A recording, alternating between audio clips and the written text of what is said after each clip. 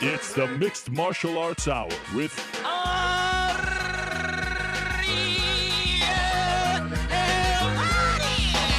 The Mixed Martial Arts Hour back in your life on this Tuesday, January 19th, 2016. Hello again, everyone. I'm Ariel Helwani inside our New York City studio. It is so great to be back for another edition of the show. Now, I know I left you hanging yesterday. I heard from many people who said Mondays suck as it is, and now you're nowhere to be seen.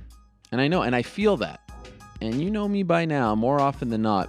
When I feel like I left you hanging, this is part of my Jewish guilt. When I feel like I left you hanging, I try to make it up to you and then some. And I feel like I've done that with today's lineup. 300-esque, super stacked, top to bottom, 9 guests in total. I'm very much looking forward to today's show. And of course, the reason why we did not have a show on Monday, it was because I was traveling home from Boston. Also, I wanted to watch the Knicks Sixers matinee, the double overtime thriller at the Garden. But really, the real reason was I was traveling home. And I get nervous, even though I was technically home by 1. A, I had not gone to sleep the night before. But B, you know, what if it snows, my flight gets canceled, delayed? Too much stress. So take a deep breath, take the day off, come back Tuesday. Now here we are, ready to go. Of course, Sunday night in Boston. You know by now, Dominick Cruz regained the UFC bantamweight title. He is now the undisputed 135-pound champion. Once again, a very close fight against Mr. TJ Dillashaw. Super close decision. It was a split decision. I had it 3-2 for Dominick, but so close. I would not hate them if they did this one again. I understand if they're going to go in the favorite direction. There's a lot of options here for the UFC, and that's a good thing because not all that long ago, there were no options at 135. But take nothing away from TJ Dillashaw. That was a fantastic performance. And we heard the music. We don't have to hear it again. Say goodbye to the music. There we go. It's Tuesday and we're a little off. But take nothing away from TJ Dillashaw. Fantastic performance. And what Dominick Cruz did was superhuman. I feel like I said that 1,000 times over the weekend on Fox. It was one of the greatest athletic achievements that I've ever seen in my life. Without a doubt, the greatest comeback in UFC history. 3 ACL surgeries, a groin injury as well, other injuries to boot. To come back and look like that and move like that. It wasn't just coming back, moving like that. It's superhuman. It's incomparable. It's unfathomable. It's any word that you want to use to describe it. All of them very impressive. So we have a lot to discuss on today's program. Let's get right to it because, as I said, this is a super stacked one. At around 4 o'clock, we'll take your questions and comments as always. So hit us up using the hashtag #TheMMA Hour or leave a question or a comment in the comments section below. 3:45, we're going to talk to Mark Henry, who is the striking coach for one Eddie Alvarez. A lot was made of this over the weekend. Eddie Alvarez now back in Philadelphia. He left the Blackzilians, still close with them. Witnessed the fact that Henry Hooft was in his corner as well, but back home training in Philly and trained with the likes of Frankie Edgar, Frankie Perez, the recently retired youngster from the UFC, and he had Mark Henry, who is obviously starting to get a lot more attention for the great work that he's done with the likes of Frankie Edgar and now Eddie Alvarez. Now, it wasn't the maybe the fight that we all expected it to be. It may not go on an Eddie Alvarez highlight reel, but he did exactly what he had to do in that fight. That was the perfect game plan. That was exactly what you need to do in this day and age to beat Anthony Pettis. So we'll talk to him about that. Mark Henry joining us at 3:45. Now, at 3:25, we're going to be joined by the aforementioned Dominick Cruz. So kind to join us once again. Had the opportunity to talk to him briefly on Sunday night. Gave me that amazing answer about this not being the greatest moment of his life. He said that the greatest moment of his life was when he stopped thinking that he needed the belt to be happy. And he said it in a much better way. But that took my breath away. I mean, wow. The maturation of Dominick Cruz, really an amazing story and one that we've seen in front of our eyes. A guy who is, kind of not really well liked and gets injured multiple times. And all of a sudden he's now a babyface and saying what's on his mind, putting his heart out there on his sleeve. It's a lot of fun to talk to him these days. So we'll be talking to Dominick Cruz at 3:25. At 3:05, we're going to be joined by Khabib Nurmagomedov. I mentioned on the post-fight show that He reached out to Dana White to get an opportunity to fight Mr. Eddie Alvarez, and he'll be joining us from Russia to talk about if that is in fact what he wants, and just to give us an update on his comeback. At 2:45, we're going to be joined by Paige VanZant. This is her very first interview since her loss to Rose Namajunas. And, of course, she lost on December 10th. It was a one-sided beatdown, if you will. She was bloodied up, but showed a lot of courage. And in my opinion, her stock rose after that fight. In my opinion, a lot more people gained respect for her. And now she's, of course, on the comeback trail, a member of Team Alpha Male. But I want to hear from her. We saw her at the press conference. I think that took a lot of courage. That said a lot about who she is as a person, said a lot about her character. But now that we are a month and change removed, want to talk to Paige VanZant about that loss and where she goes from here. 2:25, Chris Leben will stop by. He has a new book out. You could see it right over there. Also fresh out of jail, so a lot to talk to Chris Leben about. Carlos Condit, in his first interview post-UFC 195, of course, spoke to us briefly after that fight, but now, a couple of weeks removed, we'll talk to him about where he stands in his career. 145, we'll talk to Matt Mitrione about that controversial loss to Travis Brown, the eye pokes, how he's feeling, where he goes from here. Of course, he is now officially a free agent. And at 125, we're going to be joined by Baby J Penn, BJ Penn, now training at Jackson Wink. So much news over the past week since we last spoke. One of those big news stories, BJ Penn showing up at Jackson Wink in Albuquerque and wanting a piece of Mr. Nick Lentz. How about that? Crazy, right? BJ Penn. Took a long time to try to get that. So he'll be joining us at 125. In a matter of moments, we're going to be joined by Duane Bang Ludwig, who is the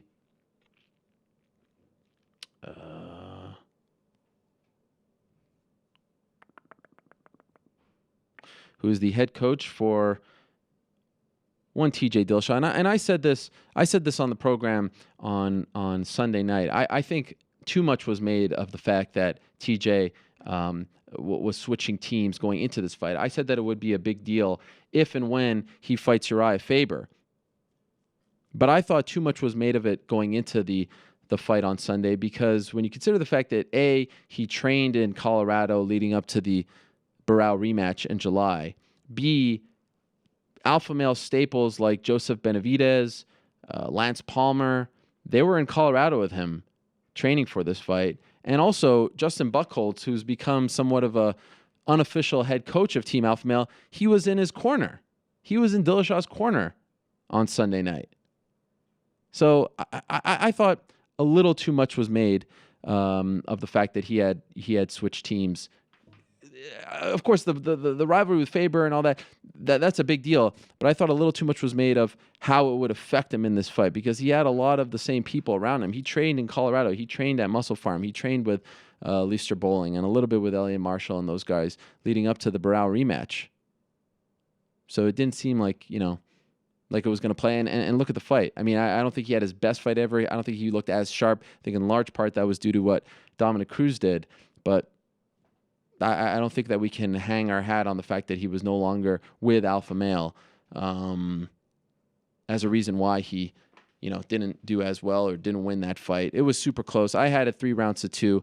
I had it first, second, and third rounds for for Dominick Cruz. I had the 4th and 5th for TJ. I thought TJ came on strong, of course, in large part due to the fact that Dominick injured his foot. He said afterwards that it was not the knee. He said it was plantar fasciitis that he had been battling, and it reared its ugly head. If you've never dealt with that before, a lot of athletes deal with that. That's actually sometimes a career killer for athletes, in particular NBA players. Very painful. It feels like someone's sawing the bottom of your foot every time you walk. I don't know if that's the best way to describe it, but certainly a way to describe it.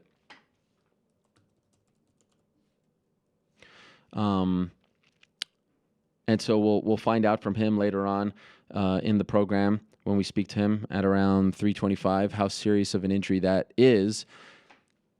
But now we have a whole new set of circumstances at 135 pounds. You have Dominick as champion. You can either go with the Uriah Faber fight, and I know he was kind of poo-pooing that on the post-fight show. Put me on the spot there. Put me on the spot live on television, and it's hard to remember just how many Faber title fights there have been in the UFC and how many that there have been in the WEC. But I got it right on the spot, all by myself. How about that? 3 in total. He fought Cruz at 132, I believe it was, and then he fought Barao at 149, and then he fought Barao at 169. Pretty sure those are the numbers, but 3 in total. I think that's a money fight. I think Dillashaw versus Asuncao makes a lot of sense because prior to this fight, Asuncao was the only guy to beat Dillashaw since The Ultimate Fighter, and we still don't know what's going on with Aljamain Sterling. So they have options there, but it's going to be interesting to see what the UFC does with both Dillashaw and Dominick Cruz. All right, we have located Mr. Duane Bang Ludwig, the head coach for one TJ Dillashaw. He's joining us on the phone right now. Duane, are you there? Yes, sir. Good to have you on the program again, Duane. I'm wondering, did you watch the fight again? Have you watched it on television since you got back home to Colorado? Haven't watched it yet. I'm going to sit down when TJ gets back tonight and watch it with him, and then just make some notes and see what we can improve on. Is there a reason why you haven't watched it yet? Like, is it too fresh? You strike me as the kind of guy, because you watch so much tape. I wouldn't have been surprised if you said you've watched it 10 times since Sunday night. Is there a reason for that? Just sitting back and just going off of memory and just kind of cooling off. It's been stuck in the brain so much the last couple of months. Just kind of wait to watch with TJ and see what we can pick up on. Okay, so when you were watching it, and I know you're looking for different things, you're not sitting there like a judge, but when you were watching it, how did you score it? Like, who did you think won the fight? I gave the first round to TJ, rounds 2 and 3 to Cruz because of the takedowns and the wrestling, and then the championship rounds 4 and 5 to TJ. So I had a 3 rounds to 2 for TJ. I felt we won the fight. Were you confident? Like, did you think this was a no-brainer, or in the back of your mind were you thinking like, oh man, maybe we could have done a little more? Judges these days, they're so unpredictable. How were you feeling before they announced the scorecard? I don't ever fucking trust the judges, Yeah. I mean, as we shouldn't.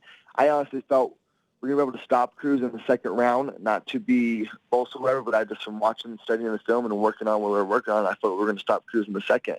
He proved to be a bit more tricky with his timing and his footwork than I anticipated, which made things a bit harder. But, I still feel we won the fight, and I think with the fight being so close, an immediate rematch is justified. Yeah, I wasn't there at the time, but was that you who got on the mic and asked Dana White for that? Yes, sir. Yeah, so what do you think of his response? It wasn't much of a response. Yeah. Like, I'll let you know. I'm like, well, from last I heard, you were pretty high ranking up in the company. Yeah, I like the way you prefaced that. Here, Mr. White. Yeah, I like the way you prefaced that. Without a doubt, do you think they'll do it? Are you confident? Like, are you hearing anything after the fact that that's the direction they'll go in?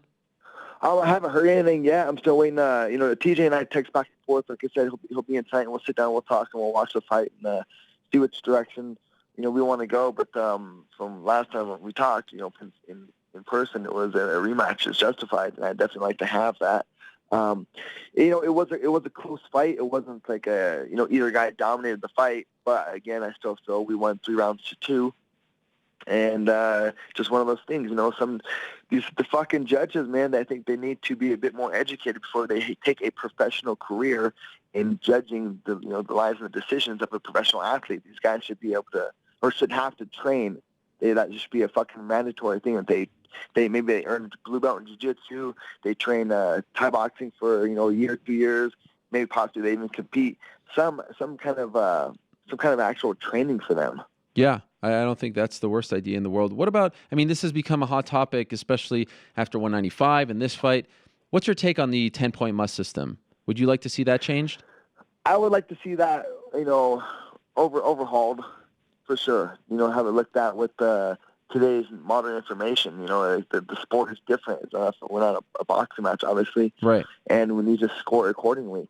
And I think the guys, the judges are, they have the information to make sure they're, according to the damage, obviously the takedowns, the cage control, the octagon control itself. And those are 2 different things to me, as far as someone taking the center and keeping the guy on the outside of the cage, kind of running from him, would be, octagon control versus cage control, where you're actually controlling the guy against the cage. I look at those things as 2 different aspects.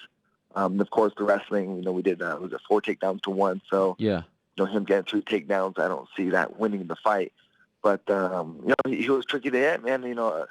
A respect to Cruz in the camp for what they were doing. They survived 5 rounds with TJ, which is a very rare thing. That hasn't happened yet.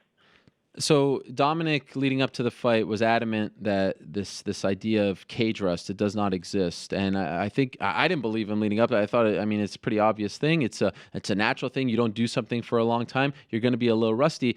In the fight, he seemed like he had just fought, a couple of months ago. Were you surprised at how smooth he was out there, the performance that he put on, considering the layoff?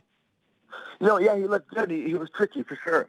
It was not an easy fight for us, and he looked good. But just like you said though, if you stop doing something for a while, you are less in tune with that, whatever it is. So, that is a fact. It's not like ring rust. That definitely is an aspect for sure. But he obviously trained properly and did enough sparring rounds and had a longer camp than usual, and it paid off for him. But I still feel TJ won the freaking fight. According to Fight Metric, as far as significant strikes are concerned, what's that? Yeah, this is gonna be interesting. No, I'm asking you. So Dominick, it says that he landed 112 and threw 302 significant strikes, and TJ landed 109 and threw 408. So that's a percentage of 26% to 37%. Were you surprised? Yeah. The output doesn't surprise me. Surprising. We purposely throw strikes to get people out of position, out of balance, to create other openings. We're purposely missing strikes. So what do you mean by that? Numbers. Well, this goes back to, we did an interview years ago, and then I gave you the jiu-jitsu analogy where if you're in the guy's guard and you reach for his throat, he mainly does one or two things. He either tries to break posture or he goes for the armbar. Well, if he goes for the armbar, you can pull out the pass, anticipating the armbar. Well, with that in mind, let's say I'm gonna shoot a double leg for you, but I'm just gonna shoot it halfway just to get you to respond for the defense, so I can set something else up.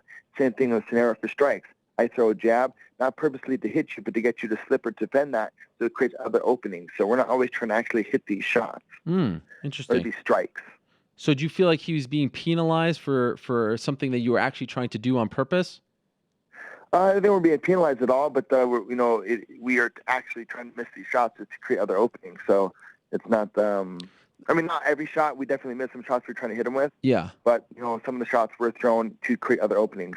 Just like if I punch you in the head, you're going to do defending of the head, and then what's open, the body or the legs. So and vice versa. Overall, as his coach, as his head man, was that the game plan? What we saw from TJ on Sunday night, did he execute it the way you wanted him to? He executed a lot of things that we worked on, and I was happy with his performance for sure.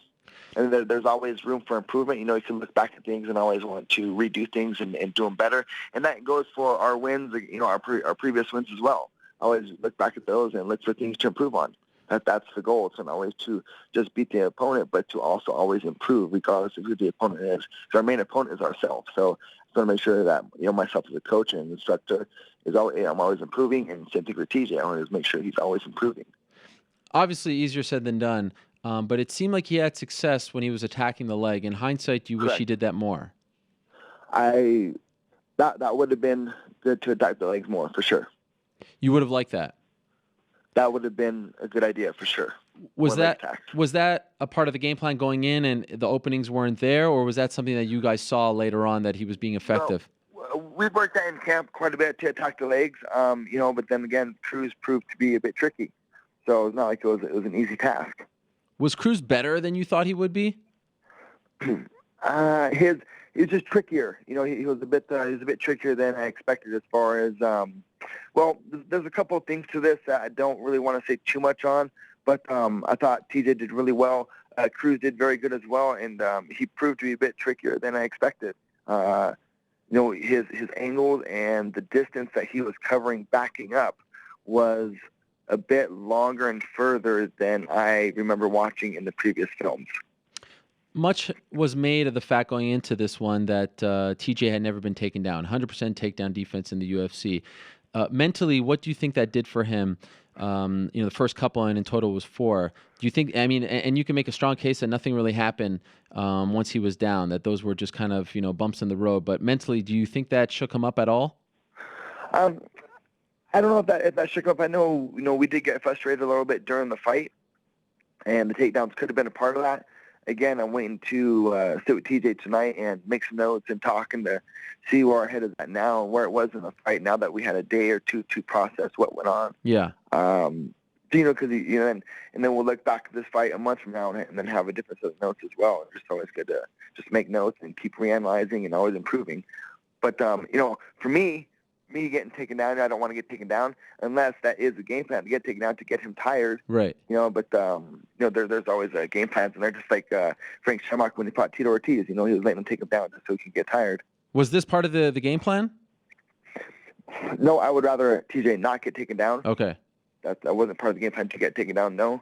But, it's not like TJ was giving up takedowns. Just Cruz has really good timing. I mean, technically he's horrible, but he has the timing, and that's what it's about, timing and accuracy. But then again, still TJ won the fight. I think he had excellent timing, landed the cleaner shots, and kept good position, and was technically superior. But it's one of those things, you get a couple takedowns, and these judges think they win the whole round for that.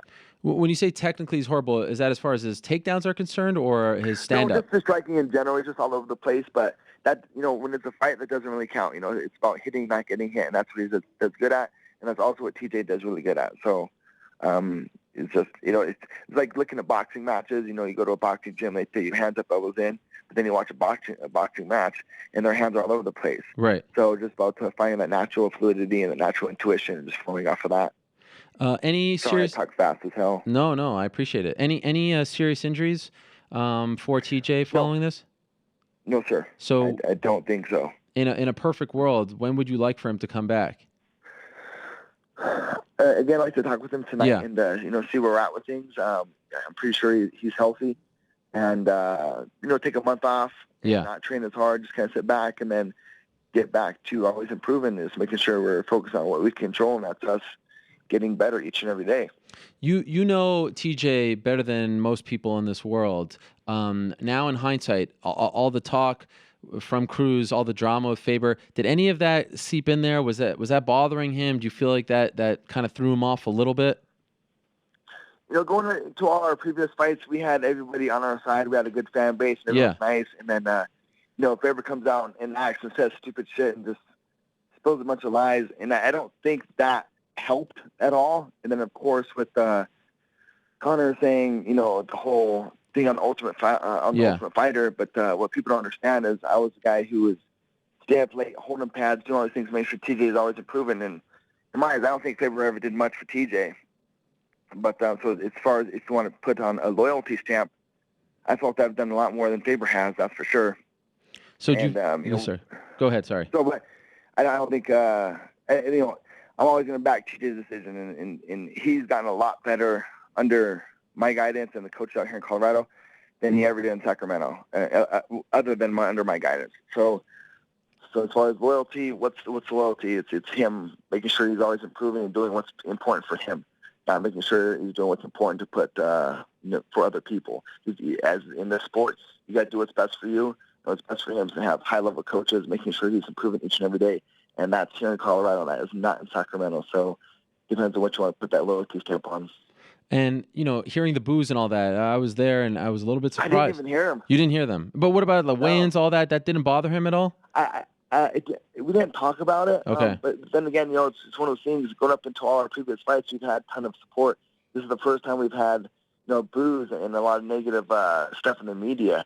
So he never said it bothered him. I don't think it did, but then again, it's something lopsided that we have always had. We've always had a ton of support. Now we have 50 haters and supporters. Sure. But that's just part of the game. It's we're in the entertainment field. We're not in the martial art business. It's a bunch of entertainers and just talking crap sells tickets. And maybe we got to do more of that and just realize we're not always going to have friends. We're going to have it's going to be a 50-50 split for the most part, and just have to come accustomed to that. And that's something I'm talking to myself too, because I always want to make sure I'm helping people and, leading by example and doing the right thing. But, just being quiet and humble is not nice. It's not always the right thing to do, because you got to learn and teach people to speak up and to say what's right. And if someone's spilling lies and talking shit, then you got to put out the truth, and the truth's going to come out here soon.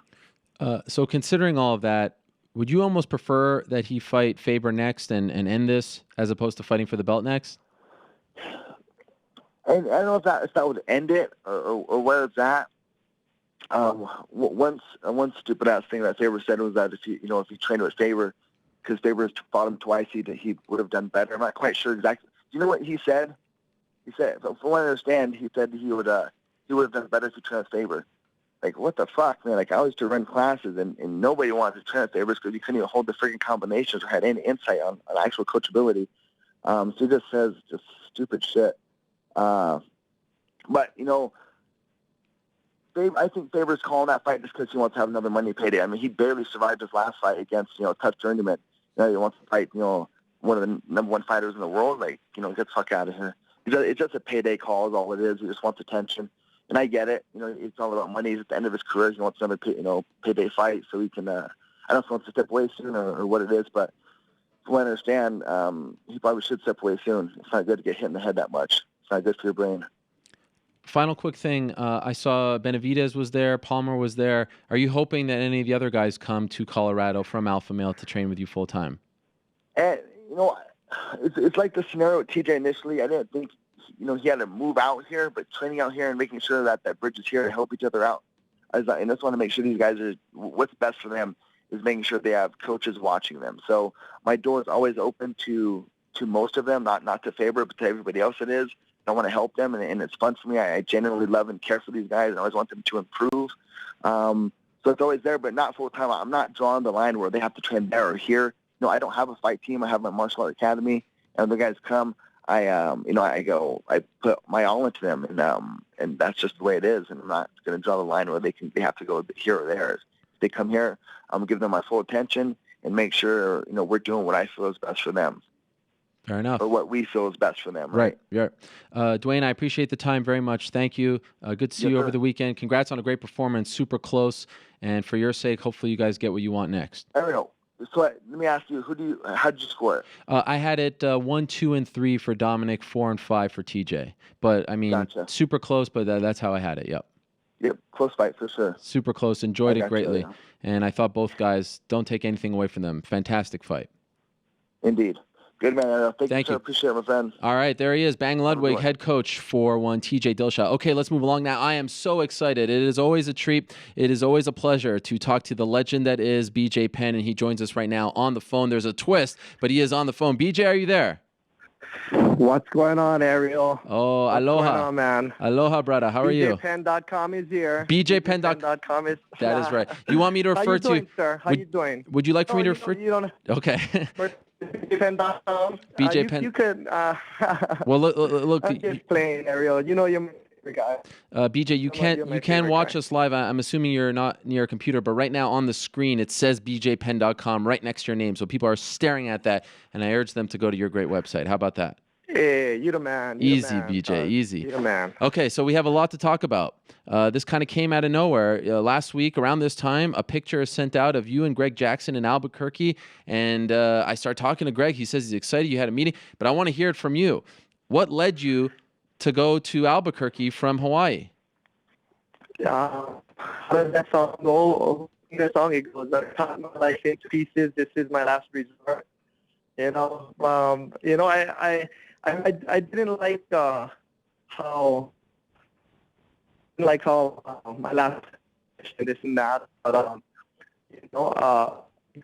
pretty talented many a times, great and in opposite corners over the years many times, and we ended up having a conversation and talking, and it kind of made sense for me to come out here. I've been on two big team.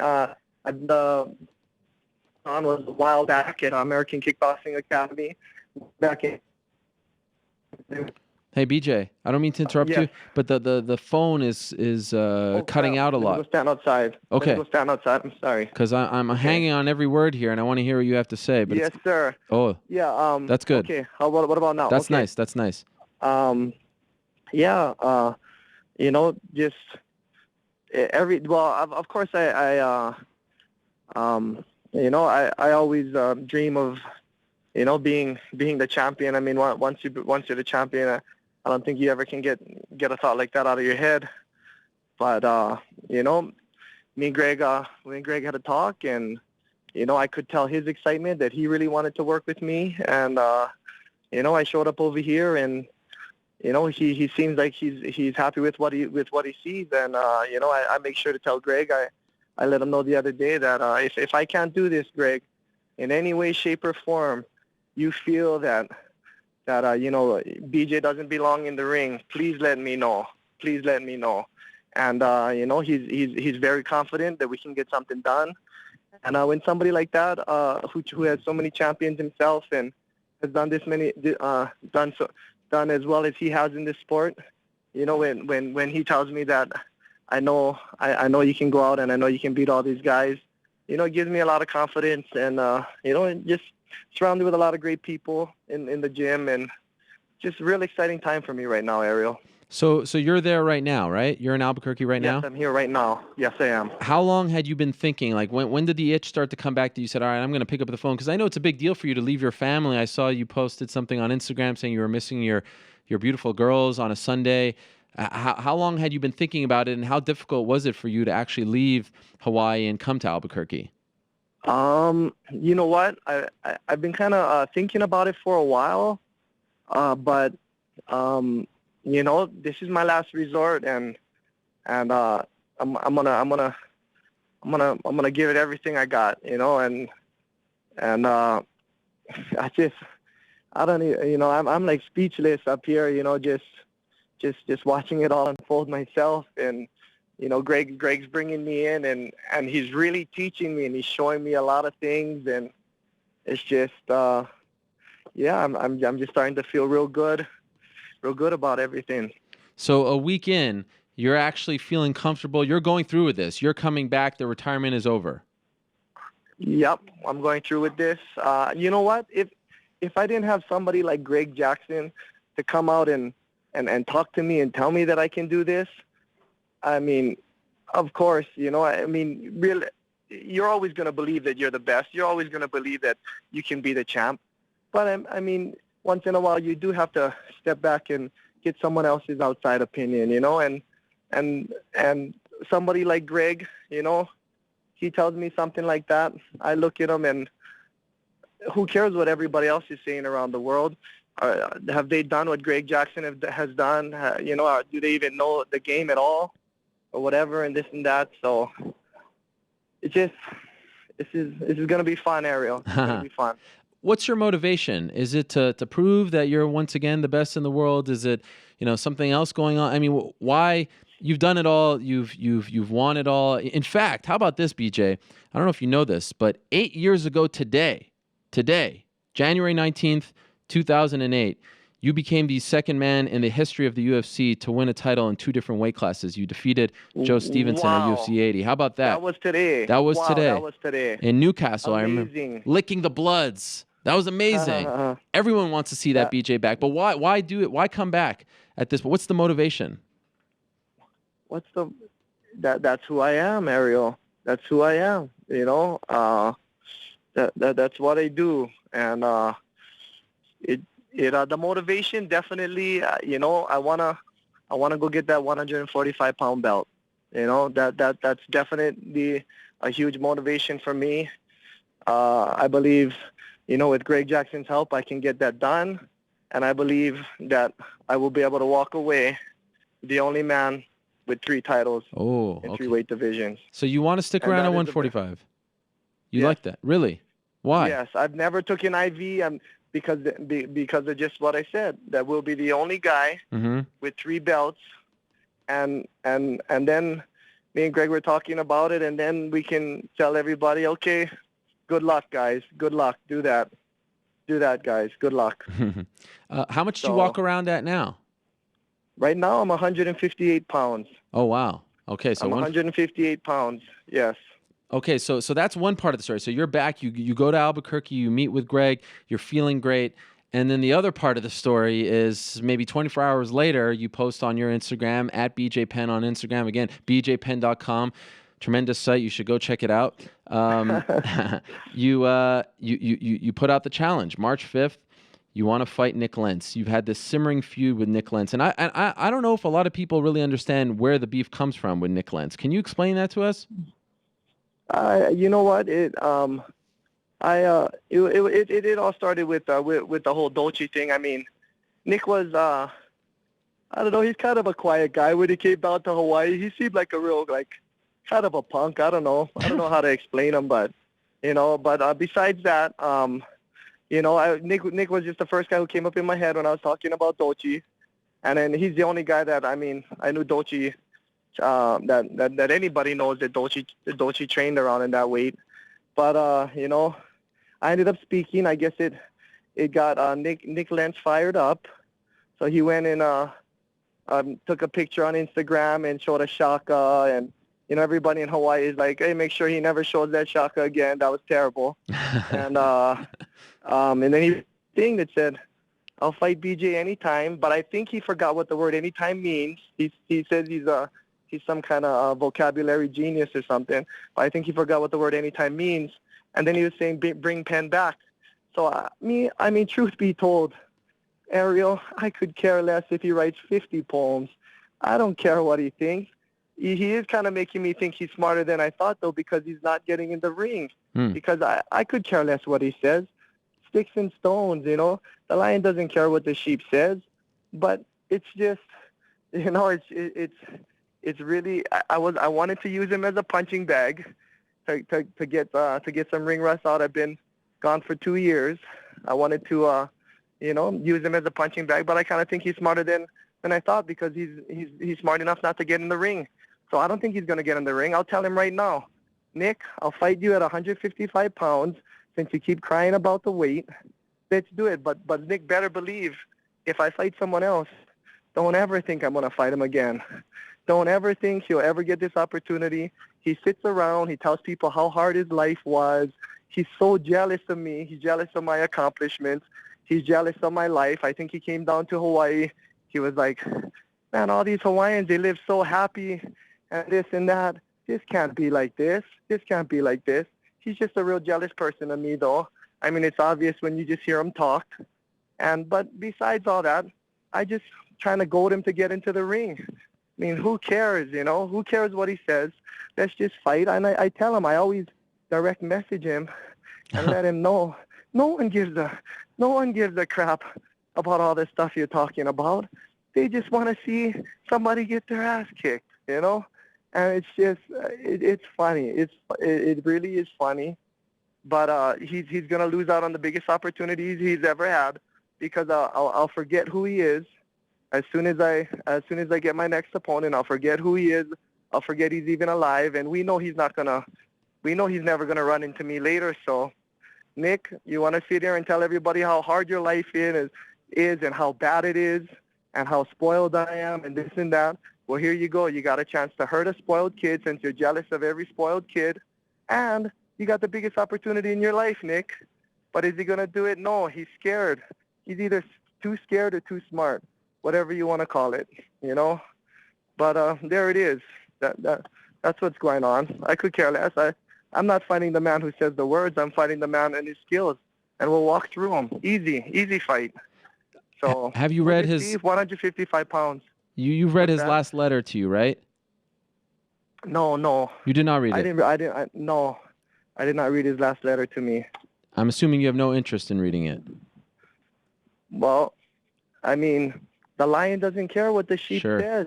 The lion doesn't care what the sheep thinks.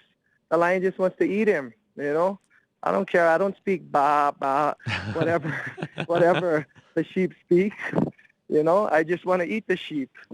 But that's just, and it's crazy. Is he not crazy, Ariel, for not taking this opportunity? Or do you think he's smart for not going in there and getting his ass kicked? What is it? It's crazy, right? You're going to sit there, you're going to say, bring Penn back. I'll fight him anytime.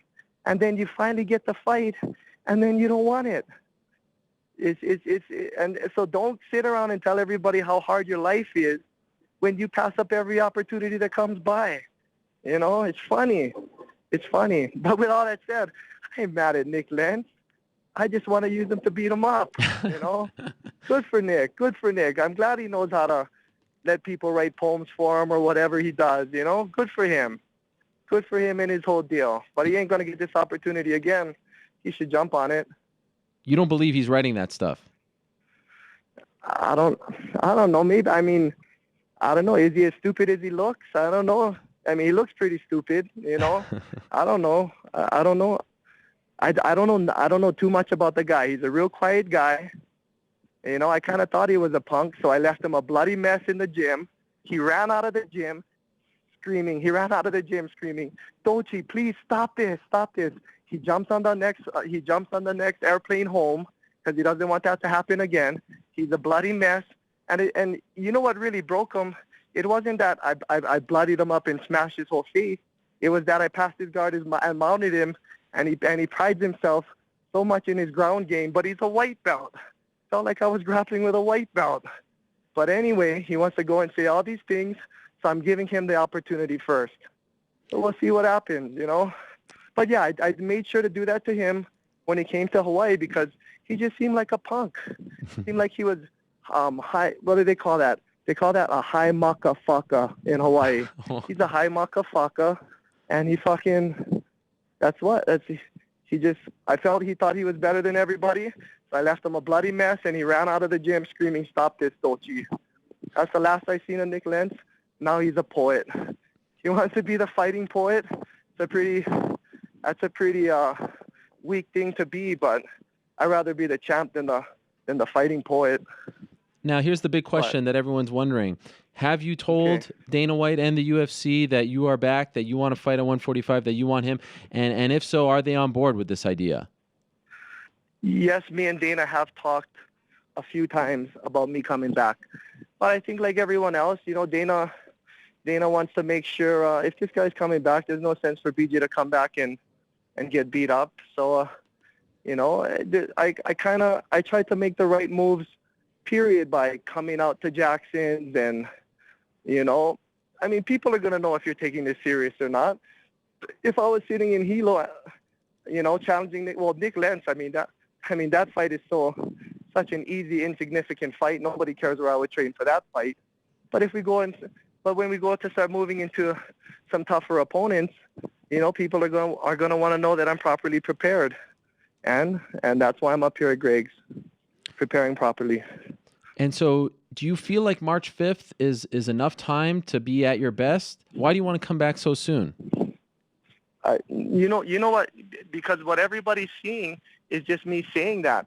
I've been preparing for this for months. Okay. I've been preparing for this for months. And then one day Nick gets a direct message, and I let him know, hey, let's do this, man. Come on. This is weeks before I put the challenge out. Send him a direct message, and I don't know what's running through the guy's mind. Just don't go around and tell everybody how hard your life is when you're the one who passes the opportunities by. That's all I got to say to that guy. You know, I could care less. Whatever he says about me, it only makes him look stupid. But besides that, you know, we're just waiting. We're just waiting now, Ariel. We're waiting. Me and Greg are talking, and we're seeing what the next step is. Okay, so how long is this offer going to be on the table for? I mean, if he wants to play games and go back and forth with letters, are you going to move on at some point? I'm going to move on after today. Nick, you got your chance. Call in right now. 155. Call in. You got some guts. I mean, I don't know where I'm from. If you say something, you have to back it up. I can't, it doesn't even in my brain how he does not want to walk the walk. It doesn't fathom in anybody in Hawaii's brain, I don't think. Everybody looks at that and they're just like, does that even make sense? You'll fight him anytime, but you won't fight him now? It's just the strangest thing, Ariel. The strangest thing. Well, BJ, my producer, New York Rick in the back, is in fact trying to call Nick to see what he has to say about this, but thus far we have been unsuccessful in reaching him. But the best thing for Nick, he'll look stupid unless he calls and say, okay, BJ, I'll fight you on March 5th. If he doesn't say those words, he'll look like a moron. You know? He'll look silly. That's what it is. If he doesn't accept this, do you want to fight on March 5th regardless? We'll have to move on. But is March? And I'm gonna go talk to Greg Jackson. Huh. And I'm gonna say, what's the next move? You know what? People have always wondered, you know, how does BJ operate? How does this work? Well, I'm telling you how it's operating right now. Greg Jackson's running the show. We're listening to him, and you know what's funny is everything I tell Greg, he says yes. But we all know Greg ain't a yes man. But you know, it's just, hey man, life's life. Greg's smart. Greg wants to keep me happy. Greg knows if I'm happy, you know, these guys don't stand a chance. And man, come on, Nick, call in, man. Walk the walk, talk the talk, walk the walk. Step up, grab that opportunity, grab the bull by the horns. Take a chance in life. Do something. Let's do this. Let me pump you up. I got to pep talk him. Maybe I should start changing my angle. Let me pump him up, you know? You're pumping me up. You're pumping everyone else up. So, it's just, have you ever seen anyone, I mean, I don't know. I don't know if I've ever seen anyone say, I'll fight you anytime, and then they make the hashtag, bring Penn back, and this and that. But Nick also has to know, too, I don't care about that. I just want to use you as a punching bag, buddy. That is the truth. Care. So just to be clear, if he doesn't accept, you want to fight March 5th regardless? That's the plan? You want to be on that card? That's what we were shooting for, and you know, I don't see why we should change. I'll go down and sit and talk with Greg Jackson to make sure how everybody says, you know, BJ was listening to his yes man. No, BJ was listening to Greg, and we're gonna see where we're gonna move on from this point. But after today, it's Nick who. Hey, what about who? Nick who? Who are you talking about? I mean, it is still Nick who. No one knows who Nick is. You know what I mean? It's Nick who. That's his name. Everybody from Hawaii, that's what they're telling me. Who is it? Nick who? Nobody knows that guy, you know? So it's just amazing, man. When you get the dice, just roll it. Just roll it. That's what I've done my whole life. That's what I've done my whole career, you know? That's why people remember me. If I care, all these people are talking about this and that. If I cared about legacy, I would have never fought all these guys. I would have never took these fights. I think they're confusing me with someone who actually cares. I don't care about that stuff. I just want to scrap. I just fight. I could care less about any of that. Doesn't mean nothing. I'm not going to retire early to try to go out on top. That's not me. I'm going to go down in front of everybody. And people are going to talk, and people are going to say thank you for showing up. You know, so. But you have pride, though, right? I mean, the BJ that we saw against Frankie, that wasn't the BJ that everyone loves. So you don't want to be a shell of your former self, too, right? That's why you're going to Jackson's, I'm assuming. Well, yeah, exactly. I don't want to be a shell of my former self. And I told Jackson, I said, if I can't do this, right, you let me know. You come straight to me, Greg. You see me sparring one day, you look at me and you say, this guy just don't got it anymore. Pull the plug right now. I got a wonderful life back in Hawaii. I love my life, but I love fighting more. And what is it like for you? Because it's been so much fun to see John Jones, Holly Holm, Donald Cerrone, Alistair Overeem. They're all tweeting about you. It's like these superstars right now in their prime are wide-eyed in front of the legend BJ Penn. What's that been like for you to be around these people who are champions and whatnot? You know what, Ariel? That's it. You hit the nail on the head, man. To be around someone like John Jones, Holly Holm, Cowboy, #1 contender right there, Greg Jackson, Mike Winkledon. All these people are looking at me like I can do it. You know, what do you think? How do you think that makes me feel? Yeah. How do you think that makes me feel? You know, I'm pumped. I'm ready to go. People from Hawaii, they would see me right now walking around up here. That's a different man. That's a different man than how I live my life down there. You know, I'm pumped. I'm glad I'm a part of a big team. You know, usually I have 1 or 2 people around me, and then I got to do the rest. I got nothing on my plate. All I got to do is go and show up and learn, and go finish this off. Finish my career off. Are you staying in Albuquerque? I'm ready for it. Go ahead. Are you staying in Albuquerque until the fight? Yes, of course. And of course. And I saw you have your. I can't go home. You can't. Go ahead. No, I don't mean to interrupt. Sorry. No. I can't go home and beat up anymore. I got kids to face. I can't go home with black eyes, smashed face. I'm staying here the whole time. I'm gonna come home clean with a smile and tell my kids, let's go eat dinner. And I see you have your brother there with you. Are you bringing anyone else? I believe you have Reagan there with you, right? Yes, Reagan came up here with me for mental support. Yeah. And Cabbage, Wesley Correa is up here with me for mental nice. support. Yeah, old friends. Yeah. And, yeah, we're just up here. And we're just doing our thing, man. We're up here. I got my meditating coach with me, Sean Sirks, almost just like Sean Shirk. But, yeah, I got my meditation. All I did was bring a meditation coach with me, and Jackson is going to handle the rest. And I have 100% complete faith because I fought against Jackson, and I know every single time I went against him, man, that guy was ready. So I know. I'm ready. I'm going to be ready.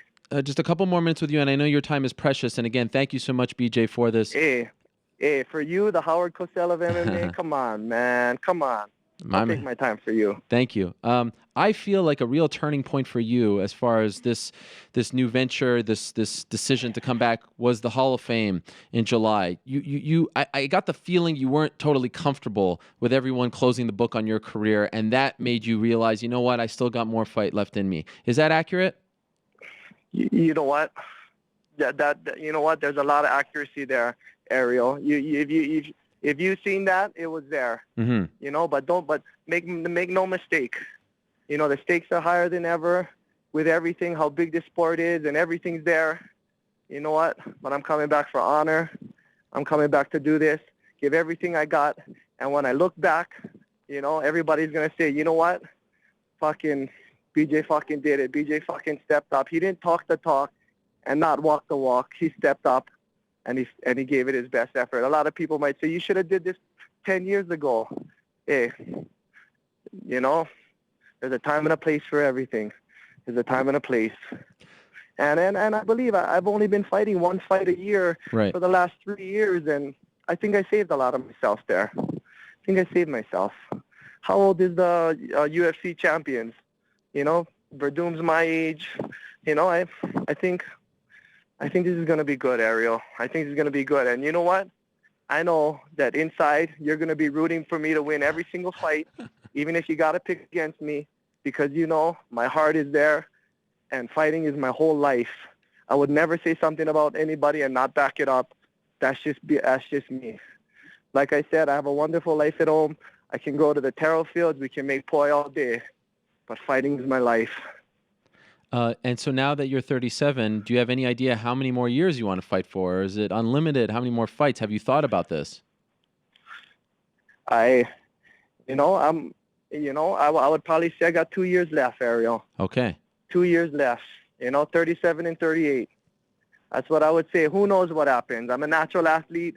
You know, I've been a natural athlete my whole life. Maybe I did decline. Maybe I did decline naturally. Maybe I just never gave myself the best opportunity that I should have to go out and beat these guys. And the game changed so quick on me, Ariel. I'll sit here as a man right now, and I'll admit that. The game changed so quick. These guys became so hungry, and all these different things added up, and all these things, you know, and I'm not gonna sit here and say, oh, the reason why I'm not the champ today is because of this and because of that, and because no, the game changed. And all these guys got way more hungry than I mean, they're literally hungry. They go to the grocery store and they say, I can't buy that, but I can buy this. And they want to buy that. They don't want to buy this. They want to buy that. And these guys are literally hungry. And I realize what I'm up against. You know, these guys, I'll go out right now and give all my respect. These guys are animals. These guys are the best athletes in the world. And I want to go and take my place among them. And so finally, if he does not accept, and it doesn't look like we're going to be able to get him while you're on, maybe later on the show he'll call in. But if Nick does not accept, Of course, Nick is going to call in as soon as I get off. He's so scared. He's so scared because if he comes on now, he'll get put into a position where he's going to have to take the fight. You know, and I mean, Ariel, I know if you told somebody anytime, anywhere, you would look at me, I know you would do it. So you should ask Nick, why wouldn't you, Nick? Why wouldn't you? You know BJ's whole deal. You know who this man is. You know how he lives. You know how he reacts to everything. So if you tell him you want to fight him, you know he's going to want to fight you. Why back down? And get that answer from him. But He better. He's got a couple more minutes before you kick me off this show, and then it's gonna be Nick who.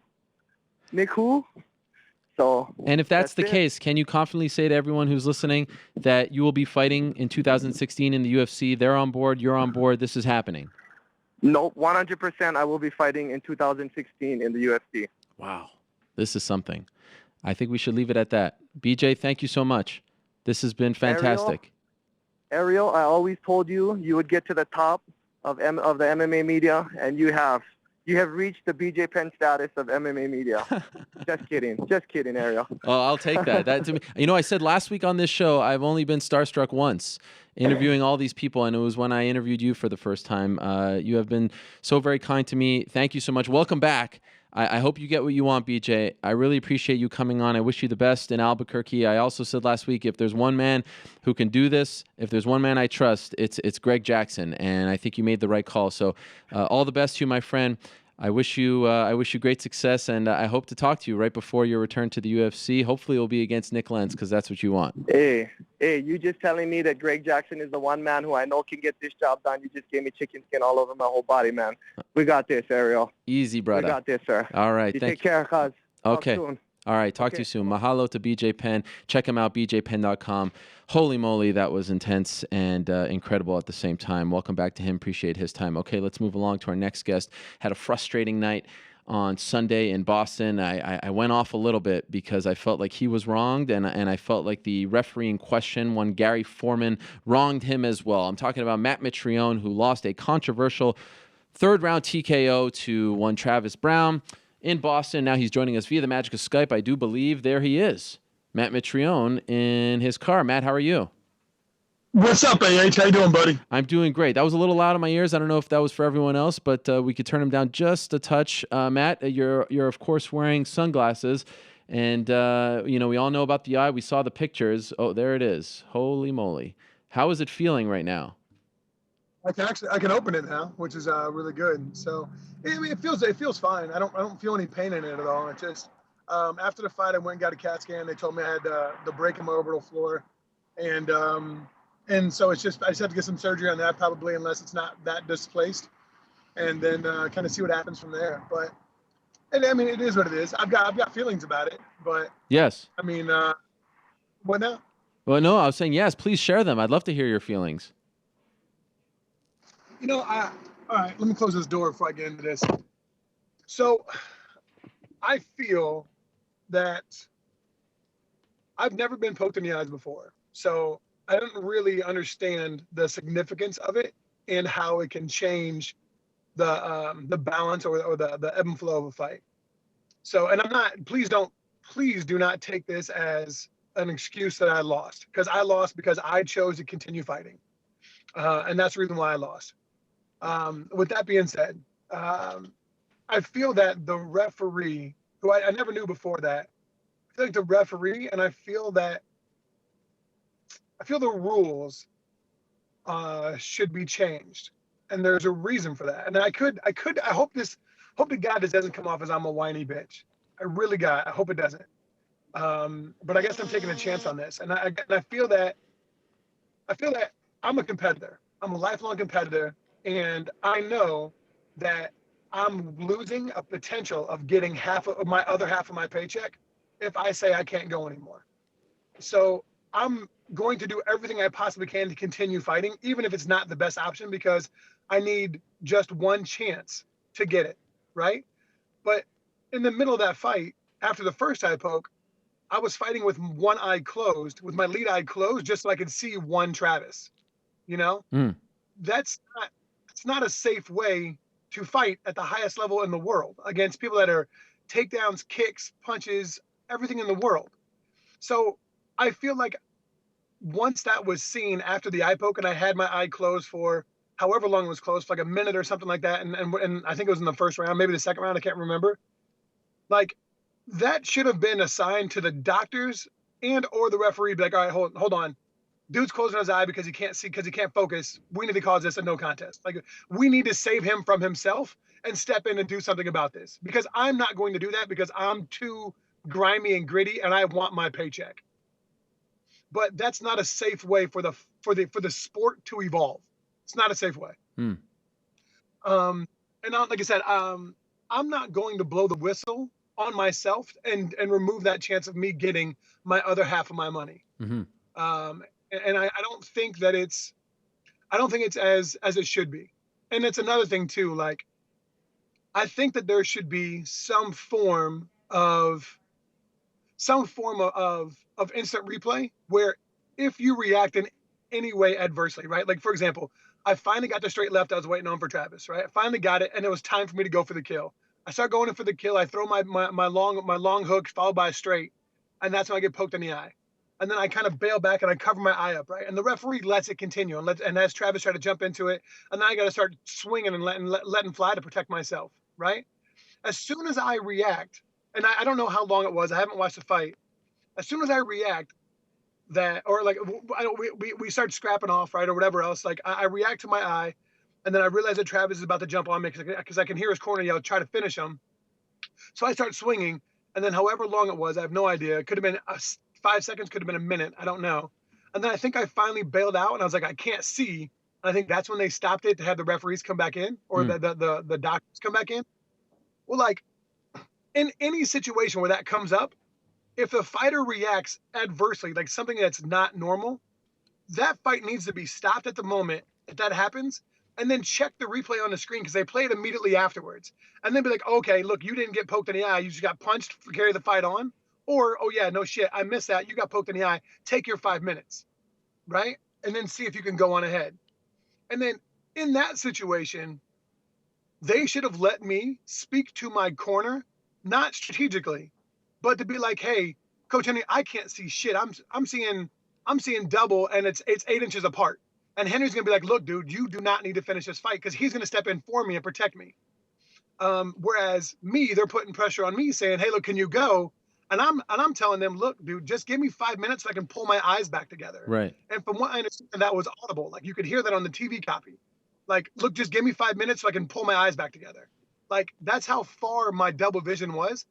And I think they even hear me saying I believe I remember saying it. It was all a big rush, but Yeah. like, I focus on something, I can see one of it, but I can't focus that hard in the middle of something. So like, just give me some time to focus.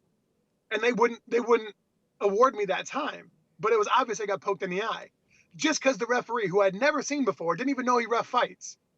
Just because that referee missed that doesn't mean I should be punished, even if when it's clear on TV and on the replays that are playing immediately during this conversation that they validate my position that I got poked in the eye. I deserve my time to recover. And then, like I said, I'm not going to give up my chance. So yeah, I got punched in the face, and I got the hematoma, and I got slammed on my shoulder, right? And I got ground and pounded. But that's some bullshit because I don't believe that would happen if that situation hadn't occurred. Like, why would I throw a lead hook like I normally do and then not be able to see anything coming out of my right side and turn my back to him running away because I can't see what's going on to the side of me? You see that? Mm. And like with any fight I've ever had before, I don't get punched like that. Like, and if I see something, Travis is a good dude, right? I don't believe Travis did anything intentionally. I just think that he was bailing out, and I got poked in the eye. Like, I don't think he did it maliciously. I don't think anybody has the intent on at that moment, except for maybe BJ Penn and Nick Lentz, right? Because maybe that might get. But like, I don't think anybody has the intent at that moment to be like, oh, F him, I'm going to poke him in his eye, or like, oh, I finally just got rocked. Let me stop his momentum. I don't think anybody has that thought.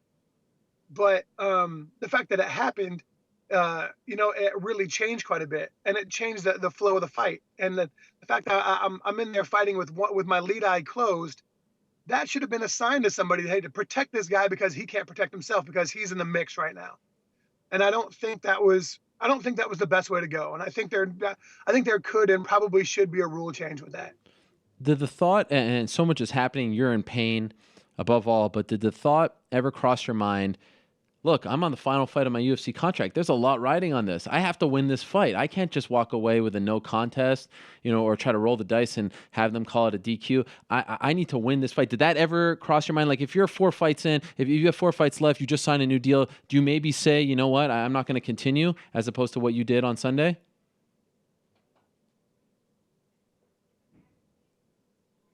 I don't know. I know that the thought that thought directly did not cross my mind. the thought of losing my other paycheck was on my mind. Like that was on my mind. Like, but not like, dude, I'm not going to, I'll go blind for my money, but I'm not going to go blind for the company. You know, so I feel that, no, I didn't think of that, but I guess indirectly I did, because I'm thinking about winning. And I'm thinking about, look, even though I knew at the moment, I knew it wasn't the safest decision for me to go ahead. Like, how can I fight the number whatever guy in the world with one eye closed? Like, and I'm seeing double if I open my other eye. Like, how the hell can I do that safely? There's no way. And I'm not gonna, like I said, I'm not gonna blow the whistle on myself to be like, hey, I can't do this. Like, I don't have that in me. I just don't. So I don't know, man. That makes a really complicated scenario, because I didn't think about it, but I guess indirectly I did. Let's say this ref actually refs it the right way. Let's say he gives him a warning after the first eye poke. Let's say he calls the fight in the second round and he calls it a no contest, because if it's unintentional, as far as the ref is concerned, it's a no contest as opposed to a DQ. In hindsight, do you wish that is what would have happened? Do you wish you would have come to the conclusion, whether it was with you, like just kind of swallowed your pride, spoke to your corner? Do you wish you would have said no? Was it not worth it to roll the dice in the third round? Well, that's the thing, right? It shouldn't be up to me, the competitor who lives his life to compete, to make a decision. It should be up to the commission, the doctors, and the referee to realize that something's not right here. Like, the dude is fighting with one eye closed, and he's complaining about seeing double, right? Like, and like I said, man, I really hope this doesn't come off as whiny, because, dude, I'm accountable. I chose to keep fighting. Yeah, I think right? That's my. So I hope this doesn't come off as whining. But if you're going to do this, no matter if you have double vision or not, how many fingers am I holding up? There's only one hand, dude. I see 4 fingers. I know that's 2 fingers. Right. Like, come on, guy. Like, this is 1. That's 2. No matter how bad your double vision is, come on, dude. Let's figure that out. So, like, that's bullshit. You know, like, that's window dressing. And if I'm over here being like, dude, can I please just get 5 minutes so I can pull my eyes back together? I'm like, no, we can't do that. But if we inspect you a little bit more, we can buy you a little bit more time. Like, dude, that's not right. Was that said? That's not fair. Was that said? I don't know what the camera's caught, man. Okay. I don't know what the camera's caught. Okay, fair enough. So I'm just saying, in that situation, you have to protect me from myself. You have to. That's your job. That's what the commission and the doctors are there for, and the referee. That's what it's there for. Otherwise, it's a fair fight, and there's no need for anybody else. But if something comes in the mix that is a curveball, a variable that wasn't expected, and there's injury to a fighter, well, of course, dude, that's my money. Of course, I'm going to do everything I can to get my money. Yeah. Like, look at Jamie Varner. Why in the hell did they let that dude fight with his ankle flopping around like that? Yep. That wasn't good for him. No. Everybody knows that wasn't good for him. Like, dude, sorry, your legs flopping around like it doesn't belong there. Dude, we got to stop the fight, guy. I don't care how much heart you have. Good for you. You're going to live to fight another day, because I'm going to stand up for you and protect you. Yeah. And that's what we needed. And that's what I needed in that situation. And look, if that happened, I wouldn't have a broken orbital bone. I wouldn't have a separated shoulder, because that shit didn't happen when I was capable. It happened when I was not being able to see it in my right eye, and I was doing things differently. I was behaving and fighting different than I normally fight. Everyone was focusing on the eye, but if you notice, the shoulder was gruesome as well. When did that happen, and how is it feeling now? It happened on the slam. When I threw that hook and I kind of turned my back to him, and I had to run off. Yeah. Or I ran off. He got a body lock on me. Did a great job. It was a great slam. In the middle of it, I was like, oh, shit, this is going to look terrible. But he slammed me and then popped my shoulder out. But from football, I've had separated shoulders several times, you know? So that's why I have such big AC joints on each shoulder. Okay. So it's more the same. It's something I've always had. So it's not a terrible change. How is it feeling now? I just saw a picture you posted of it getting drained, and I know that you had to fly home with this. I mean, how are you feeling right now? I feel fine. I can open it. You can, like, yeah, wow, that is wild. Like, that's, dude, it's changed drastically in the past couple of days. Yeah, like, incredible. But I'm doing from where it got lanced. It got lanced. I don't know if you can see it. Oh yeah, up here somewhere. Yep. Right there. It got lanced up there, and it's been leaking steadily. I'm actually happy it's not leaking right now. Okay. But I'm icing almost continuously. I'm putting pressure on it to try to push it out. As I'm sure you can see, like, this side of my face is swollen here. Yeah. So, like, all the blood and everything else is starting to trace out, and it's leaving a lot of my top eyelid and going down to my bottom, and then going to lead out through my face. But no detached retina or anything like that, right? They do not believe I have a detached retina. They good. believe I am fine. There's no detached retina. There's no permanent damage. I saw an ocular specialist yesterday in Boston, and then I'm going to see. I broke my orbital floor against Brennan Schaub before, and so now I'm going to see that same doctor down in Florida today, right here. So it's unclear whether you need surgery yet? Yeah, it's unclear. Yeah, it's clear that it's broke. I'm sorry, not today, tomorrow. Mm. It's broken, but I don't know how displaced it is. But one thing they said they're quite confident in is that it's not an impinged break, which means it didn't trap my eye muscles, so I still have full movement of my eye. Okay. You know, a lot was made of our pre-fight interview where you talked about your decision to ride out your contract and you know, your future as a fighter and all this stuff that caused a big reaction, I think. But you did tweet after the fact, and you know, I'm happy you did, because I think it's always fair to do so when it's applicable, that the UFC took good care of you in the locker room. Is that accurate? Yeah, dude, the UFC took great care of me, man. And that's the thing, man. I really do. I believe I'm as honest as they come, right? Like, I express an honest, genuine opinion, whether I agree with the UFC, what they're doing or how they're treating something, or if I don't, right? So, like, the UFC and I don't necessarily see eye to eye on my individual contracts, or on some things I see some kind of forms of that can be improved on, or hypocrisy of some form or something else, and I'll speak on that, which I believe is an honorable trait. Yeah. But regarding the way that they handled all these medical situations, dude, the UFC was spectacular. I went to the hospital immediately afterwards. Had to do, like, you know, some immediate checkup stuff, to the point where I was frustrated. I was like, dude, it's like, just get me out of this little tiny curtain cell. Like, Yeah. I feel like I'm in prison. Just let me walk somewhere and cool off a little bit. Reluctantly, they let me go do it. They let me go back to my locker room, get some stuff, then jump in an ambulance, head over to the place. I was there for about 4 hours in the hospital, waiting on CAT scans and X-rays and blah blah blah. And dude, the UFC went, once I got cleared that I just got it broken. There was nothing more they could do. They went and bought me food. They and it's not like they sent me a bill, you know, like, they bought me dinner. They had a lady that was there with me the whole time. Me and Ben Saunders were in there chilling. You know, and the UFC was great about that, man. And it's like, I can't complain about that. They were better than I could have even hoped for as far as professionalism when it came down to my injury. They were money. What's your hope now? Do you hope to resign with them? Are you going to test the market? What do you want to see happen now? I don't know. You know, like, the UFC is the only thing I've ever known. I've never fought for another organization in my life, all right? Like, of any form. So I have fear, I have trepidation of going somewhere else, but I also know that I'm losing money, right? You know, and having lost this fight, I've lost 2 in a row. Now I'm coming up for a free agency thing. Like, it's not a good position to be in, and maybe I lost some bargaining power.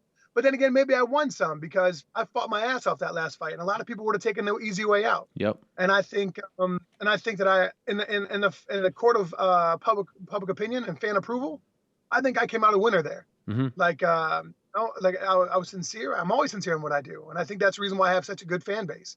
And why even the people that don't like me don't like me from The Ultimate Fighter. Yeah. Right? They're holding on to a grudge from 6 years ago, so they can kiss my ass. If you don't like me, go fall on something sharp. But if you like me, it's because you waded through all the murk and saw that I'm a genuine human being. I'm a decent person that's intellectual and compassionate and sincere. And that's how I developed a fan base. So I don't know what the result will be. I don't know if Bellator or Ryzen, I don't know what's going to go on. No clue. I don't know if the UFC is going to pony up and be like, hey, look, man, the way you showed yourself, that's what we need in an organization. And if Travis Brown is number 6 in the world, then I'm right around there. Like, I'm not number 14. That's for damn sure. But then rankings don't mean shit. They're completely arbitrary. I don't even know who does the rankings and where they come from and what criteria. Don't pay attention. So I really don't care about that. But I believe I was beating Travis. I believe that it was, you know, without the eye pokes, I believe it would have going the same thing. I believe that he would have kept playing safe and I would have attacked.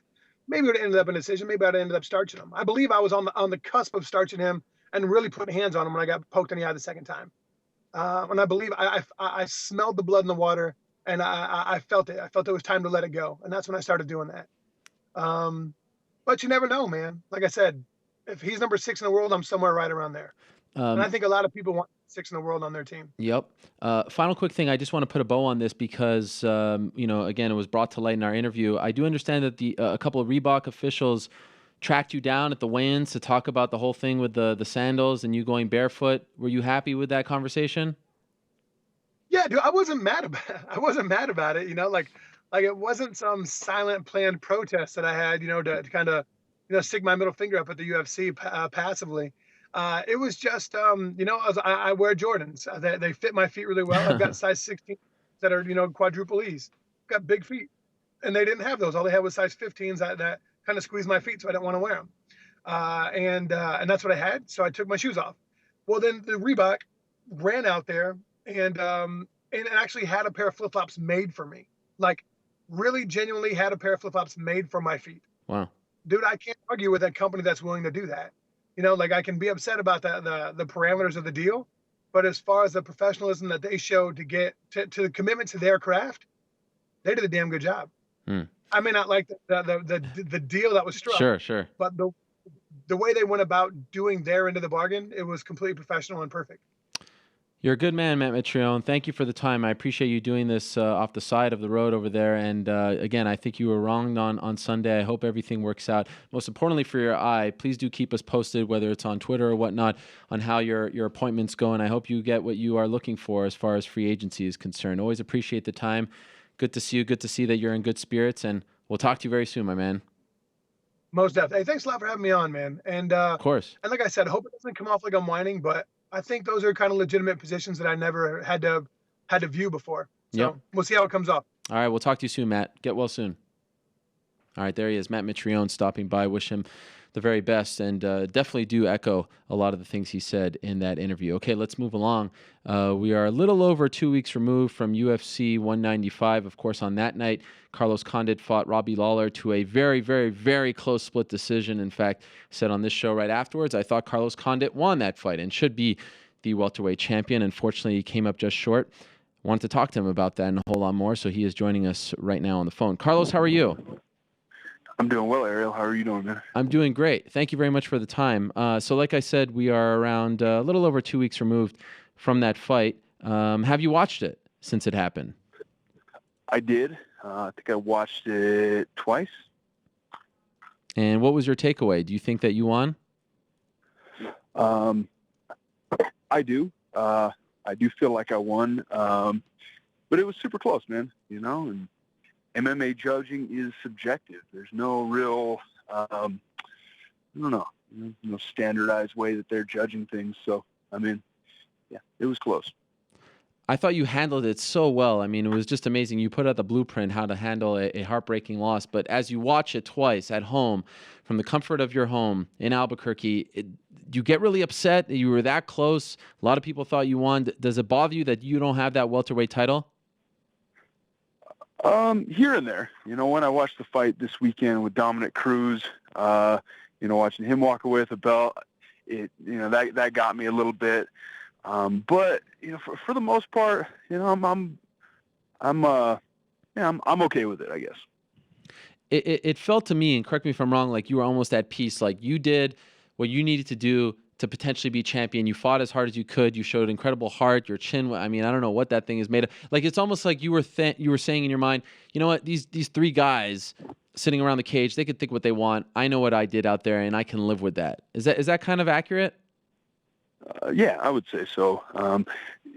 I put my focus into preparation for the fight, and going out there and competing to the best of my ability. And in my experience, sometimes you win, sometimes you lose.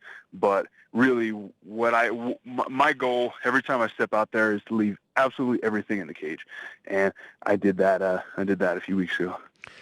So, and I know it's tough for a fighter, but I've been asking a lot of people this question. And I wanted to get your take. This has become a very hot topic after your fight and Dominick's fight, the state of judging, whether it's having more judges, changing the system. Do you have any thoughts on what you could do, or do you think it's fine the way it is now? No, I think that things need to be changed a little bit. You know, for one, I feel like the 10-point must system in MMA is not.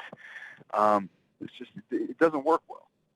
Some fights it does, I guess, but mostly it doesn't, because maybe a guy ekes out a round and wins the round, but it's very, very competitive. And then the next round, a guy, the other guy absolutely dominates and has a huge round. Mm-hmm.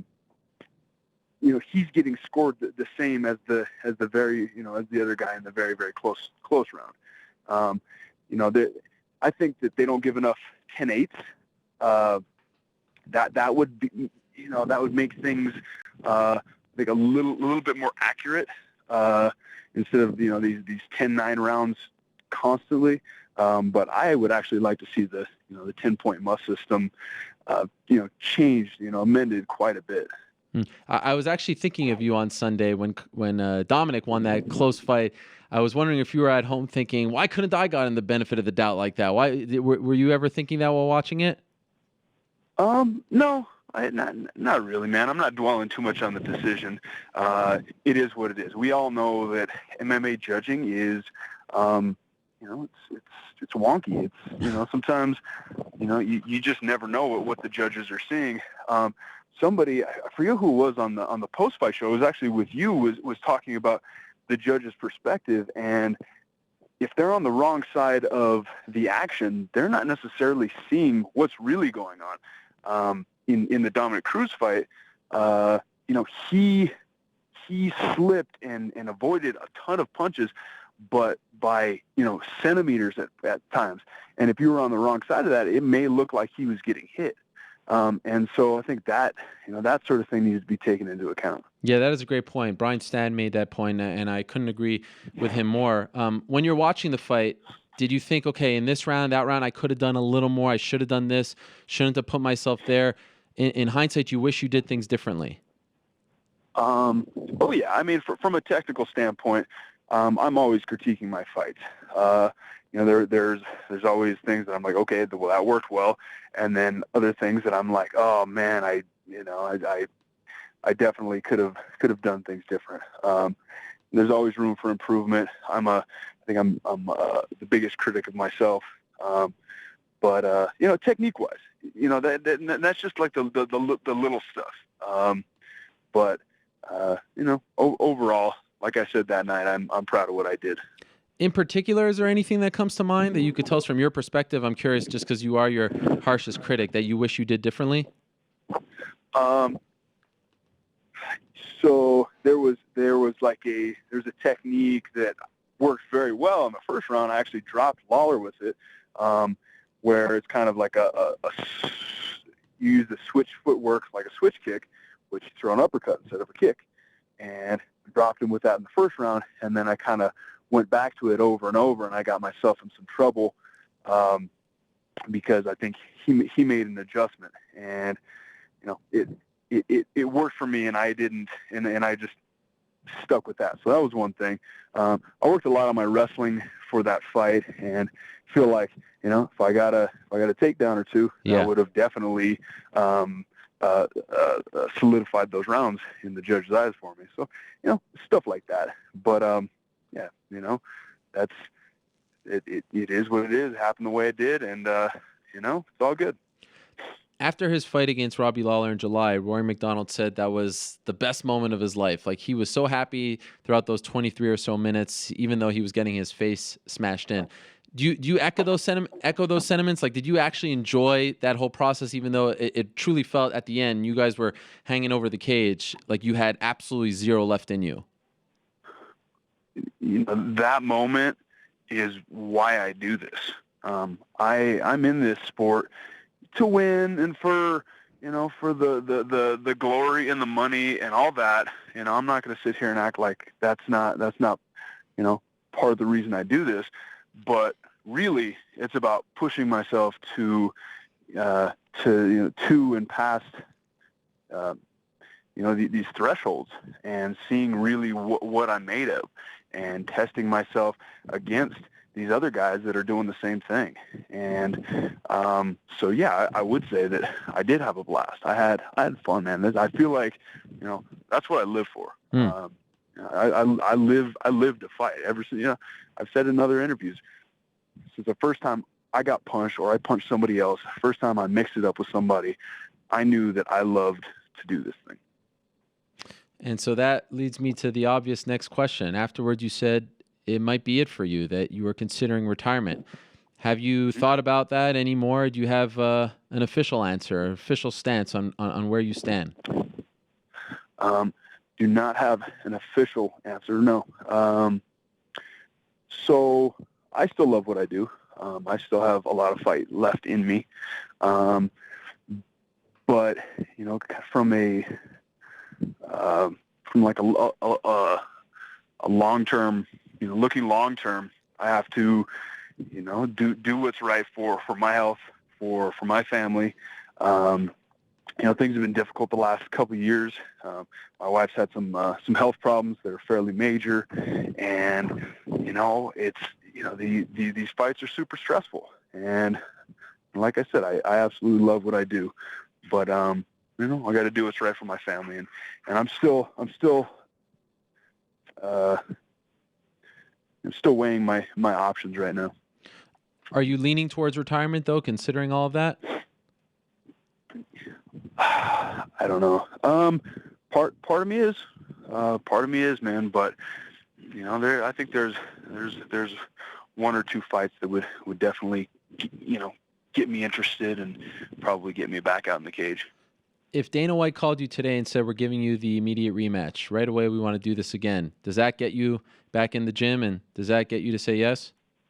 An immediate rematch with Lawler is about the only fight that raises my pulse. Okay. That I could get interested in. So it's not Nick Diaz, it's not GSP, it's not any of those guys. It's immediate rematch or bust essentially at this point. Those other fights are a little bit more. The rematch with Robbie is something like, boom, I would have a bout agreement in my inbox real quick, and we could get that done. The other ones are kind of like, like a little bit of a fantasy. Right. I hadn't thought too much about those other ones, but those are big fights, big paydays. I'm trying to. This is what I do for a living, and I'm trying to make money to support my family. And if the risk to reward ratio is there and it looks good, it's definitely something I'll consider. Have you expressed this to the UFC? Like, did they call you after the fight in the last few days and see where you're at? I have yet to talk to them personally. I know my management has been in contact with them. So I think they know my stance. Yeah, and what are they telling you as far as, their take on your stance? Like, are they open to the rematch? Are they talking about it? I don't think anyone would be upset with the rematch, to be honest.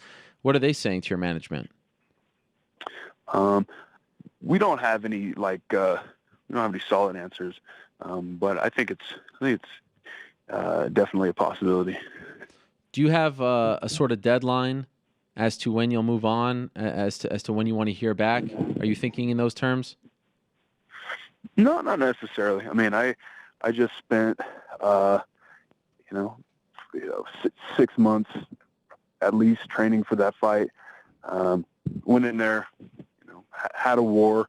I'm not in any rush to do anything right now. What would Carlos Condit do if he stops fighting? Do you have any idea? I think I do. I have a lot of different interests. I would definitely still be involved in MMA. I would like to coach guys and be around the sport in that capacity at least.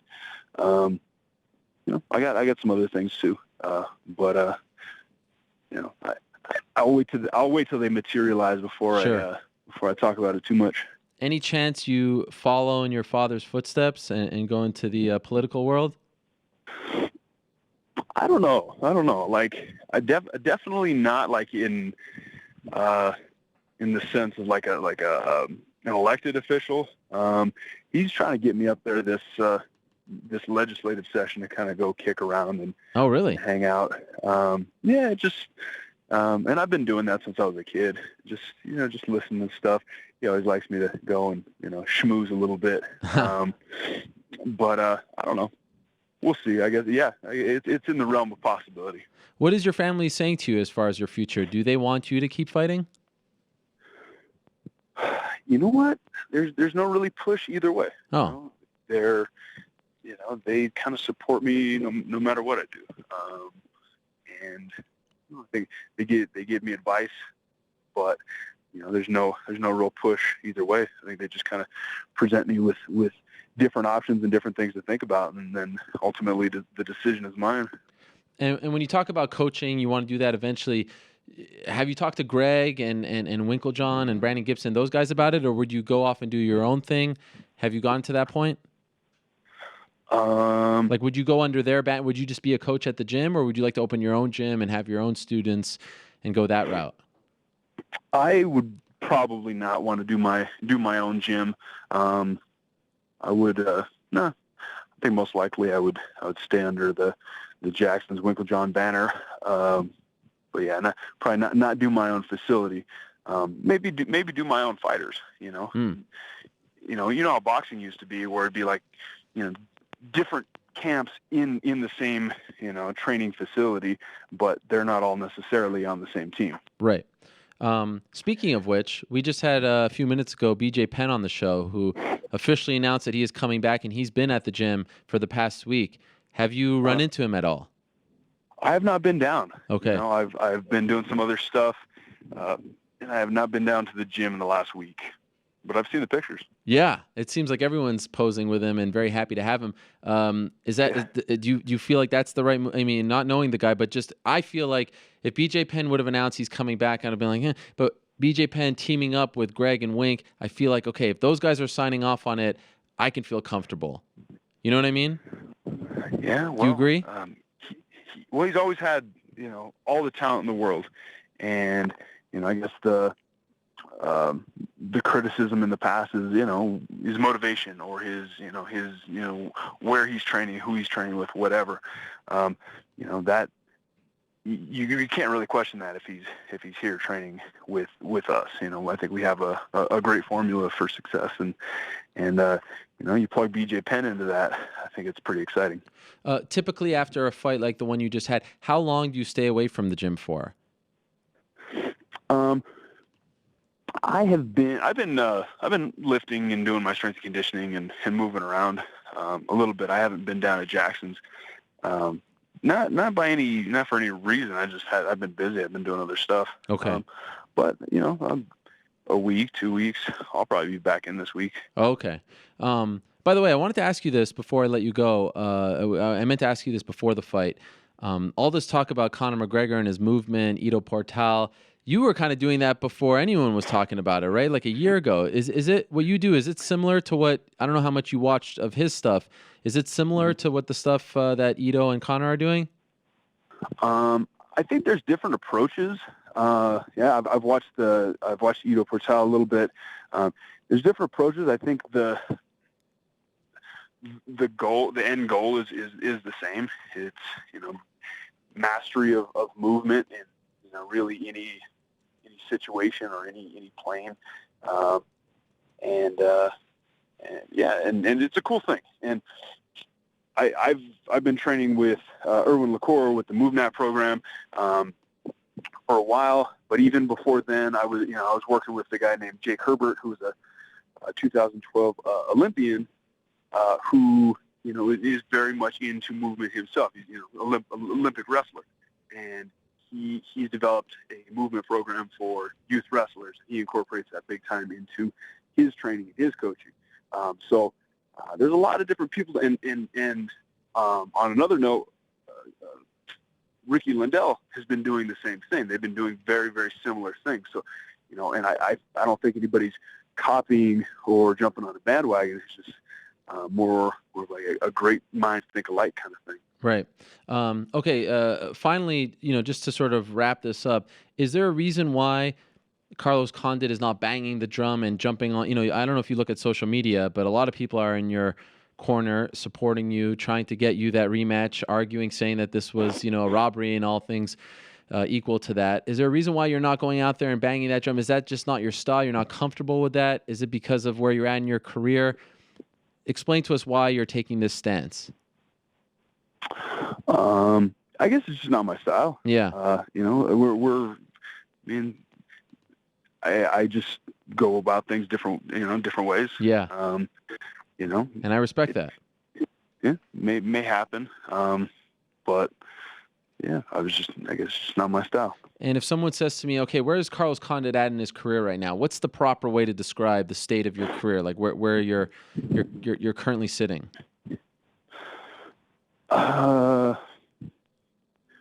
It's a good question. I don't know. I have to think about it. Would you ask me next time? Okay, fair enough. We'll leave it at that. That's a good cliffhanger. I do appreciate you coming on, though. Thank you very much. Again, congratulations on an amazing fight. In my opinion, right now, as we sit here, I mean, that very well could be the fight of the year, the round of the year. I mean, unbelievable what you guys did just a couple weeks ago. Thank you, Carlos. Enjoy the time off. And again, I hope you get what you're looking for. Thanks, man. I appreciate you. All right, there he is, Carlos Condit, joining us from Albuquerque, which appears on some days to be the center of the MMA universe. Okay, let's move along. Chris Leben, you see it right over there, came out with a book recently, and it has been very well received. And unlike some other books that you see from athletes, I mean, this one is, and we shouldn't be surprised, this one very much the real deal, very authentic.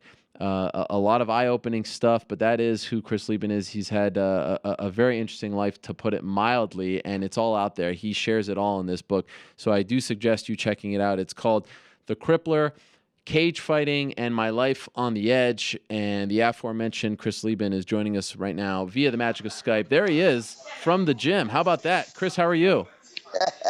I'm doing good, man. How you doing? I'm doing great. Thank you for joining us. So it appears as though the reaction to the book has been fairly positive. What do you make of it? Actually super good. I guess everything. Sales and everything have been really well. Reviews have been great, and not just from fighters. I mean, like, I got reviewed by the review of librarians, a bunch of librarians that write reviews, and they absolutely love the book. They say, you don't have to be just an MMA fan to enjoy it. Like you said, I'm kind of an open book already, so it's more of a life story than just what wins and losses in the cage. And, not to give too much away, but there's a lot of eye-opening stuff there. I mean, really, sometimes shocking to read. Was it difficult for you to put yourself out there, and were you kind of anxiously, because it's not like you do an interview like this and you'll get instant feedback. You have to wait for people to react to this. Yeah, it was really hard, but Daniel Patinkin, my writer, he had a way of kind of getting the information out of me. Obviously I didn't see, I had a ghostwriter like every fighter does. Sure. When they write the book. English isn't my forte, but he had a way of getting the information out of me, and it was, I'm not gonna lie, a lot of spots are really hard in the book. Like I might be able to sit for like 30 minutes going over something, and we'd have to get up and take a walk. Wow. Take a walk, air out, then come back, get back to it. And he would always find a way to to bring me back, maybe change the environment that we're sitting in, so that I could go over a lot of this stuff, because on one hand, yeah, it's therapy. On the other hand, it's kind of like let sleeping dogs lie. Yeah. So, but the books, the good, the bad, and the ugly. It's all there, and keeping everything as true and as crisp and as clear as I can remember. Was a big goal for me. Was it difficult to remember some of the stuff earlier on in your life? I mean, you've been punched in the head a lot. Well, not just punching the head, but some of those stories in that book are sure. through a filter. That is, what I'm saying. Yes. So, but the nice thing was, I gave everybody that's in any, most of the stories, unless obviously they hate them, but for every story, everything that went on, I gave my writer a ton of different people, and when he was doing my radio show, he commented that, I hear Chris tell this story, and I think it's unbelievable, this is just crazy. But then I'll go and I'll call Ed Herman, I'll call Sam Songer, I'll call his friends and his training partners, and they'll validate it. Yeah. Is there a story in particular that you were really nervous about sharing with the world that you were kind of like, oh man, I don't know if I should put this out there? The hardest stuff was my childhood stuff. That stuff I don't really talk about a lot. And it was hard for me. But the fact of the matter is, it's something that got me to where I'm at, that caused me to go down the path that I went down, and it's an important part of the book. But it's not something I sit around the table and share with people. The last time I had you on my show was in April when you came out with the news that this was coming out, that you can pre-order and all that. Since then, of course, a lot has happened. You were just released from jail not that long ago. And that was a little shocking because it felt like you were turning things around and you were happy. What happened? I am, and I was, I'm in a better place in my life now than I ever have been. Unfortunately, I'm going through a divorce, with a newly made lawyer. So she more or less turned in illegal firearm that I had. Yeah, you can't have machine guns in Southern California. Apparently, that's illegal. That's my bad. I'll claim that one. But she turned it in and then kind of wrote a bullshit TRO that they threw out. They threw everything out, obviously, because nothing was true except for the fact that I did have an illegal firearm, which is my bad. Can't do that. In total, how many days were you in jail for? Like 60. 60. And was there a moment? Something like that. Was there a moment when you were sitting there and you were like, what happened? How did I get here? Did you have any of those moments where it was really tough for you to get by? It's hard when you go to jail. I mean, between us, this is my 15th trip to jail. So wow. Not my first time. But it's been a few years. Yeah. I've been doing really good the last few years. I've been since I got out of rehab, I've been really, really straight and no trouble at all. Amazing how that works, right? Right. But it's kind of like life is going. It's going around. Everybody's on the merry-go-round, and then it's like you just get put off. It's like adult timeout. You know what I'm saying? Like you just go lay in your bunk, and then you get up and walk in a circle. You eat crappy food. You're locked in a room with these guys. San Diego was kind of rough because all the gangs and the prison, the jail politics. We're right here by the border, so you got the different Mexican sets, and then you got the brothers and the others, and then I have to sit with the Woods. So all that stuff gets annoying. But it's not unbearable. I mean, it's not. There's nothing too terrible about it. You're just on timeout. How do those certainly doesn't rehabilitate anybody? I'll tell you that. How do those people that you just mentioned treat Chris Leben? I mean, you're a celebrity. You're a very recognizable face. How do they treat you? Well, I'll tell you. Actually, I got a little funny story for you from the last time before I fought Bisping. I had to go to jail, and it's always the same. Once they find out I'm a UFC fighter, everybody's a fighter. They're all going to come train with me. Yeah. They're my biggest fans, and most of the people in jail, 99% of them are good people. Down here in California, 99% of them are in there because they're good people, but they're drug addicts, and their probation officer caught them, guess what, doing drugs. So he throws them in jail, then they lose their job, and then what do? End up on the street doing drugs. But that's my personal opinion. They started talking to me about doing how to do a rear naked choke. So next thing I know, I'm kind of I've got like 10. They're like all tweaker guys, like standing in front of me. Well, so you just got to cut off the carotid artery on this side, and then cut it off on this side, and then I'm like right about the time I'm thinking like this guy should be tapping out. Like he just goes limp in my arms, right? Like he's passed out, and. I look up and there's the closed circuit jail camera right there. Like I just choked this guy out on film in the jail. So I drag him into his bunk. I lay him down in his rack, and of course one guy's got to go, is he gonna die? And he was actually out. I would like 30 or 40 seconds. He was out for a while. So I don't know how long I was choking him after he went out, but I didn't realize that, it didn't cross my mind. He didn't even know what tapping out was. So he just calmly sat there and let me choke him unconscious. I could have stayed in for another 5 years. Huh? Oh, man. That would have been horrible. Okay, so now you're out, and it's very interesting. that you're joining us from a gym, because it seems like there's some talk out there that Chris Leben wants to fight again. Is that accurate? This is my living room. What are you talking about? Yeah, that's a sweet living room. Yeah, I just keep a cage in the background at all times. It's funny, just, I kind of feel like I got a little bit of a chip on my shoulder, Yeah. I got a little bit of a fire in me, and maybe, I was in there for, 10 plus years. I was married. I was happy. I had everything was going well. And now training is what saved me my whole life. I mean, being on the wrestling team is what got me through high school. What I think kept me alive was, straightening up for, at least a couple weeks, getting ready for my fights. Training is what centers me. It's what I love it. I love being in a gym. I love the camaraderie. I love meeting everybody. It's clean. It's wholesome. It's healthy. So, with where I'm at now, I find myself in the gym most of the day. It keeps my head clear. So are you planning to fight again? I'm not ruling it out. Okay. Have you reached out to the UFC? You last fought for the UFC. Have you reached out to them to tell them, hey, is there any plans for me? I'm thinking of this. Oh God, Dana doesn't want to have anything to do with me. He said he was gonna, when we were writing the book, last time I talked to you, Dana was emailing my agent, oh yeah, I want to support the book and and then we're gonna put it up on our Twitter and everything else, and then the book came out, sent him a copy, and he's like, I don't like this book, I'm not supporting it.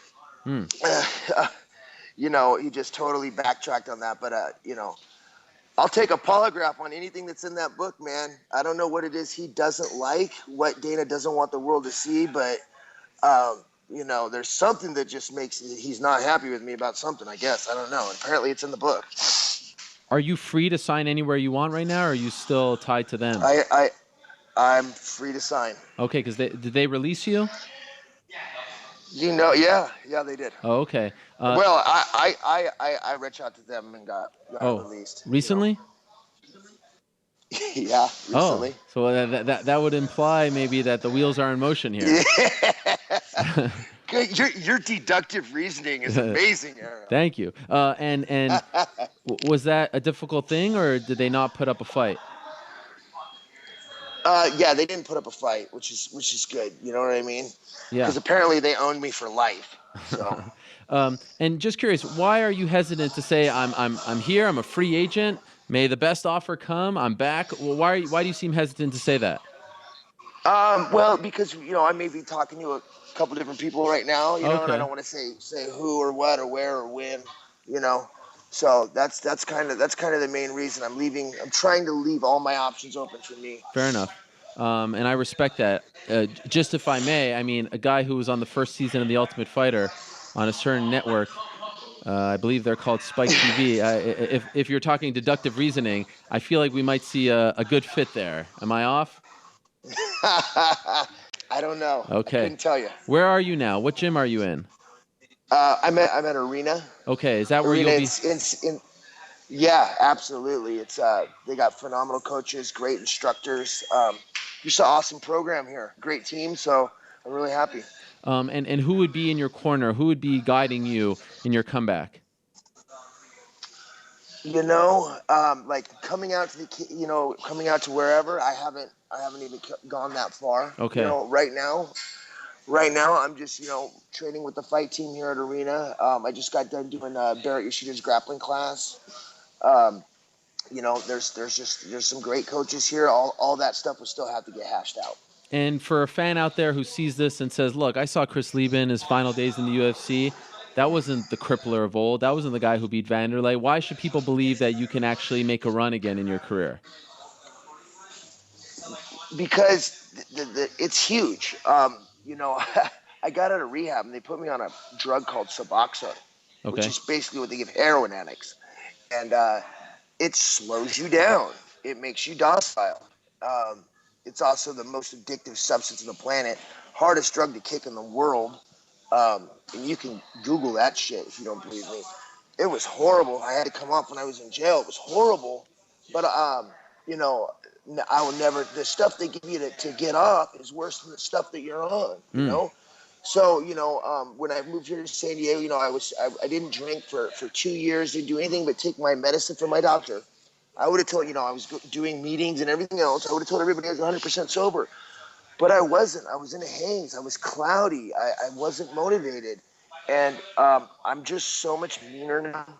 Like I'm pissed off, like legitimately pissed off. And now like before where I was saying, hey, slow down, let's spar lighter. When guys want to start banging, it's like I'm putting my head down and moving forward, and also, I'm living on like vegetable juice right now. Vegetable juice, a little bit of chicken, a little bit of fish. So, eating clean, training hard, and having, zero prescriptions, nothing. I'm taking nothing. I don't take ibuprofen. I don't do anything. I'm angry. Training is my drug, and fighting is my drug. How much do you weigh? It's coming down. Okay, fair enough. It's coming down. I'm 228. Okay. You'd like in a perfect world fight at 185? Yeah, in a perfect world, fight at 185. Yeah, and I think I can. When I showed up to Alliance, when I first moved here to San Diego, I was 232. Oh wow. So I've made the cut, but what you don't realize is I was 248 when I came out of jail. So I've already lost 20 pounds. How long have you been sober for? Well, I was drinking a little bit before I went to jail. Yeah. But since I got out, and the great thing is I've got this awesome new coach, and he does make sure I don't drink. He's called a probation officer. Oh, I've heard of him. Yes. And random, they've got this 3-day test now. In California. So randomly, they can check me, and I don't want to drink anyways. Me and alcohol don't mix. I think I'm the greatest guy in the world when I drink. Don't get me wrong, but it's just everybody else. How long is your probation for? 18 months. Okay. Does that preclude you from fighting, outside of the state? Not outside of this. No. Okay. No. Outside of the country? No, they understand that it's the way that I make a living, you know. So I've spoke with them about it, so there's certain rules and exceptions can be made. In a perfect world, when would you potentially, maybe, if the stars align, fight again? If the stars align, okay. Honestly, I feel good. I think May. Okay. I think May. I could be in fight shape. And just to clear something up, when you say you're angry, what are you angry about? Will that translate? No, to I'm outside? just pissed off all the time. Why? I'm just like. Because you were. That's not good. Maybe because I'm not sedated like I was. I'm just a little bit grumpier. But it makes for a good athlete. Sure, but if someone cuts you off on the street, could that translate? Dude, I've never been that guy. Okay, that's what's funny. I punched a 309-pound bouncer one time in like 2003. I've never other than that, I've never been in a street fight. And everybody says the same thing when they come in, and they train with me. They go, oh, I thought he was going to be a fucking asshole. I thought, but, he has good technique. He's really, he's actually relatively nice, Everybody still remembers the drunk kid from 12 years ago on the first season of The Ultimate Fighter. Right. That's it. That kid was gone a long time ago. Finally, when you mentioned Ed Herman, I don't know if you saw, he had a big win on Sunday. When you see your old buddy, huge Tim Boach. Yeah. When you see that, was great. I liked your comment about his man bun, by the way. It was nice though. I got to give him props. He's still got it. Yeah. But when you see that, does that fuel your fire? I mean, you're like, look at him. He could do that. Absolutely. Yeah. Absolutely. Both Eddie and Dom Cruz, man. Yeah. I mean, me and Eddie, we were training together before either one of us had ever had one fight. We started as the original couple people at Team Quest, Yeah. So seeing him in there and doing well, that's absolutely motivating. Dominick Cruz never ceases to amaze me. That fight was just amazing. Yeah. But to watch him go in there and having one fight in like 4 years or whatever it is, and just incredible. Any chance you go back? Sorry. What's that? Any chance you go back to Alliance? Definitely for some training and stuff. Yeah. No, I like everybody down there. Yeah. I mean, I may work it in.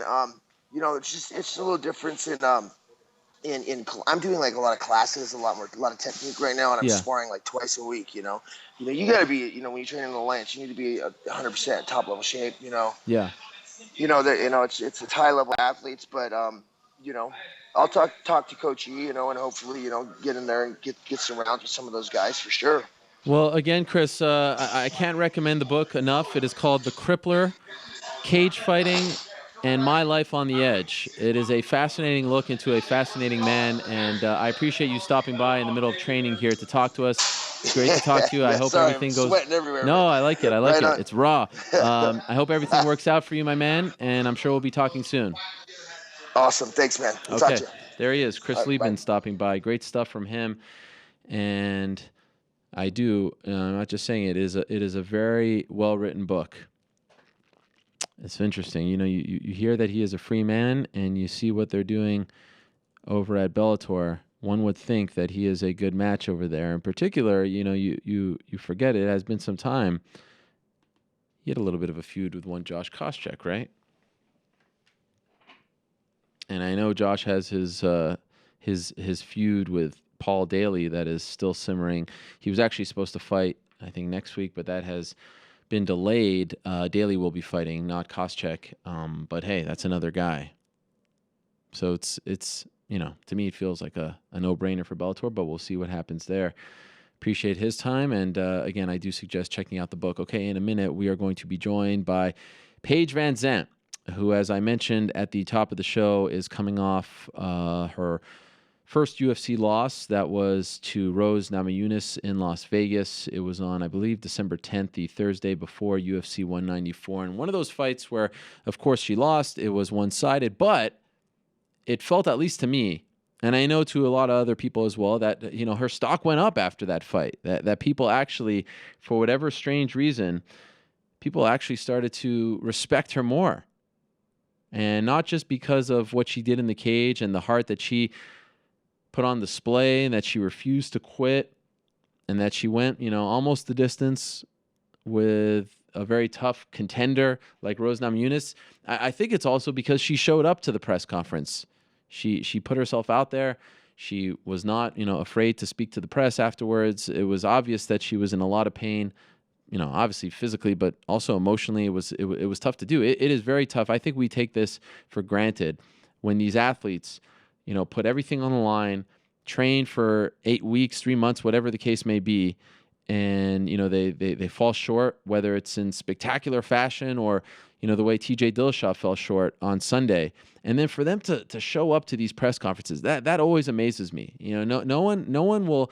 I don't begrudge Ronda Rousey for not showing up to that press conference. Of course, hers was on a much, much larger scale, a lot more people watching, a lot of people maybe rooting for her demise. But for these athletes to show up to these post-fight press conferences and have to listen to us ask questions, sometimes smart, sometimes not, and just sit there with grace and humility more often than not, as TJ did, as Carlos did, as Paige did around a month ago. That to me is a very impressive sight, and I know a lot of lesser people could not pull that off.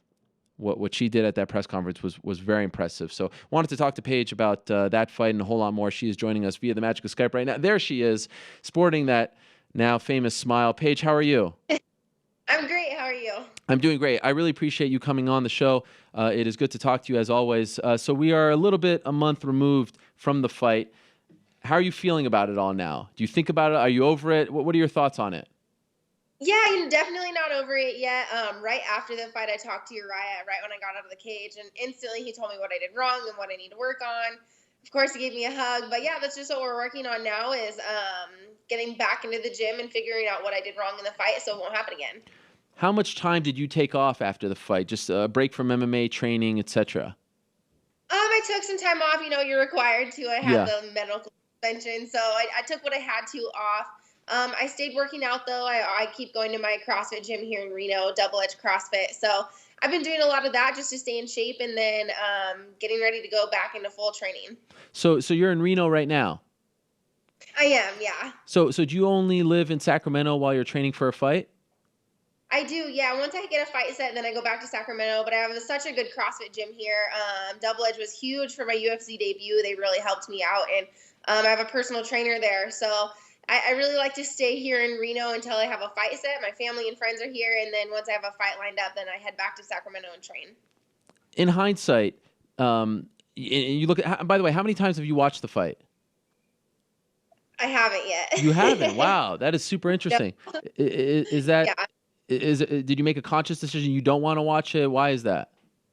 No, I think it's very important for me to watch it so I can see where I went wrong, the big mistakes that I made in the fight. I'm going to watch that. I think I'm going to watch it with Uriah so he can point out what I did wrong.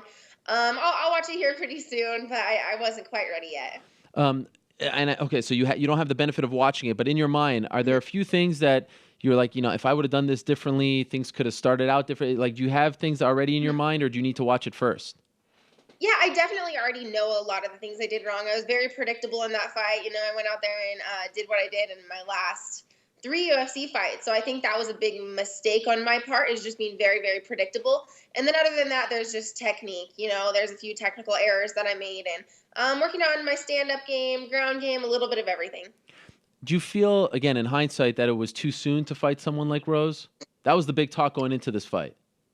Yeah, definitely not. I think it made sense at the time. It was the next step. I had won 3 fights in the UFC, beat Felice Herrig, some big names, and I think it was the right next step for me. Of course, I took a loss, but I'm going to get back in the gym and work on what I needed to work on. After the fight, we spoke to Lance Palmer, who obviously was in your corner and helps train you at Alpha Male. He was gearing up for his title fight. He said that one of the things that he'd like to change is he feels like sometimes people, because you train with a lot of men, they don't push you as hard as you should be pushed. Do you agree with that? Do you think that's a problem that needs to be fixed? I definitely think that it's a problem with some training partners, but Okay. I do actually have really, really good training partners that I like to work with for every fight. I have my training partner, Nico. He's been working with me for my UFC debut all the way through all 4 fights. So I like to keep the same partners for a few of them just because they do really push me. They know me really well. They know my breaking points. But I guess, yeah, when you work with some guys, they don't like to hit you very hard. They don't like to go hard with you. And I think that is a problem. Would you like if there were more females, in particular in your weight class or around your weight class at Alpha Male? Do you think that's necessary? I don't think it's necessary. I do have a really good training partner that's a female. Unfortunately, her arm was broken this year, so I wasn't able to work with her at all for this fight. But I do have a really, really good few girls that come into the gym. They're making their way back here pretty soon. I recall, I think it was after the first round, and you were bloody. You had the cut on your face. I recall seeing you look up at the screen, and you were kind of not fixated, but it was clear that you had recognized that you were bleeding. What was that moment like for you? Because we had never seen you like that before. Yeah, I kind of always told my training partners and a few of my teammates that I wanted to get into a war like that just to see what my breaking point was. And, looking back, I've posted a few of the pictures where I'm covered in blood just because I think it's awesome. I don't know. I thought it was awesome. And I think I was just looking, I was like, I needed to see how bad the cut was or where it was because I wasn't really sure. And I saw it was under my eye, so I was good to go for the next 5 rounds or 4 rounds. So it didn't rattle you? It didn't freak you out that you were bleeding that much? No. I just noticed that there was a lot of blood. I didn't know how significant the cut was. Luckily, it wasn't that bad, actually. It was just a lot of blood for a very small cut. Right. At any point in the fight, was it actually bothering you? Like, was it going in your mouth? Was it making things difficult for you? Yeah, it definitely was. You can see from a few of the pictures, especially because we did go to the ground a lot, I couldn't see it at all. And the blood completely filled my ears. I was bleeding blood out of my ears for 3 weeks after the fight. Wow. So I couldn't hear anything. I couldn't see anything. No excuses, but yeah, definitely a lot of blood. So you said that, you've told your training partners in the past that you wanted to get into a war like that. Did you surprise yourself? Because I think you surprised a lot of people how tough you were. I think the jury was still out on you, and that's no longer the case. Did you actually surprise yourself on how tough you actually are? No, I mean, it's awesome that I get to go back and see that and just see how much I pushed through. But I mean, it didn't surprise me. I knew I had that toughness in me. And a few of my training partners have seen it. And especially my one female training partner, Cynthia, me and her actually had to go against each other in a jiu-jitsu tournament. And she knew that she was really scared because she knew if she got me in a choke or anything, then I wouldn't tap out. And she was afraid to do that because she didn't want to hurt me. So I definitely have a very a no give up attitude. Yeah. So it didn't surprise me in that sense, but it was definitely a good test. Yeah, I would say you have a very strong will and a very big heart. Was it almost at that point, like you knew that you were losing the fight and you go into the fifth, do you almost feel like, all right, let me just make it to the end? Like, did you want that? Did it bother you that she was able to finish you in the end? It did, and I definitely am really mad at myself that I gave up in the end. I tapped out. That was me giving up. I'm really mad at myself for that. But I mean, definitely going into the fifth round, I knew I lost the fight. My teammates, my corners told me I lost the fight, so I needed to go out there. So I went out there and I threw a spinning back fist. I was just like trying to get lucky with absolutely anything. So I figured whatever I was doing in the first 4 rounds wasn't working. It might as well get a little crazy in the fifth. She ended up submitting me, but I learned a lot from the fight.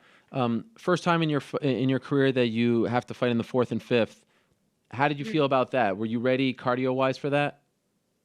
I definitely was. I don't think cardio was too much of an issue. I've been able to go 3 rounds very easily. I said that before in the past, and honestly, once I got into the fifth round, I thought it was the third round. I had no idea. I was a little rocked in the first round, so I didn't really know what round it was once we got to the fifth. But yeah, cardio wasn't an issue. Physically now, how are you feeling? Any serious injuries coming off of that? No serious injuries. Actually, everyone thought my arm would have been hurt. Yeah. Arm was fine. I got 6 stitches, but you can't really tell. They did a great job stitching me up. Yep. So no injuries. And so this was the interesting thing. Like I said before you came on the show, you've been compared to a degree to Ronda Rousey. Of course, her loss was on a much bigger scale, pay-per-view, millions of people watching, 55,000 in the stadium. And she was somewhat criticized for not, doing an interview after, not showing up to the press conference. And her injuries appeared to be more serious than yours. But you showed up. And you were there, and it looked like you were having a tough time being there. You were very emotional, but you still had that smile on your face. How difficult was it for you to sit at that press conference and answer questions about the loss? It was definitely hard just because I was still taking it all in. I went from being punched in the face 5 minutes ago to being in front of all these interviewers answering questions. So it definitely wasn't easy, and I really tried to hold myself together. I cried a little bit, but I think that is a very important part, just to show up. It's a business, more than just fighting. There's a lot more that goes into this business. Did someone have to convince you to go, or did you say, I'm going regardless? I said I was going regardless. I actually didn't talk to anybody, as far as my parents were there, and I told them to go away. Oh, really? I knew if I saw my parents and I would start bawling and I wouldn't be able to stop. So I made sure my parents left, my manager left. The only person I talked to really was Uriah and the doctors, and I just walked up there by myself. Wow. What did your parents say afterwards about seeing their little girl get, bloodied up like that? Was it difficult for them? Yeah, my mom told me she was really proud of me, of course, which is something you don't really want to hear after you take a loss right away. My dad, I heard him and Pat Barry got into a little yelling argument during the fight. Wow. But yeah, he definitely is very invested in my fighting career. I don't know. He was happy. He was proud of me, but then also after the fight, he made sure he told me what I did wrong and just wants me to get better. It seemed like Dana White said a few things to you up there as well. What did he say to you? Something about him awesome. Yeah. I don't know. Yeah, I don't really remember now. Yeah. Another thing, I don't know how much I'm sure now you've gotten it, but it felt like to me, even though you lost, it was pretty one-sided and everything, you gained a lot more respect from the MMA community. Like, no one questions your place anymore. Your stock rose. It was a very strange thing, but it felt like you came out almost a winner in that regard. Did you get that sense as well? I definitely did. I really didn't expect that much support. I thought I embarrassed myself out there and I put on an embarrassing performance. But then afterwards, I had all these positive articles and I was reading a lot of positive things after the fight, which it felt really good. especially after taking a loss, not to get a ton of criticism for it. Yeah. So it was really neat that I still had a lot of fans come forward, and my stock grew even after a loss. It was neat. It was strange. It was almost like more people were talking about your heart than her win. Yeah. Did you notice that? I did, but again, she's a great athlete, put on a great performance, and I can't wait to see where her career goes as well. So I understand you stuck around the next night to see Chad's fight, right? But you didn't really want to initially. Is that accurate? Yeah, that's true. Initially, I didn't want to go. I wanted to go straight home. Of course, my manager's like, whatever you want, just let me know. I laid in bed for a few hours, and then my mom told me just get up. You can't sit there and cry over something that's in the past. You can only grow from it. So my mom told me to get out of bed and put my big girl pants on and handle what I needed to do. So, yeah, ended up telling them, I want to go to the Chad's fight. I have to support my teammate. Went to my after party and really just sucked it up. Obviously, that was not a good night for Chad. It's something about that building. I don't know, because Lance the following week as well. What was that like for you? Now, okay, so you go support your friend, and then that happens. It was very devastating. I think as a team, we really came together and looked at what's wrong. Like we're not a team that loses like that. And so we had to come together and realize there's something going wrong in the gym. There's something going wrong. So we really pulled together. Luckily, Uriah had a great win, which was really good for him. He's the one who pulled it together for us. So, we're just all reevaluating things, getting ready for other teammates' fights, and we're going to just be stronger from this. So what is the state of the team in your opinion? Because, of course, a lot of it was brought to light with the whole TJ thing this past weekend, and we've seen, Lance and Benavidez and Albuquerque. Where are things right now in your opinion? I don't know. There's definitely there's something going on, and I try not to stay a part of it. Of course, I wasn't a part of the whole brotherhood.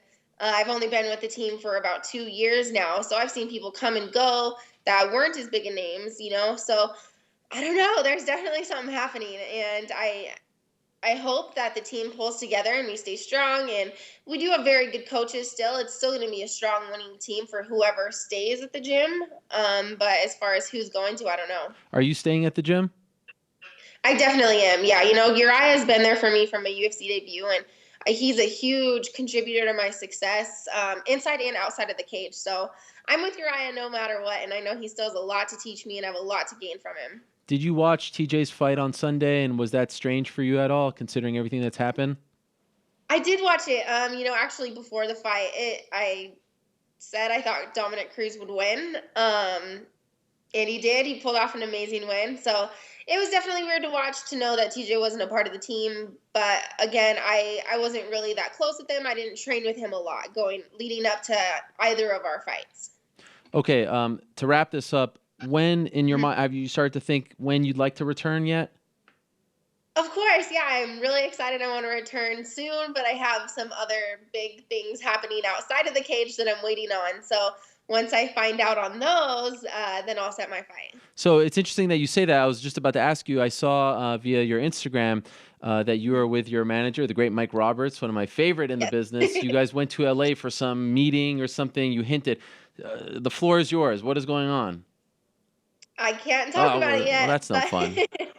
Of course, I can't. But I'm really hoping I have some really, really awesome opportunities coming up. And I hope they go through. It would be great. And then once I find out this week, then I'll get my fight set. Okay. Well, I wish you luck. Does this delay your career, your fighting career, whatever's going on? Is it that big?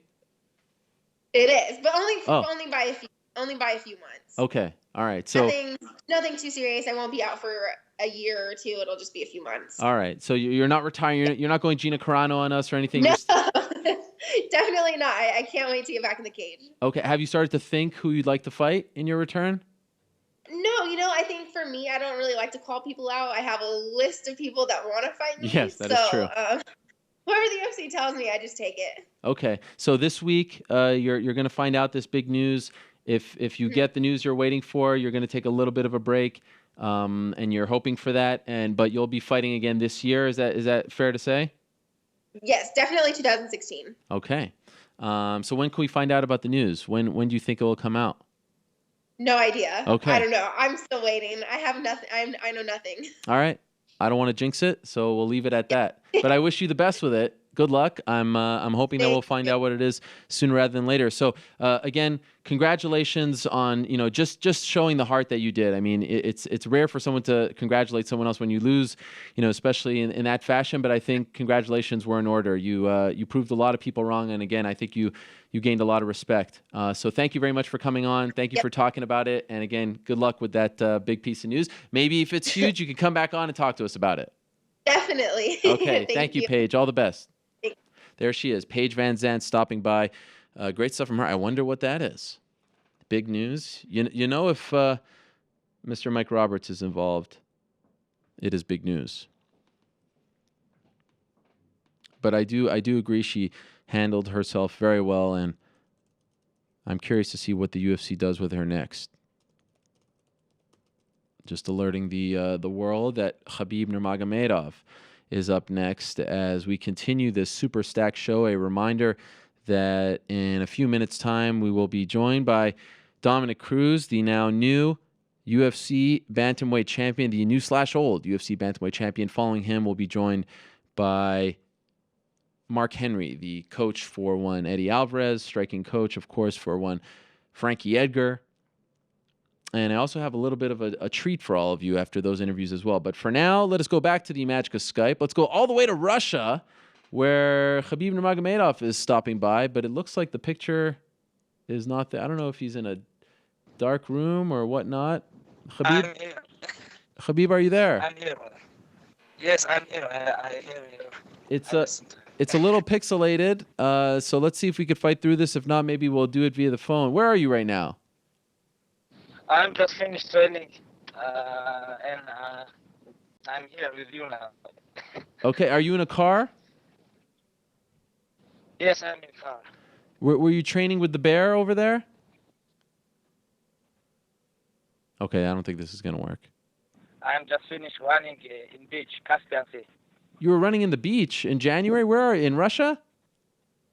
Yes, I'm in Dagestan. Okay. I'm in Dagestan now. Okay. And I'm finished. Okay. Is it possible? Can we call you on your phone? 198. Is it possible? Is it possible to call you on your phone? It's hard to hear you because it's very pixelated. I don't know why. Maybe the connection isn't good. Can we call you on your cell phone? Is that okay? Yes, it's okay. It's okay. You can call me. Okay. We're going to call you right now. Okay. Okay. And catch up with Mr. Nurmagomedov. I think he said UFC 198 there. Running in the beach in January in Russia. That is, and right now in Russia, I believe it is 11:17 p.m. So kudos to him. Of course, we have not seen Khabib Nurmagomedov since April of 2014 when he defeated the now UFC lightweight champion Rafael dos Anjos. That was in Orlando, Florida, UFC on Fox. The man's still ranked in the UFC rankings, still 22-0. Wins over Dos Anjos, Pat Healy, Abel Trujillo, Thiago Tavares, Gleison Tibau, Kamal Shalarus, those in the UFC alone. And maybe we're having a hard time reaching that cell. What's going on?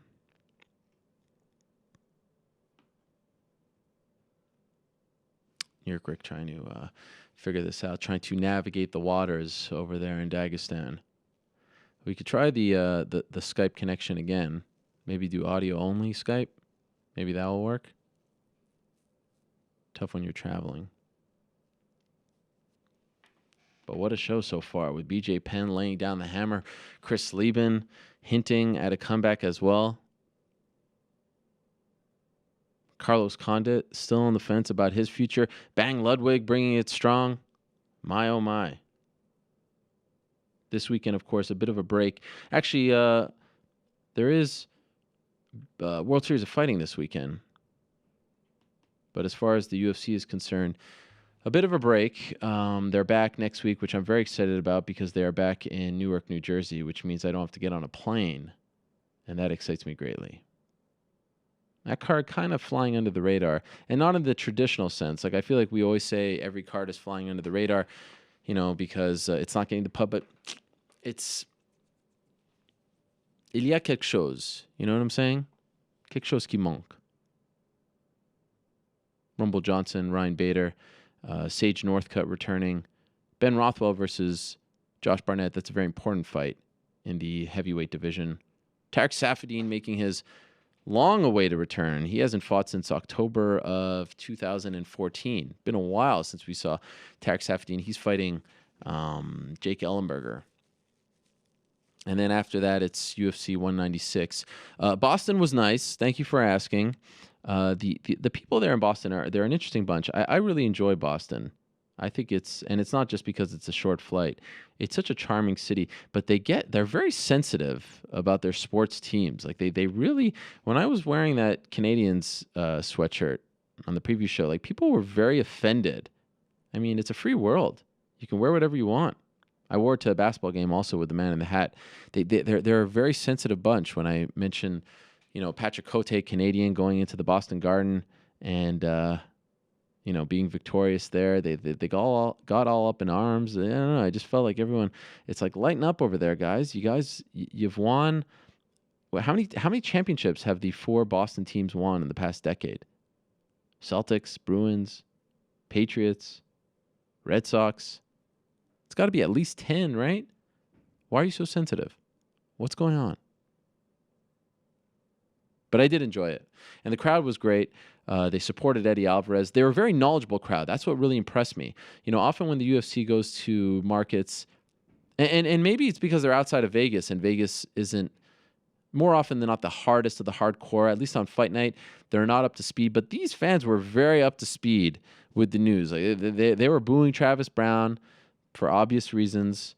And I know a lot was made of the fact that people were saying that, Ariel didn't know why he was getting booed on the weigh-in show. That wasn't the case. I was surprised he was getting booed that much. Like I didn't think they'd be that all up to speed. I mean, it's not like him and Ronda, have been, very much out there in the news together. It's not like the accusations, the domestic violence accusations, allegations were, being covered by, ESPN SportsCenter. So I was surprised at how up to speed in particular the weigh-in crowd was, booing T.J. Dillashaw. T.J. Dillashaw was not booed when he fought Renan Barão in Chicago. That's a very up to speed crowd. And so that's what I was talking about. It wasn't that I didn't know why. Come on. If anyone knows why, it's me. Trust me. Everyone's so, it's a funny bunch. But even the way they were cheering Eddie Alvarez and react, it was a very good crowd. It wasn't a packed crowd. It wasn't a sold out crowd.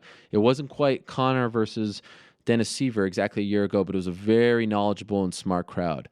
Not a lot of booing. There was one point, I think it was in the Mitrione Brown fight, where I thought it was a little too much booing. But I mean, they gave freaking Dominick Cruz and TJ Dillashaw a standing ovation in the final minutes, and I thought that was obviously very well deserved, and it was something that you don't often see in these fights. So I like the Boston crowd very much, despite their sensitivities. Also announced on Sunday on the Fox Sports 1 broadcast, or the FS1 broadcast as they're known now, Joanna Jędrzejczyk and Claudia Gadelha will be the coaches on The Ultimate Fighter Season 23. It's going to be interesting. It's going to be male light heavyweights and female strawweights. So the strawweight queen, Joanna Jędrzejczyk of Poland, will be coaching opposite Claudia Gadelha, who in December of 2014, they fought to a very close decision. Everyone agrees, in my opinion, that Claudia is the number one contender. There's no doubt about that.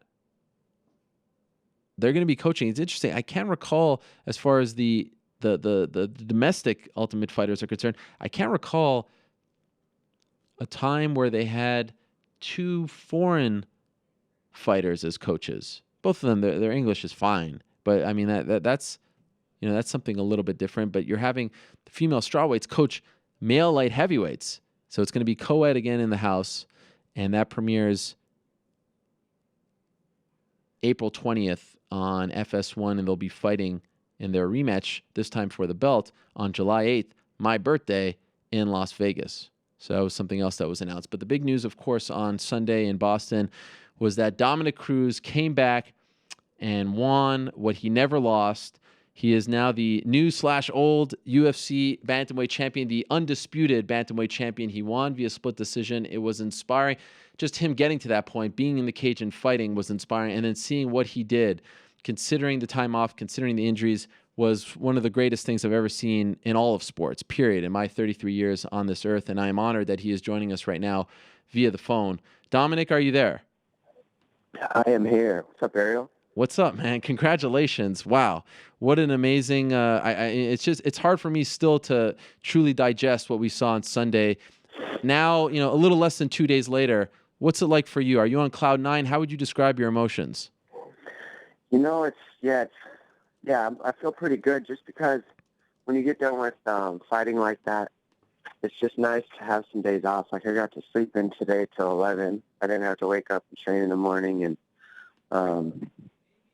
it's just nice to kind of be off. It's just like being off work, It's like a couple days of vacation. It's nice. What about the feedback? Go ahead. Sorry.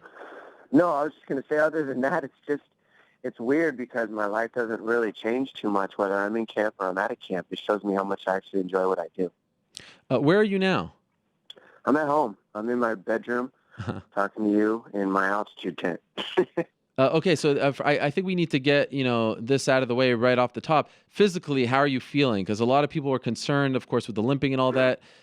What's going on? Yeah, well, people are concerned because, Dana at the press conference says that I'm injury prone and that I'm hurt again, and he doesn't even know. I said that my foot hurt. I just got done with a 5-round fight. Why don't you give me a second to, feel my body out? I was still in the cage when he was asking me. You know what I mean? Yeah. Adrenaline is wore off, and I've had a couple days to let everything kind of settle. And it was just my foot that's hurting the worst right now. I mean, I took leg kicks, and of course, you're used to taking leg kicks. So that honestly wasn't the big worry. It was my left foot. I came into this with a tendon injury on the bottom of my foot because I do a lot of hopping around, and it wore down on my foot throughout the camp. And if you look at pictures and anything like that, you can see I almost always had one shoe on the whole camp. And everybody was like, "Why do you only have one shoe on?" I was just trying to keep and preserve that foot for fight night. It's all good to go. I think I just got to go get an MRI. That's the next step. I see a foot specialist later on today. And, I really think it's going to be fine, but you don't know until you get an MRI because tendons are weird. There's no break, though. When did you suffer that? It started hurting me right at the very beginning of camp. It's called plantar fasciitis tendonitis, and it's basically real bad swelling of the connection point to the arch of your foot to your heel. So you have a tendon that goes all the way through the arch of your foot, and where it connects to your heel, it tears off the heel right there, and it creates inflammation. It happens on football players, like a lot of quarterbacks where they post on that back foot before they fire the throw, Mm-hmm. It'll happen to them. It'll happen to runners a lot. And I run a lot in my camps. I do a lot of footwork, so my feet take some abuse, and I think, it just got a little bit inflamed. But once I check it out, make sure nothing tore off there, it should be fine. I just got to let the inflammation go down. How would you assess the dynamic at the press conference? Because you mentioned again, Dana saying what he said. I don't know. Maybe I'm looking into it too much. And of course, you just fought, so I got to give you the benefit of the doubt. But it felt like there was a little bit of tension there. Is that accurate? With what? Between you and Dana. I don't know. I always feel a little tension from Dana to me. I don't know why. He just, he never really completely, I feel like, takes my side when it comes to, sometimes decisions or fights that are made. I think that he believes that fight could have easily gone the other way. And you never know with Dana. He likes certain styles. He likes certain fights. And you just hope that he backs up somebody like me who's done so much on Fox to promote the UFC, promote all these events. Even when I was injured, I do everything I can to do what I can for his company, as an employee. And then I went in there and did that the other night, and I hope I have his support, but you just can't ever tell with Dana. So it's nothing personal with me. It's just a question of you never know what's going through Dana's head at any given time. He could be upset about very many different things. The guy's got a lot of responsibilities, so I'm not going to sit here and try to pretend I know what's going through Dana's mind. No way. After the fight in the back, did him or Lorenzo, anyone come up to you and share their thoughts on the fight, congratulate you, anything like that happen? No, it didn't happen. Were you expecting that? No, you can't expect that from those guys. Those guys, think about how many shows they go to, Ariel, Yeah. for one. And then you got to think, like, after they get done with the show, they're probably ready to just get on their jet and get out of there ASAP, I would think. I mean, they have big jobs. They got big money to make in a million different places. And, while it might be one of the more important steps in my life for them, it's just another fight show. So it doesn't really surprise me that I didn't hear a whole lot. They shook my hand when I was in there, and the one thing they did ask me was how I was after the fight. Right. And that was it. And I was in the cage when I was still hurting, So my adrenaline was still pumping. I remember there was a little bit of frustration when I was celebrating after the win. He's just like, "Here, you put it on." He gave them the belt. Didn't want to put it around my waist because I was hopping around too much. So you just don't know. I mean, I need to sit down and talk with those guys face to face and see what's going on. I mean, excuse me. My contract was set under a lot of different stipulations from 4 years ago, from when I was, competing, and I was still on the WEC contract when I renegotiated my contract 4 years ago to what my contract is at now. So it's like, there's just a lot of talking we got to do, and I think that, I do a lot for this division, and I've done a lot for the UFC, and not just for myself, but for their organization. And I just want to make sure they know I'm a team player, and I'm trying to do what I can to help them out too. Yeah, last thing on this, you mentioned if you were a golfer, you can make more. Has this been bothering you? Like, did you feel, okay, this is bothering me, but I'm going to wait till after the fight, and then I'm going to sit down? It felt like you were getting some stuff out. Is that... No, well, you see, the only thing that happens is I get done with the fight, and then they shove microphones in my face. Man. Right. I fought for 5 rounds. It was a tough fight. A lot of energy was exerted. My adrenaline's pumping. I'm just out of the press conference. And then you're going to shove a camera in my face, and you're going to put a microphone. I mean, so what ends up happening, Ariel, is I'm me. You get me. You just get 1,000% me. And sometimes it's better if I just, could keep my candy coat shell on sometimes, because it kind of saves some live scenarios. But I guess when I was in that situation, I was just speaking my mind, speaking my soul. And when it comes down to fighting and making money and playing golf and making money, it's not like I lied. I mean, telling me that playing golf isn't easier on my body and more money, I mean, I don't think that's an argument. So it's not that I was trying to bash anybody, but it was that I said that golfers get plantar fasciitis in their foot, and here I am with it in fighting. And the only difference is the workload on our bodies. So it was just me talking, man. It was just me being me. I mean, at least I'm not out there trying to pretend something I'm not. Oh, no. And I think it's very well received. As I asked you in the scrum at the media workouts, it's amazing how just being yourself can lead to such positive feedback. Like I said, I mean, I'm not just saying it because you're here. You've become one of, if not the most interesting interviews in the sport, just because you're being yourself, and you're a pretty damn interesting guy, and people like the truth. And I think people can see when someone is being truthful. I don't know if you read the comments and you see the feedback, but it's almost been this revelation, like, wow, where's this Dominick been? You read that? Do you see that? And does it make you want to do it more? No, I wasn't. The thing is, Ariel, I haven't been trying to do something different, man. I'm in the spotlight again, and I haven't been in 4 years. Yeah. Everybody's so shocked about this, but I mean, come on. How much have you changed in the last 4 years yourself, Ariel, with just the things you learned, the life you've led?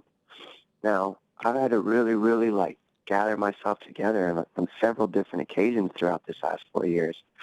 And not just that, but I've had a different outlook. I got to sit on the outside, on the other side of the cameras, and learn that perspective also, and learn, you know, what's important to the UFC more than fighting ability, and what's important to selling tickets more than fighting ability. And people want to hear your opinion. That's what sells. People want to hear what you think of yourself. That sells. And it only sells because people like coming up right now are scared to do it. So you don't see it a lot. It's a scary thing to say what you're going to do and tell everybody what you believe, because then people have a choice to make an opinion about you. If you just ride the happy medium, ride the fence, and try to play Mr. Nice Guy, even if you're not that, people feel that. They feel your insincerities, and they know that you're not being real up there, you know? I mean, the best example I could give was when Dillashaw said that I wasn't being a great example, wasn't being a good role model because I was trash talking before the fight. It's like, that's just his own brain telling him that. None of that's real, because if I sat in a room with TJ Dillashaw and said any of the things I said, he'd fire right back at me. The only reason he doesn't is because he's scared of the judgments he's going to get when he does that on camera. And that's his problem, not mine. Have you watched the fight? Yeah, I watched it. What's your takeaway? How'd you score it? Yeah, I mean, I see me going out there and winning. I mean, if anything, if I could see it going any way, because it was back and forth, I would give me the first three easily, and then the fifth could be a draw, and I'll give him the fourth. Okay. I'll definitely give him the fourth round. He got me with some good leg shots that I didn't make the adjustment to, but you know, that was later in the rounds. He had to figure that out because he had to give up on the headhunt. See, normally it goes the other way around. He was so confident in getting the finish because Ludwig was looking for the left and the right high kicks off of the flow that he went for the head kicks more than he went for the low kicks early. And by going for the head kicks early, that's just usually in kickboxing goes the other way around. They start low and go high because that gets the guys to chop the hands and make different reads. But instead, he started high and then went low later. So the adjustments had to be made on both sides. He made the adjustment to do that in the fourth round, and I made the adjustment with the takedowns when he started throwing low. So between the two of us, we were just making adjustments the entire fight, and I knew that that's what the fight was going to come down to. I said that in all my interviews, that, you know, he's a fighter. Dillashaw's good. I'm not going to say he wasn't good. I'm not going to say he didn't go out there and throw down, but I win because I give credit to the abilities of my opponents. You know, I may not like TJ Dillashaw, the human being, because I think he's fake and just kind of plays what he thinks people want to hear more than he plays himself. But it doesn't mean I don't respect his fighting ability, and I know what he's good at. I studied what he's good at. I knew exactly what he was going to be bringing to the table. I've had very many looks in my camp to create TJ Dillashaw. The biggest thing you got to make adjustments to and the reads to in the fight is the speed, the timing, and what punch count he likes the best. And once I could get a read on that in the first round, I was good from there. Did he surprise you with anything? I think the only thing he surprised me with was the way that the kicks came off and how much he committed to them. Like, even though he was missing kicks, he still committed to the high kicks over and over and over. And I expected him to probably just let up on the high kicks because he was missing so much, but he didn't. He just kept trying for him, but I mean, somewhat to his demise. But that was probably the only thing, is he just kept kicking and kicking.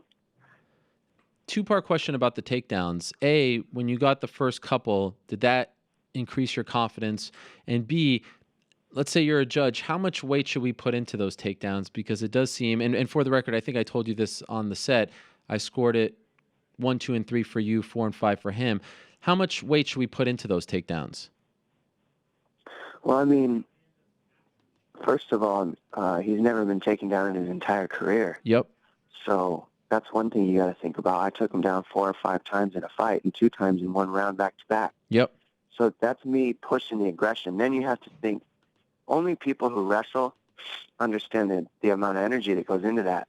and why you don't see a lot of people trying to wrestle TJ Dillashaw.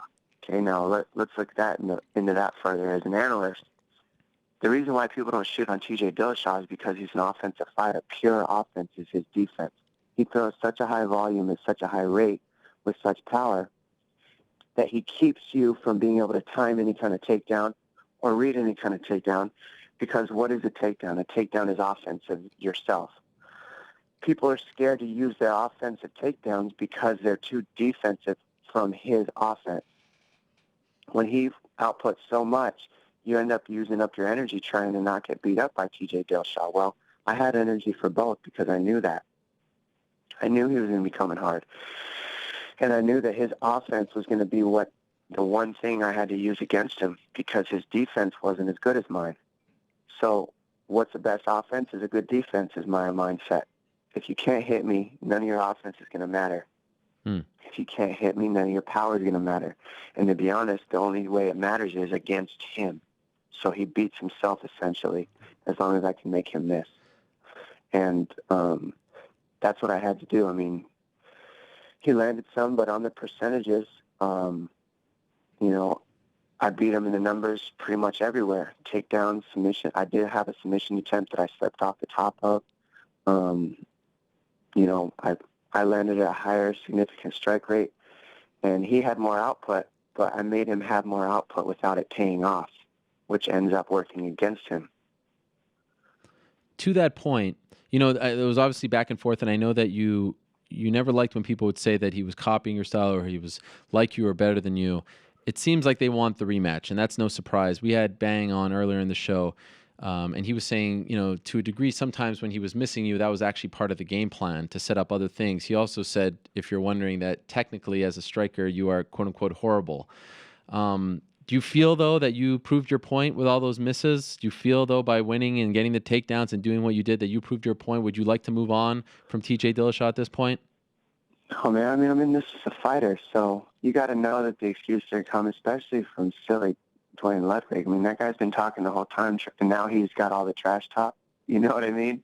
He's talking about being Mr. Nice Guy, and the true colors come out of these guys when they get upset. They're very emotional. They're very, and that's what I used against them to beat them, and they're pissed about it. And I told them they were going to have a hard time finding me. He said missing me was part of the game plan, but okay, so be it. That's how he lost too. There's just so many different ways you can look at this. Quote unquote, my striking is horrible in his opinion. Well, that's his opinion, When I look at fighters and I look at styles and I look at body types, I'm not going to fight like TJ Dillashaw, and Dillashaw's not going to fight like me. We have two different body types, two different skeletons. I've used my body to the best of my ability to become a winner with what I have. And that's what I've done. And TJ's done that up to this point also. He might say I wasn't good as a striker fundamentally, but it's not like TJ Dillashaw's face looked particularly pretty at the end of the fight either. So I still did the damage I needed to do, and I proved the point that as much as you want to just walk through my punches, you can't, because you'll get lit up, taken down, and beat up.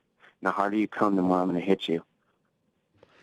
I know in the moment you weren't too willing to talk about Uriah Faber. And by the way, for the record, it is in fact 0-for-3 in UFC title fights. You were putting me on the spot there, but I got you. You can't rattle me. Yeah, you got me on that one. We were counting the WEC too in our Reebok deal, so why wouldn't we count the WEC in the fight deal? Fair enough. He had one against Aldo. He had the fight against Brown that he lost. But anyway, regardless. So 5. What in a row? What sells the most? And also, he also had the Brown rematch, so you can have that. But that's besides the point. What sells 6 in a row? What sells the most? I'm just being honest here. I'm not trying to downgrade anything. It's just 6 title shots in a row, and he gets these title shots because of the talking and the running that he's doing now. He's a strategic salesman. But that's the fight game, right? That's why I asked that question. Because that's the point I'm trying to make. He's a strategic salesman, and yes, that's why he's a money fight. That doesn't mean that he's as great as he says he is. Sure. It just means he's a strategic salesman, and for that, you'll give him credit. Have you put further thought into what you'd like next? I don't really care, man. I mean, the fans want to see Faber because we were supposed to have that third outing. He's the only guy who beat me back in 2007. So I don't have any problem with facing Faber. I don't have any problem with facing any of these guys. I just want to be compensated for it, and I want to make the best out of it. I think that at this point in my career, with the things that I've been able to be blessed enough to do and keep my body for, it's definitely been not the easiest for me to stay in there and stay busy. Yeah. So I just want to make the best of it, and I want to make the best of it with the best fights I can. Quality over quantity if need be. TJ just posted on Instagram like a couple of minutes ago, amazingly, about the fight, and there weren't any excuses or anything there, but he did say something that's garnering some interest. He said that he thought that the commentary, and particularly Joe Rogan, was biased against him, that he was favoring you. I disagree completely. Why? It's funny because it's funny that he, of all people, is going to say that, because it goes... Joe just says what he's going to say, but there was no bias whatsoever. There were times where he took TJ's side a lot. And besides that, judges don't hear Joe Rogan. Fans do at home. So it's like you can't worry about what Joe's saying. You just got to go out there and do what you're doing. I've had fights where I haven't had the better end of the commentary, definitely. But you got to understand, too, that, Joe doesn't necessarily have the most understanding of the striking realm, and that fight was a very high-level striking match that I guarantee you Joe didn't see everything that TJ was reading, and Joe didn't see everything that I was reading, because then you're going to think that both of me and TJ are working off our instincts in there a lot, because we're moving so quickly, switching so many stances, it's hard to make a lot of reads, so that forces instincts to come out stronger, and that's where I fight at my best, and that's how I made TJ fight. I made him fight off of instinct instead of the reads and the wants that he wanted from Duane Ludwig. And his instincts lost him that fight, and my instincts won me that fight. Joe Rogan, I don't think he picked a side at all. I mean, I've hung out with Joe a couple times. I've never been on his podcast. Those guys have been on his podcast millions of times. So I know Joe has no problem with TJ. I know he respects TJ and he likes his style. So I think Joe is just doing his job. He could have commented more towards me or more towards him, but I think that TJ is just really breaking things down because he knows it was an all-out war, and he just is really looking at it pissed off right now. I mean, he needs to let the emotions settle a little bit and watch it in a month or something, because that's always what happens when you first watch fights. Emotions are still very high, and I think that TJ is just very emotional right now. I'll ask you this question before we wrap this up, and I know you're no sports historian, but did what Dominick Cruz accomplish on Sunday in that cage, is that, in your opinion, from what you've heard, I don't know if you spent time reading about this stuff.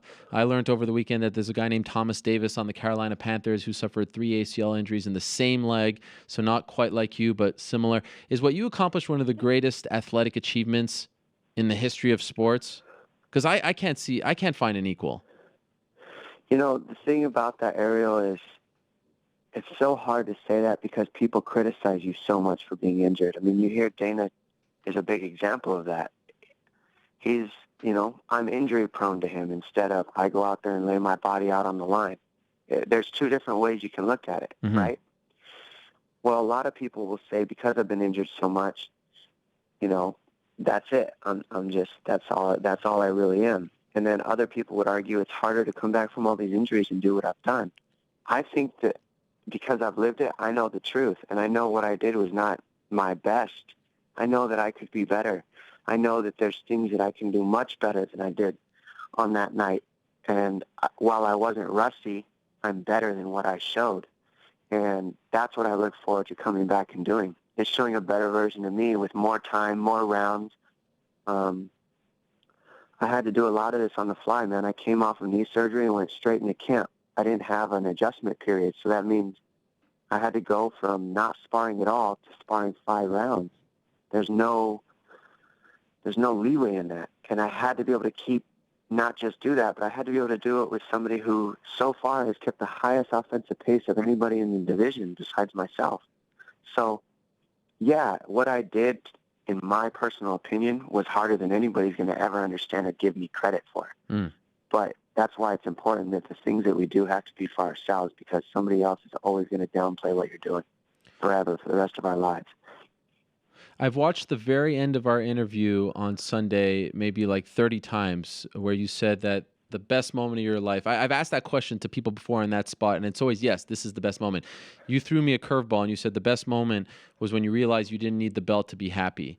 And we were kind of running out of time, so I didn't want to follow up, so I'll end the interview the way I wanted to. When was that moment? When did you realize you didn't need that belt to be happy? After I blew my knee out the second time, when I finally gave up on it, I said, I finally had to say, Dom, you need to just stop, because you have to find another way to live. It's real. I don't know if everybody's like this, but the way I am, I just go all in on something. So when I'm fighting, I'm doing it with every ounce of my ability. When I'm breaking down fights, I do it with every ounce of my ability. When I'm doing color commentary next to Rogan and Mike, I know all the fighters. I mean, I just make sure I'm ready. So before I got hurt, I didn't know how to live really any other portion of life. I didn't know what I was without fighting. Fighting was it was like a drug for me. And when it got taken away, I was forced to deal with sobriety. And sobriety for me was vicious. It was very hard for me to deal with. But when I finally wrapped my head around it and finally realized that I was stuck in sobriety without fighting, and that's what I mean by sobriety, like life without fighting. Yep. It really forced me to deal with a lot of my own issues, man. Like a lot of the stuff that's inside me. And what's crazy is my gifts are my curse. Yeah. So everything that makes me what I am as a fighter is also what makes life outside of fighting so difficult for me. But all those things were learned over this time. And I didn't have my belt, and I was talking about TJ Dillashaw and the great things that he's been doing to earn that belt while I was out. Hendon Barrow and the great things he was doing, and all these other athletes. I had to set myself aside, set my own issues aside, and put my focus on them at that point. And the only way to do that was to really give up on the fighting portion of things so I could let go of my competitive nature. And during that whole time, man, I just really learned that I didn't need to have that belt to be happy, because I was living every day just fine. Going to rehab to fix myself, going to Fox, working with you guys, taking notes, leaving, coming home. I had a good life, and I was happy, even if I could never have fought again. And now I get to come back and fight, and it's like a cherry on top. So I don't have so much pressure in that belt anymore. That belt, while I want to have it because it represents what I've done for myself, and I'm one of the best in the world, pound for pound, and the best in the world at 135. While that's good to feel, I won the competition, but the real competition that we're living is life, evolving, being happy in life, and that's the hardest thing to do, and that's what my goal is. And so now I envision you just sitting back and just staring at that belt. You don't need it to be happy, but it's pretty damn nice to have it back home, right?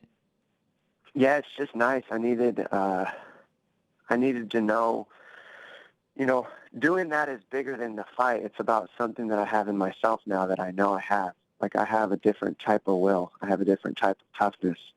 I have a different type of mentality, and I know that, and I proved it to myself. So that's two different things than before I had the belt. You know what I mean? Mm-hmm. I still had to prove it. I still had to tell myself that I had it. Everything that I said leading up to the fight is what I believed, but I also knew that I still had to prove it. You know what I mean? And I went out there with that on my mind for 12, 15 weeks, 3 years, however you want to call it, that I still had something to prove to myself. And as long as I could prove something to myself, and everybody else would be shocked right along with me. Yeah, it is a beautiful thing what you accomplished there, man. I really, really appreciate the time and really happy for you. It was amazing. I was just honored to be there watching it in person. Congratulations on everything. Congratulations on getting the belt back. Congratulations on coming back, proving a lot of people wrong. Enjoy being champion again, and I hope that you get what you want when you talk to the UFC. I certainly think you deserve it. Who the hell am I?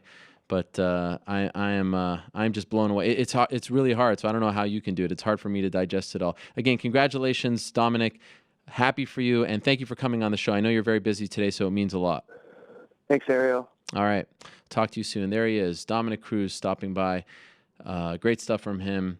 Once again, he is the bantamweight champion in the UFC. Okay, let's move along. Big night for Eddie Alvarez on Sunday, and one of the men who was in his corner, one of my favorites in the business. Always great to see him. Remember him many, many years ago. Not that many, a few years ago. He stopped by and hooked us up with some pizza. The man behind Pino's Pizza, the great striking coach for the likes of Eddie Alvarez and Frankie Edgar, Edson Barbosa, Marlon Moraes, and many, many more. The great Mark Henry is stopping by. Mark, are you there? My friend, what's going on, buddy? And we're not talking about sexual chocolate, Mark Henry. We're talking about Pino's Pizza, Mark Henry, right? That's right. Well, congratulations to you guys on the win. I want to start before the win. How did you link up with Eddie Alvarez? I know he came back to Philly, but how did this union come about? Well, Eddie, we've known Eddie for a while, man. When Frankie and Eddie were both, I tell you, about 7 years when they were both champions, we used to work out together a lot. We'd go up to Philly and spar. They'd come to Ricardo's and spar. So, we were always kind of like giving each other input, helping each other out, when they would spar. After the sparring would be over, we'd say what we'd say. So we always kind of been, had each other's backs and had a union in that way on their career, coming up and both getting belts. And, so it's basically off of the sparring, I'd say. And even like the jiu-jitsu, he'd come do some jiu-jitsu at Ricardo's on Monday or Friday. But, I mean, we've known Eddie for years, man. So when he asked us, originally I think he was going to do his usual thing in Philly, and then he was going to go back to Black Zillions for the last few weeks. But, he's just such a family guy and such a Philly guy. I think kind of with 7 weeks out is when he approached and asked if, said that he wanted us to do the corner. And up to that point, we never did his corner before. So a lot of people think that we have, but we haven't. And so it was the first time Ricardo and I were in his corner, and it was a total honor. We've known Eddie for a long time and really loved him. And it was a rough camp, too. My father-in-law had stage 4 cancer and passed, so there were some days I had to miss with him. Yeah, my father was a great man. Pino, my son's named after. I named him after my son, and my son after him, and he's an amazing man. So it was a really, really rough, camp. Plus, Eddie cut his eye really bad, I think 7 weeks out, to where he couldn't spar for a couple weeks. So it was a really rough beginning of camp. And then, we started with a, game plan, and Eddie in the last 6 weeks was just amazing on how much he progressed. Frankie kept talking about how well he was doing up against the cage and takedowns off the cage. And so that 6 weeks was amazing how well he was doing and how much better, he got. And we had a pretty decent game plan. So I really thought that Anthony was going to come out southpaw and fight mostly southpaw. And, sometimes you're lucky that it works out the way you think. So we had him really prepared for southpaw, and it, worked out really well. Well, first things first, before we get more into the fight, my condolences to you and your family on the loss of your father-in-law. So Very sorry to hear about that. And obviously, congratulations on the win. I said afterwards that, this may not make the ultimate Eddie Alvarez highlight tape, but I think he, A, won the fight, and B, did exactly what he needed to do to win the fight. So sometimes it's not going to be pretty, but you need to get that W to advance your career. Was that exactly the game plan? Did he execute it perfectly, in your opinion? Yeah, perfectly. That was pretty much how it went down. It's pretty much how he did it. When he went southpaw, stay a certain area, and if he's near the black line, we call it the warning track.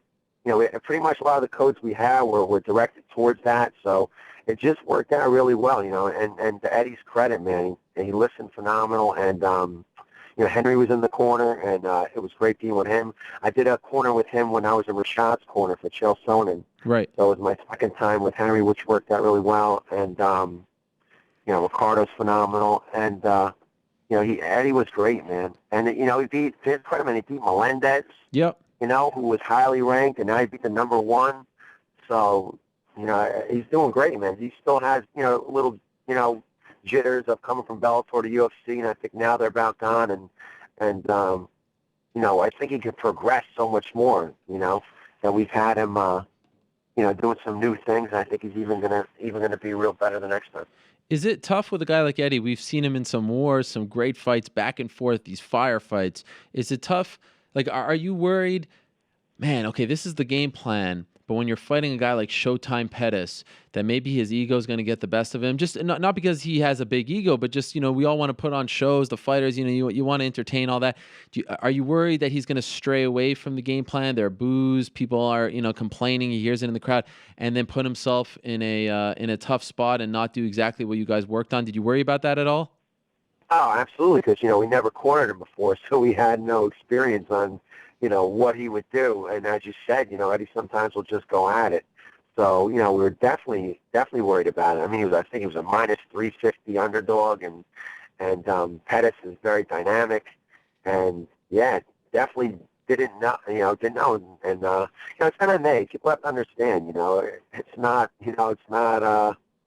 brawling some bar. It's MMA. It's, wrestling and cage work, and they're a huge part of MMA, and that's why MMA is so special, because there's so many different techniques and ways, that maybe you could be one guy, but the next you can't. What would you like to see next for him?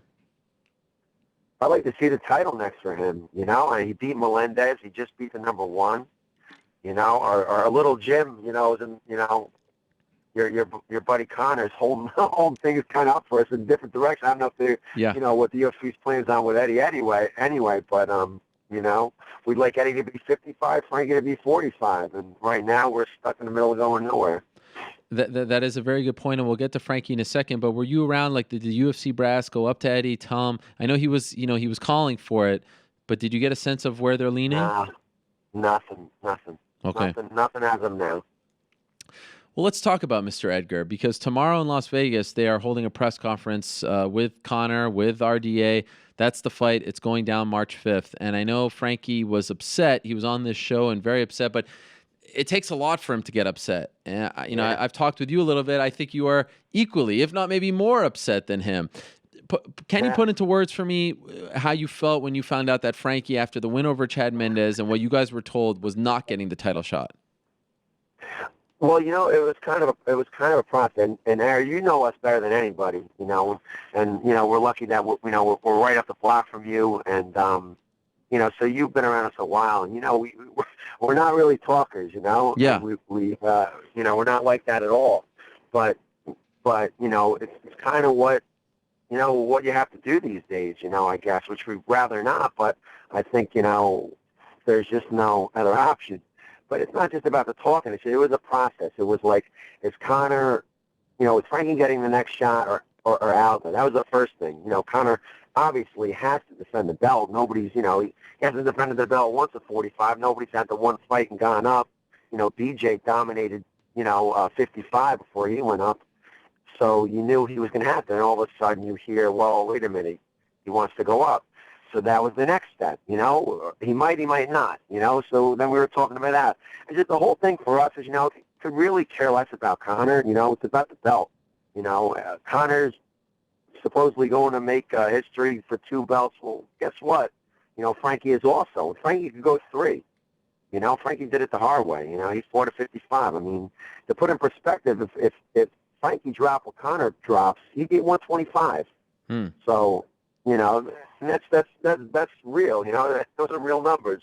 And, it's frustrating. Like, for me, if you want to go up and fight people where you should be fighting anyway, just leave the dang belt, just leave the belt, I know you have kids, Oliver and Walter, they look like beautiful children. Thank you. And, I know they get scared a little bit, they need their binky and their baba, you know what I'm saying? They're scared to go to bed at night, but you kind of break him from it, right? You and your wife. Sure. And you say, leave the binky, leave the baba. Well, I don't understand why he needs the belt. Obviously, has he set himself up for losing already? Because if he needs to go up, I don't understand why he needs to hold on to that 45 belt so bad. So I guess that's kind of what we're upset about, that he just needs. I don't know if they're, everybody's drinking the Shamrock Shake, Do you think that? Like a Mickey D's.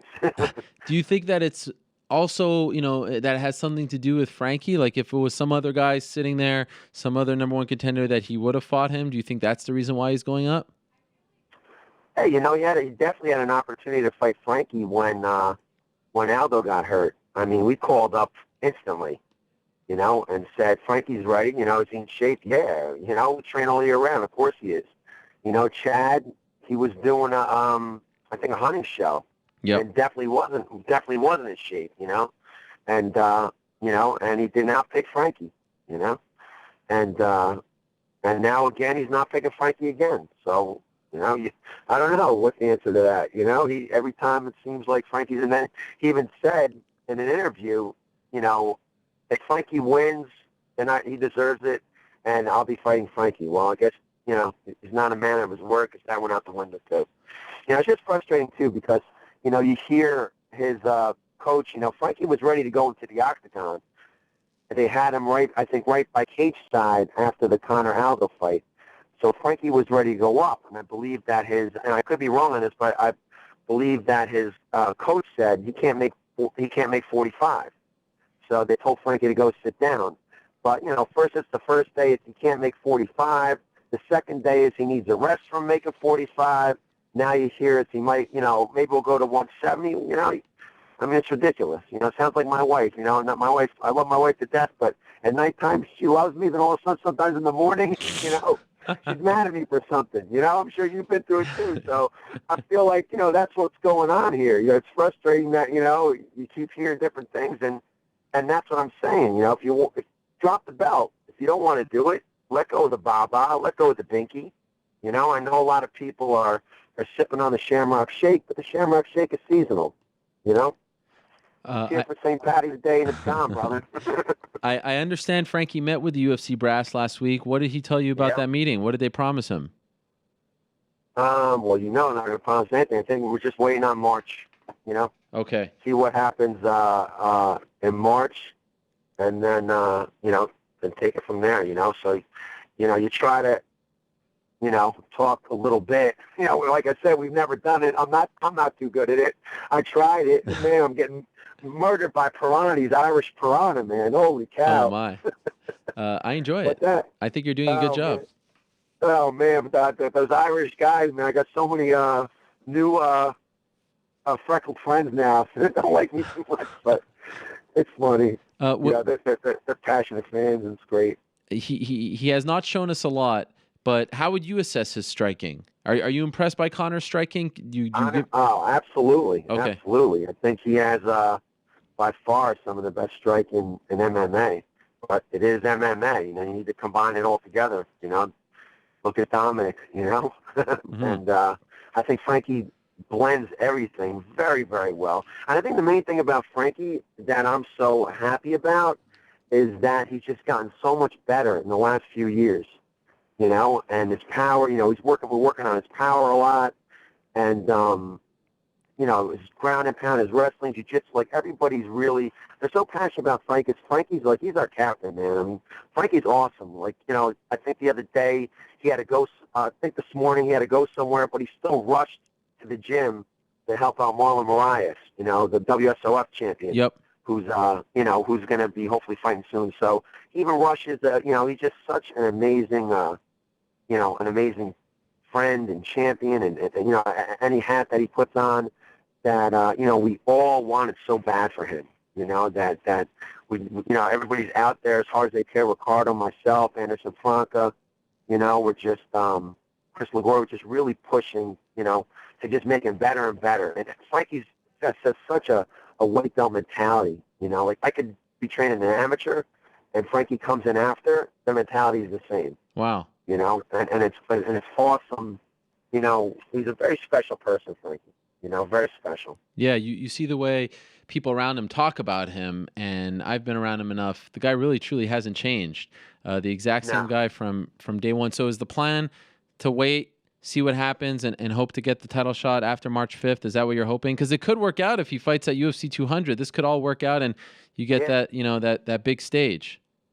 Yeah, my personal game plan is wait for March, and I'd love the 45 and the 35 right after. That's me. I'd love to see. So win the 45 and go down. Yeah. Wow! Right away, not defend it. Yeah. Well, no, get 3 belts. Be the first person ever. Wow. And I think if you won 3 belts, you have to be the best fighter on the face of the planet ever.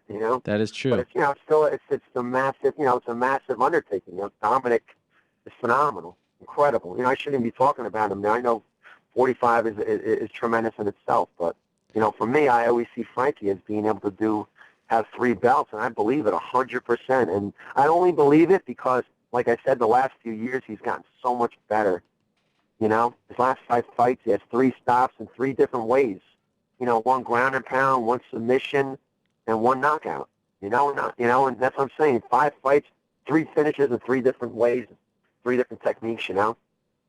So I believe wholeheartedly that he could definitely do it, and that's all I'm pushing for. And he can make that weight. Yeah, definitely. He comes. I think he's the day of the weigh-ins. We're doing rounds. The night before the weigh-ins, we're doing 5-6 rounds. Wow. And he comes there like he gets there like only 5 over. Well, that would be something. Then he could he walks. I think Marlon's a little bigger than him. Right. Marlon Moraes is maybe a couple pounds bigger than him. Last quick thing before we get to Khabib here, who's waiting for us. How's the Ariel Helwani pizza selling over there at the shop? Ah, bro, the Ariel Helwani pizza is always on fire. You're the man, bro. I want to see the picture of it on the whatever. What do you call that thing? The case, the display. What is it called? Display. That's right. We had, you're the only one that we had the name there too. Well, yeah. I think it's time to bring it back. Not even a Frankie one. Wow, I am honored. Yeah, I am honored. You're my son's hero, man. You're not far from Frankie at all, my son guy, my son Pino. I'm serious. I feel bad for you too because anything you say bad, I'm feeling it now from these Irish piranha, and I felt the bad deal. I'm like, man, now I know how Ariel feels when he says something bad about Frankie. My son's all over him. Well, something tells me you're about to hear from those Irish fellows after this interview. So good luck with that. Enjoy that. I appreciate the time greatly. Congratulations on the big win on Sunday, and good luck with Frankie getting the title fight that you guys want. Great having you on the show, Mark. Thanks, bro. Tell Khabib I said hi, my man. Will do. Thank you very much. There he is, Mark Henry, great striking coach. Check him out if you're in Jersey. Pino's Pizza. You can get the Ariel Helwani slice. All right, let's go to Khabib Nurmagomedov. I do believe he is back with good audio this time. Khabib, are you there? Yes, I'm here. Okay, my friend. Good to have you. Thank you very much. It's late over there, right? Isn't it? It's almost midnight. Yes, now 12 night. 12 o'clock night. So let's talk, because I want to get an update. You were saying that you were figuring things out. You were changing training. How is it going? How is your rehab coming? How are you feeling? Now I'm 10 days. I begin 100% training. Oh. Wrestling, grappling, sparring, everything. And I have to make my body good and become shape. And I'm beginning my road to come back. Now, will you be doing all of this training in Russia, or are you coming to America to go to AKA? Now I'm beginning in Russia with my father. After, I'm going to Bahrain 2 weeks for make my training camp here in Bahrain with my sparring partners. And after that, middle of February, I come to AKA and stay here 2 months before my fight. Now, I was told, and correct me if I'm wrong, that you texted Dana White on Sunday and asked him for Eddie Alvarez. Is that true? Yeah, this is true. I watched fight Eddie Alvarez Pettis, and I sent him a message. Hey, I wanna fight with this guy because this guy beat 2 big names in lightweight division, Gilbert Melendez and Adrian Pettis, and he number 4 ranked He's very close with me. He's one of the contender lightweight division, and I want Alvarez or Tony Ferguson, and no problem. UFC, if UFC give me Tony or Alvarez, I take this fight, and because this is two contenders, and I am contender too, and I wanna take one of these guys, and after this fight, fight for the belt. Which do you prefer if you had your way, Alvarez or Ferguson? I think better Ferguson, because Ferguson is a 7-win streak. Ferguson beat Tebow, Trujillo, Edson Barboza, Josh Thompson, a lot of tough guys. He finished almost all his opponents. And a lot of people talk about Ferguson. And I like challenge. I like tough opponent. And I think for me, more tough match versus Ferguson. That's why I want to take this fight. So then why did you text Dana White about Eddie Alvarez? After this fight, I'm like emotional, and I want to fight with him, and I think that's why. Okay. That's why. But Alvarez is good opponent too. If you give me Alvarez, I'm happy too. Alvarez or Tony Ferguson, only two these guys. Did they respond to you when you wrote to them? Huh? Did they write back? Did they say, okay, we like this idea, or we have this plan for you? Did you get a response from the UFC?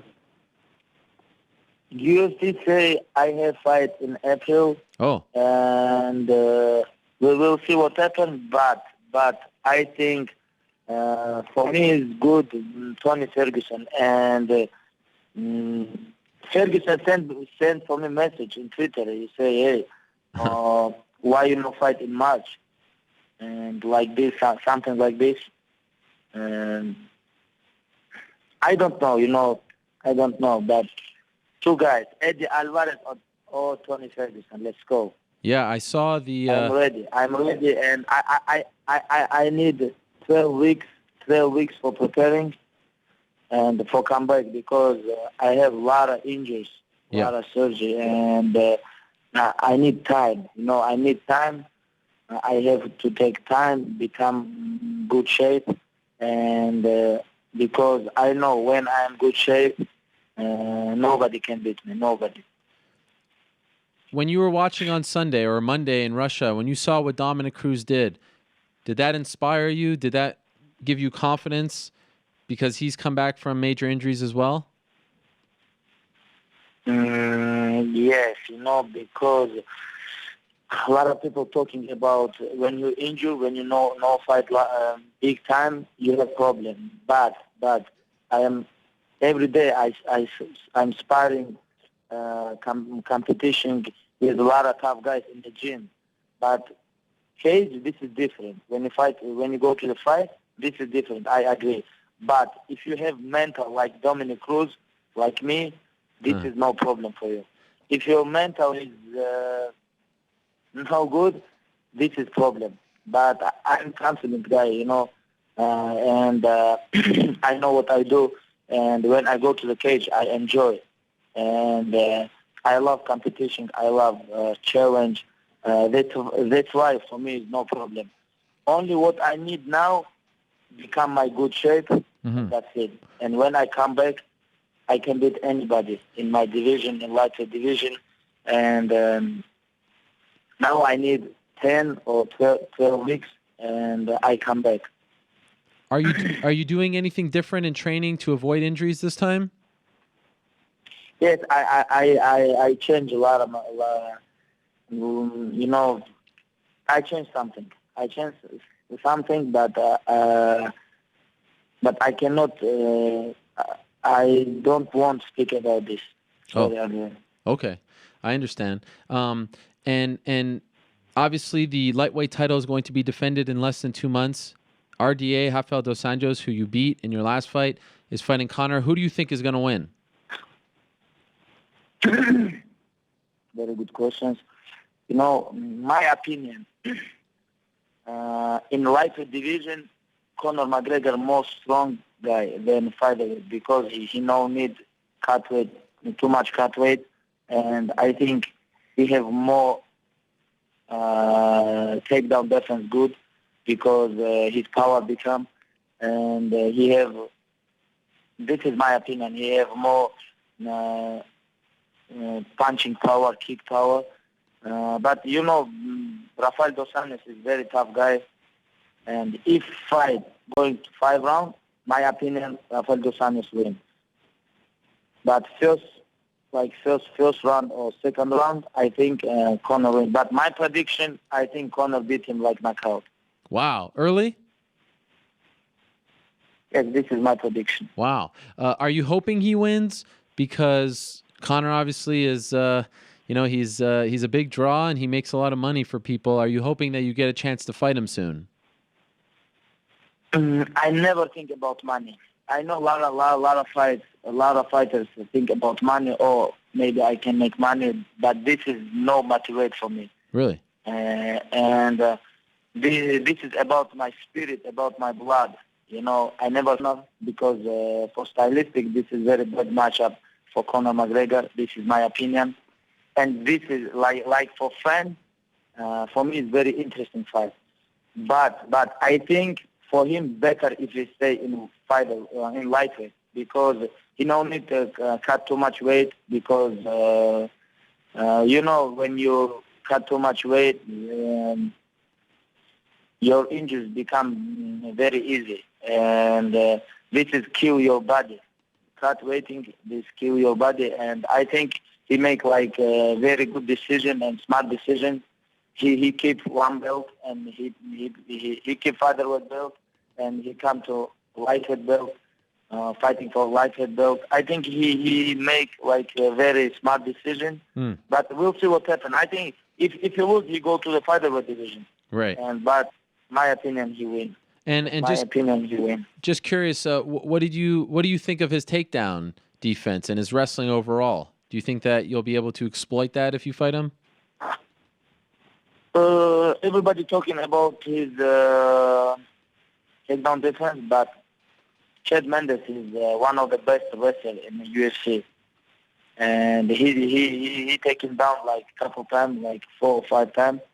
But it's okay. I think Chad Mendes can take down anybody in featherweight. And Rafael Dos Anjos and Chad Mendes have different level in wrestling. And Chad Mendes more good wrestling guy than Rafael Dos Anjos. But Rafael Dos Anjos have more good top control than Chad Mendes. And if Dos Anjos can take him down and keep him on the ground, he can beat Conor McGregor. But my opinion, in lightweight, he more strong guy, Conor McGregor. And I think when fight beginning, if Rafael Dos Anjos is going to striking match, Conor McGregor knock him out. Wow, fascinating. So in a perfect world for you, would you like to fight maybe on the same card as Daniel Cormier, your teammate at AKA? He's probably going to fight April 23rd. Is that what you're looking for? Maybe you fight against Ferguson on a card like that, a big card? Yes, I want to fight same night with Daniel Cormier, because we're training together, and we're like very good friends. He motivates me. I motivate him too sometimes. And your teacher. I think this is good idea. And this is very big fight card, I think, because John Jones versus Cormier watching a lot of people. This is one of the biggest match in UFC history, the match, and we'll see what happens. But UFC say maybe you fight in UFC 198. And this week, UFC give me answer about my opponent, about my date. Okay. So the Eagle is coming back. You are letting everyone in the 55 division know the undefeated, the 22-0 fighter from Dagestan is coming back. You are ready to resume your career 2 years later. Yeah. This 2 years. Almost 2 years, this is very hard time for me, I think people don't understand this, but I think this understand only Dominick Cruz. Dominick Cruz understand my mind, what I feel, everything. Yeah. This is only one guy who understands me. You should talk to him. Have you ever talked to him? I'm very hungry. Huh? Have you ever spoken to Dominick Cruz? No, I never spoke with him. I never meet this guy too. But, this guy is one of the greatest of all time, and I think I want to meet him. I want to meet him, speak with him. But I speak with Daniel Cormier about him. Daniel Cormier says he's a very good guy, very humble, and he understands MMA very good. Yep. And, I think that's why his mental is, my opinion, his mental is very tough, Nobody can beat him about mental. And I think that's why he come back very strong. Bye from Russia. Great to hear from him, as always. All right. What a show. Still got some time. Big Alex in the back has given us 30 more minutes because we went a little longer than expected. And this goes back to what I was saying at the top of the show. We like to make it up to you when we leave you hanging on a Monday. So let's get right to it. Great guest. Wow. What can I say? Let's welcome in New York Rick, the unabashed BJ Penn supporter. Are you there? I'm there here. He is. Okay, I didn't hear the buzz of your microphone. I think a lot of people wondering, actually, believe it or not, this might be a first in the show's history. People actually wondering what you think. Your man came on, officially ended his retirement right here on the show. No Nick Lentz, right? You did try to reach out to him? Yeah, called him many times. No Nick Lentz. No Nick Lentz. But what did you think about what he had to say? I'm still, I'm still a little hesitant. I'm still a little cautious. But, okay. I said this when he first, walked away, that he's one of these guys who can't stay away. If he was to make a clean break from MMA, he would have needed to go to a remote island, not unlike Hawaii, and just never think about MMA again. But he's not that kind of guy. This is why he was so great, because he, couldn't walk away from a fight. And now, you can hear the difference when you talked to him last time. I forget, what month it was exactly. It was in June. But he sounded terrible. Yeah. He basically sounded like he, was depressed and despondent. And you talk to him now, and that's a different kind of guy. He sounds completely different. Sounds like he really, has a goal in mind. And now we've heard the jokes about, quote unquote motivated Penn before. But it just seems like when he's not fighting, he's not happy. And when he's fighting, he is. So I'm happy for him to be happy. But I'm obviously cautious about having my heart broken by another beatdown. That said, the last 3 opponents he's had are some of the best in the world. So it's not like he was going out there and losing to, the bottom of the barrel and just couldn't hang anymore. I'm happy that you mentioned his tone, because I noticed that as well. Completely different tone this time around. I mean, last time it felt like he was in a dark room. He was depressed. He was uncomfortable with the idea of being a Hall of Famer. This time, it's almost like you can almost from the get-go feel the clouds open up, and you can feel the smile on his face. What he was saying, the way he was saying it, that's a great point. And of course, you can't read too much into that. He does actually have to go there and fight. But I don't think we should take the fact that he is with Jackson and Winkeljohn lightly. That is a very big deal for a guy like him who is so set in his ways. The reason we all talk about motivated BJ is because we've all felt that if he can get in the right program under the right coach, that and we've seen glimpses of it, that he can actually be a legend. Now he is a legend, but that he often was selling himself short. A lot of people might not know this, but I've talked about it a little bit. Prior to that fight against GSP, the second one, UFC 94, I was working on the production side of things for UFC Primetime. I was in between jobs. MMA Rated just closed down, and I was trying to get back in the game. Thank God the good people at Versus.com and AOL.com and Brian Tucker, who's still with us, gave me the opportunity to resume things. But in between that time, my job was to work on UFC Primetime. And in particular, I had to log. Now, logging means all the footage that comes in on a daily basis, you watch it, and you have to actually type out at 3 minutes and 45 seconds this happens, so that when the editors and producers go in to make the show, they know where everything is. So I had to log all of BJ's training footage.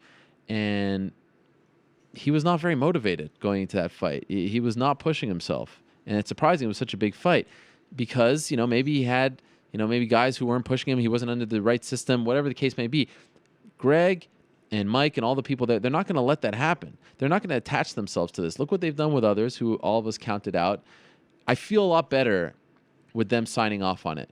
And, who are we? I see a lot of journalists and people like waxing poetic all show long. Who the hell are we to say that BJ can't go in there and make another run, or at least be competitive and fight the Nick Lentzes of the world? Who the hell are we to determine that? You can have your say, you can weigh in on it, but how can you definitively say that this guy has no place in the UFC octagon? Really? Honestly. Can we really actually say that? Are we there with him? Do you think Greg Jackson and Mike Winkeljohn, with all they have going on, are going to attach themselves to this disaster waiting to happen, as some people are putting it? Do you really think that they're going to do that with their reputations, with the amount of champions they have in that gym, with the great fighters they have coming up? It's not happening. So that should say a lot. He's not just going to any gym and having yes men around him. He's having two guys who have nothing really to gain from this. They don't need this. You know what I mean? Well, and I talked to Greg a little bit. He's super excited. He is on board. And if he's on board, I'm on board. I'd like to see what people were saying about Robbie Lawler, right before he went on his run. Oh, yeah. I'm sure the talk was pretty similar. That said, I don't, everything you're saying is valid, but I don't think BJ Penn could compete at the level that he was trying to previously. Nick Diaz, Frankie Edgar, those guys are in a different class at this point. Yep. And I think it would be criminal, though, to put him in those fights at this point. Agreed. Nick Lentz is the perfect opponent in that set. Maybe not the perfect style, but the perfect ranking, right? Yeah. I'd like to see him fight, guys that are not the title contenders or the upper echelon of the sport and see how he does. Do I think that there's the potential that he could be, past his prime? Sure. Of course. But I'm not at the point where I think this is, an outrage. I said last week on the MMA Beat that I'm worried, like, what's the motivation? Where's this coming from?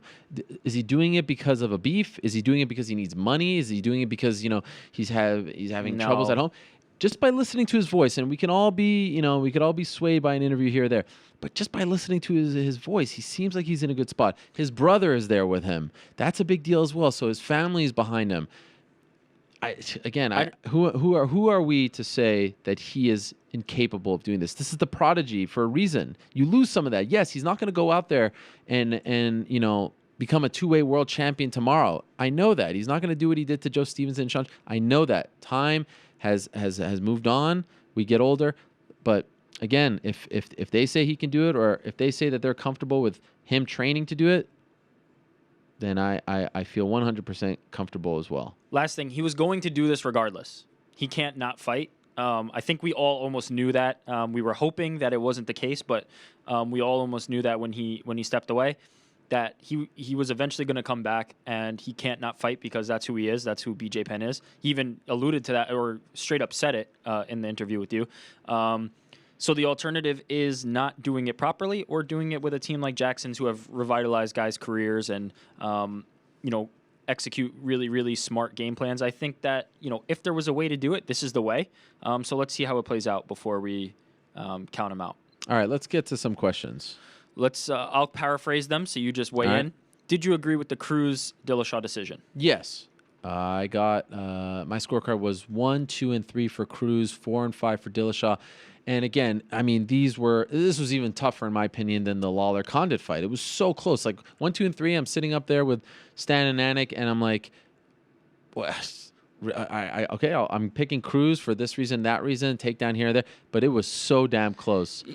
I don't know. It's tough. I felt for those judges that night. How'd you have it? I mean, it's pretty clear how tough it is just based on the fact that the Lawler Condit fight came down to one round. All the other judges, all three judges had it the same, except for, what was it, the third or the fourth? I forget.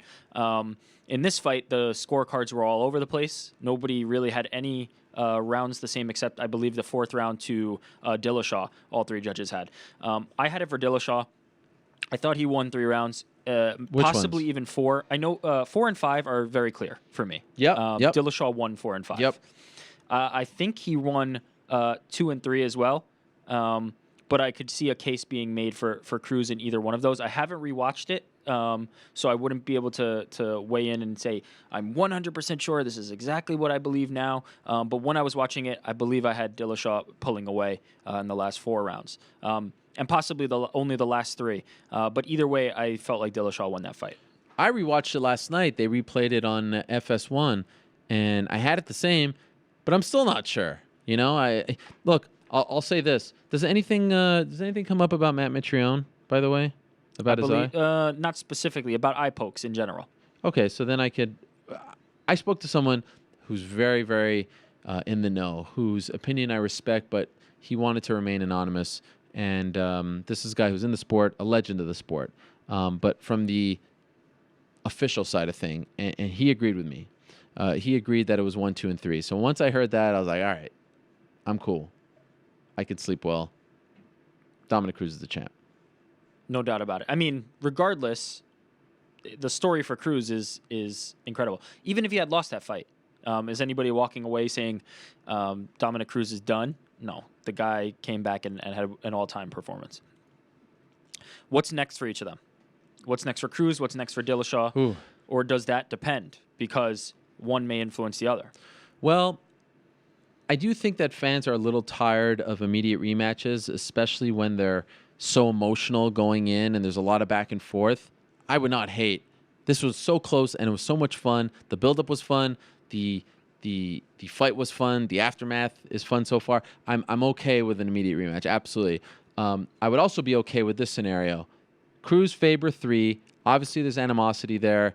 One last shot for Faber. I know people think that, you know, I like how people are criticizing Faber for talking his way in or trying to make money. I mean, that's what this game is. You're trying to make money. It's called prize fighting for a reason. That's what it is at the end of the day.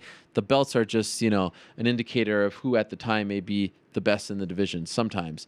So I don't begrudge him for that.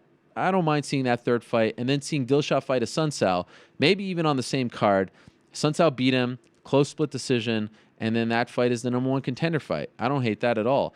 And then you got Garbrandt Lineker, and maybe if you can re-sign Aljamain, have him fight Almeida. Wow, look at 135. How would you feel about Faber and Dillashaw before? Yeah, that's interesting. Title shot? Well, I guess it depends on how injured Dominick is. Doesn't sound like he's too worried about it, but you never know. I love that as well because I want that to be a main event, so that we see 5 rounds for sure with those guys. But yeah, I would be down with that. But then what do you do with Cruz? You can't. Maybe a little extra time off. I mean, yeah. I believe in the interview with you, he said something about 180 days, right? Yeah, but you know what I mean. You know those things you can. You can prove yourself before the time comes. But yeah, I mean, I think there's so many options here. But personally, I'd like to see Dillashaw and Faber, and then the next one gets the title shot. Dillashaw, Faber, and then just keep Cruz on the sidelines. Man. I imagine Dillashaw can get in there pretty quickly. Faber is a guy who's always ready quickly.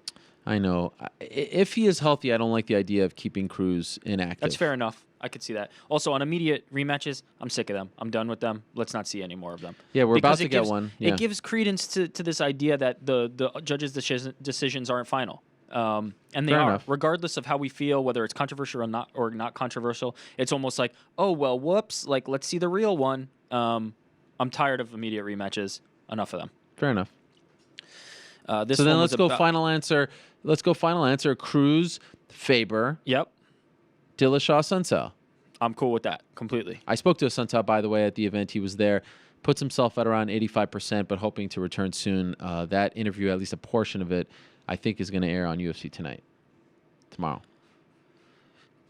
Dominick Cruz's comeback. How do you feel about it? Was it one of the biggest comeback stories in UFC history? Is it the biggest?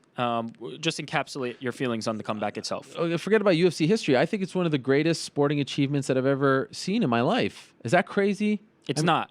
Because of the circumstance. Yes. Because of how many times he had to pull back. Pull back and then come back at that level, at that stage. And then, okay, he gets back to the stage, and yes, there's some matchmaking involved, but then he comes and fights like that and moves like that. This is ACL injuries we're talking about. I believe it was Luke Thomas. Forgive me if it was somebody else I saw on Twitter that just said, and I thought this was an apt point about how ahead of the game Dominick Cruz had to be before he left to come back and still be Yeah, relevant and that's a still great be this point. good, which is really a testament to how smart he is and just how hardworking and dedicated. And I mean, I said this when we were talking about the odds, that if there was one person who could do this, Dominick Cruz was the one. Yeah. If there was anybody who could come back and not look rusty and still be the same, it was him, because he's a different kind of guy in terms of motivation. And also, it was very revealing, your interview with him, where he said that his motivation wasn't to even get the title, it seems. Yeah. He was okay without the title, which is incredible. He's a different kind of dude.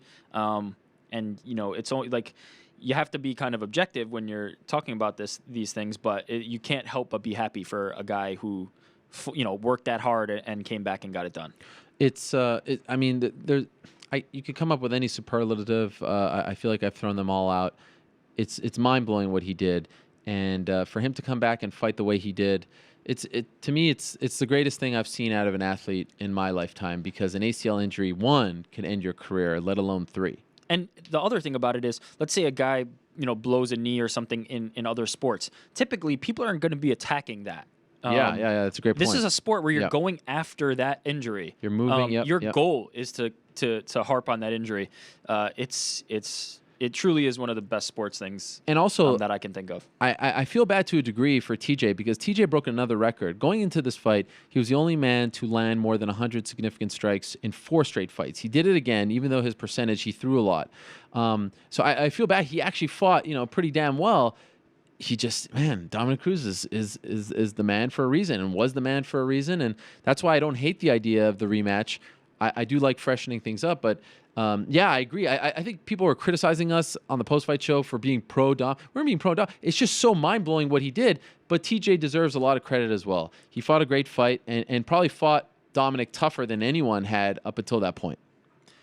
Pettis at 145. What do you think about him going down now that he suffered 2 losses in a row at lightweight? I mean, let's remember that two ago was the championship fight. Sure. I don't like that. Look, even though he's flirted with it, he only flirted with it because of the Aldo fight. Yep. He couldn't get going. Credit to Eddie. He's working with Izzy Martinez, and he had 1 camp with him. Let's see what happens in the next camp. I don't think we need to, reinvent things here, throw the baby out with the bathwater, all that stuff. This is a tough fight. Look, the blueprint is out. And look, with Clay Guida, with RDA, who did it better than anyone, and now with Eddie, Anthony has to be prepared for that. And anyone who just tries to stand and trade with him is doing a disservice to themselves. So the blueprint is out. Let's see how he responds. But I would not go down to 145. Eddie Alvarez's ceiling in the UFC. He beat Melendez. He beat Pettis. And I think he was the underdog in both of those fights. How far do you see him going? Man, look, he's got to be knocking on the door, right? By the way, let's just give the guy some credit for actually coming into the UFC and fighting Cerrone, Melendez, and Pettis in his first 3 fights. I'm speaking off the top of my head here, but that's got to be, as far as like UFC debuts are concerned, first 3 fights, as tough as anyone, right? So give Eddie a lot of credit at this stage of his career, what he has done up until this point, to come in there and not try to build himself up. He went right in there. I mean, without ducking anyone. So now, okay, so let's say they do. It sounds like Khabib knows a thing or two. Let's say they do Khabib versus Ferguson, right? And Eddie just fought Pettis. He fought Cerrone. He was fighting at 170. Was Pettis number 1? He was number 1, yeah. I mean, how can you... Eddie's got to be right there. So you think he fights the winner of... What's Eddie? 5, 6, he's something like that? 4, but this isn't the new one, I think. I think he'll probably... I mean, it has... What else do you do? Yeah. He's earned it at this point. He has. Of course, the title fight is being defended. There's the press conference tomorrow, which should probably be very entertaining. That's March 5th. And then let's say Conor wins. Then he goes down to 145, defends that. It might be a little bit, it might be some time. So I'm curious to see what they do with him. I mean, I would if I was not Melendez. If I was Alvarez, I'd wait. Just wait for that shot. I wonder if they give it to him after because that fight. I don't know if he'll get another one. Now, granted, people waiting for title shots with the UFC hasn't always gone well. Sure. But I mean, you're playing with fire, taking another one before the title shot. That said, I could see you being right and them not wanting to give him a title shot. It's not like any of these wins were, ridiculously impressive. Let's be fair and critical. Sure. He didn't look great in any of these. He looked good. He got the job done, but It wasn't like he came in and blew the doors off these guys.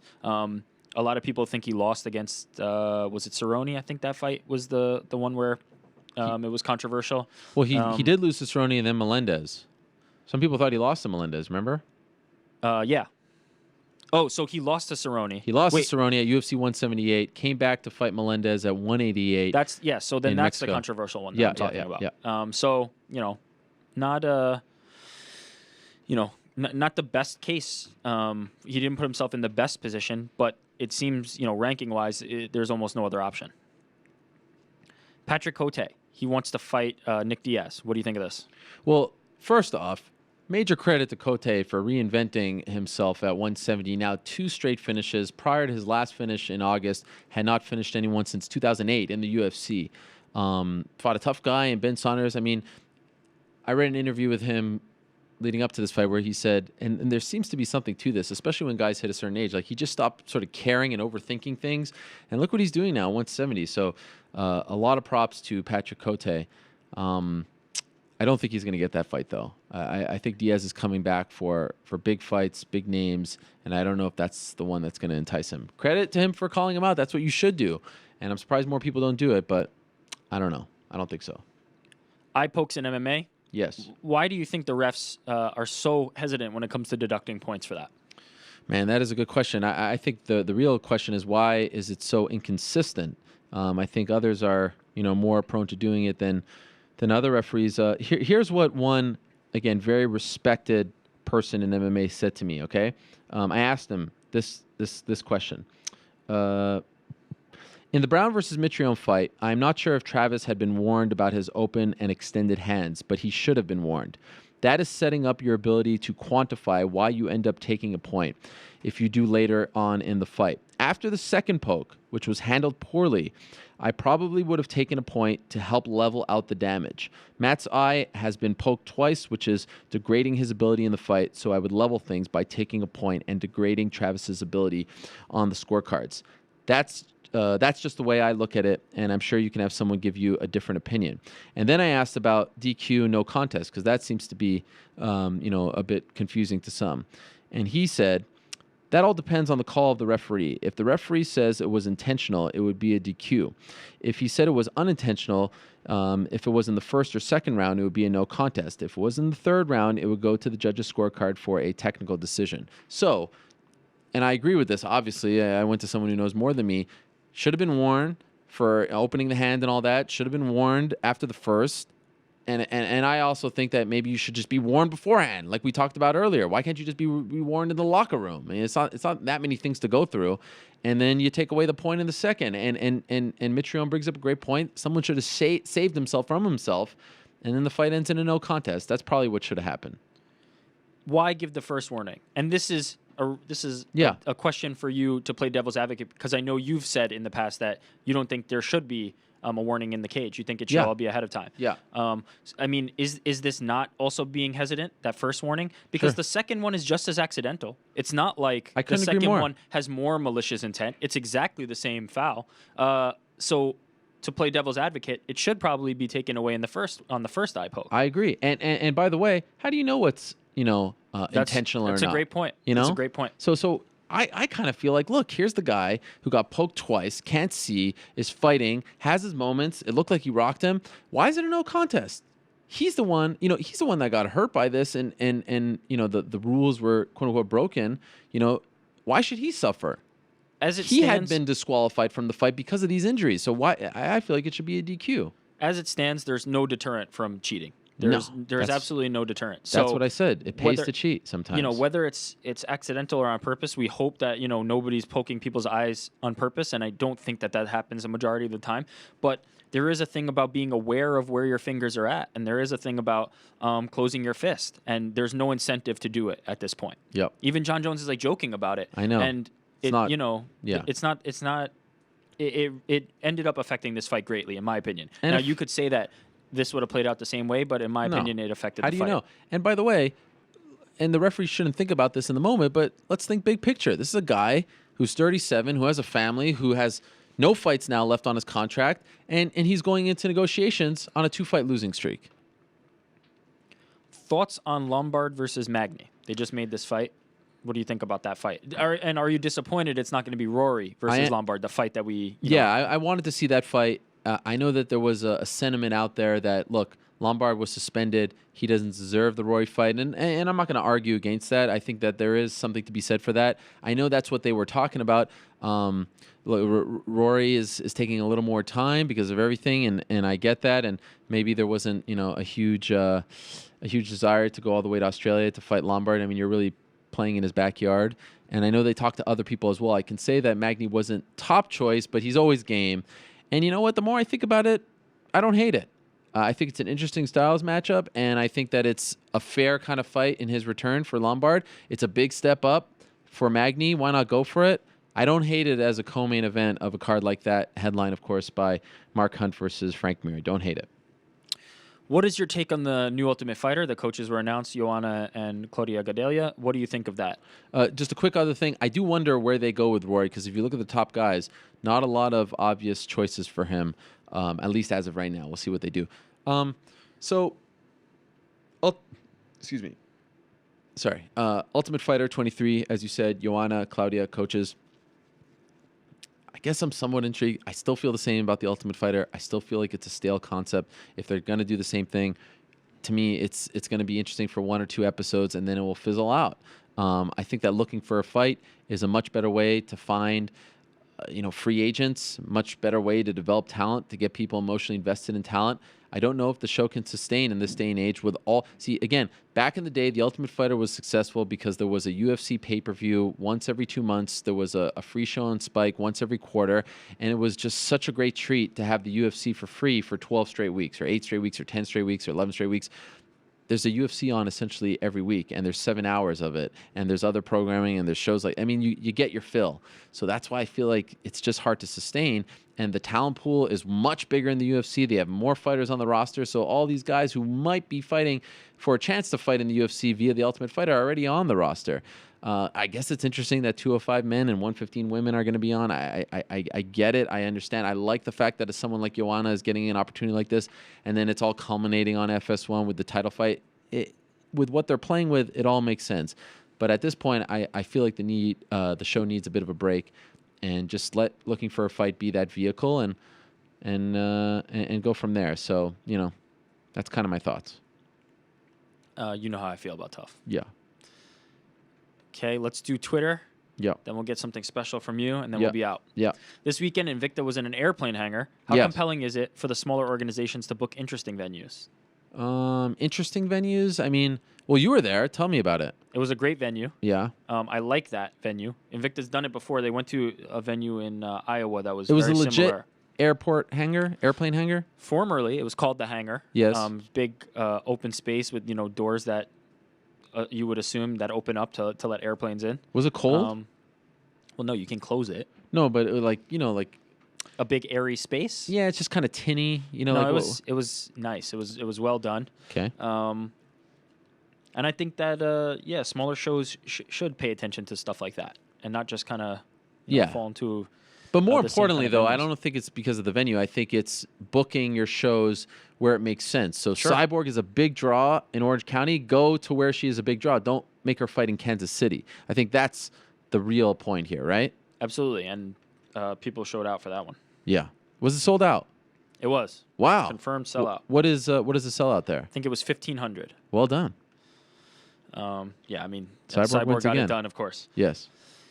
Can we please talk about the Florian plagiarism? It wasn't just one bit he took. He stole word for word other segments too. Oh God, this is a heavy duty topic with 6 minutes left in the show. Okay, this is what I'll say about the Kenny Florian situation. Plagiarism is a big offense as a journalist. Now, whether or not you want to consider yourself a media member or not, a journalist or not, if you're writing articles for a major outlet, if you're being used as an analyst or a commentator, I think the rules apply. And so I haven't had a chance to, interview him about this, talk to him about this. I have, sent him a text in support because I do consider him a colleague and a friend as well. I think it was interesting to see the reaction to the news. And a lot of people, there are always going to be some, but a lot of people weren't dancing on his grave. Kenny Florian is a very well-respected member of the MMA community because of what he did as a fighter and because of what he's done as a commentator. Not a lot of people have bad things to say about him, and to be honest, it's because he typically shoots it straight. You know, he's not controversial. He's not going out on a limb and picking and prodding like others. And I think so. In turn, when something like this happens, you know, he doesn't get a lot of heat for it. But what he did was, you know, it was a mistake. And I don't know if he did it on purpose, if he was lazy, if he forgot, if he meant to cite. I don't know the reasons why he did what he did. But I will say this. I do feel as though he could have avoided some of the later criticism that he received and avoided making this into a bigger deal if his initial apology was better crafted. I think that he didn't show enough remorse. People want to see remorse. I think back to the Andy Pettit situation when he was caught using PEDs, and you know, on the grand scheme of things, this is not PEDs. He didn't beat someone up and things like that, but he did. You know, he did foul here.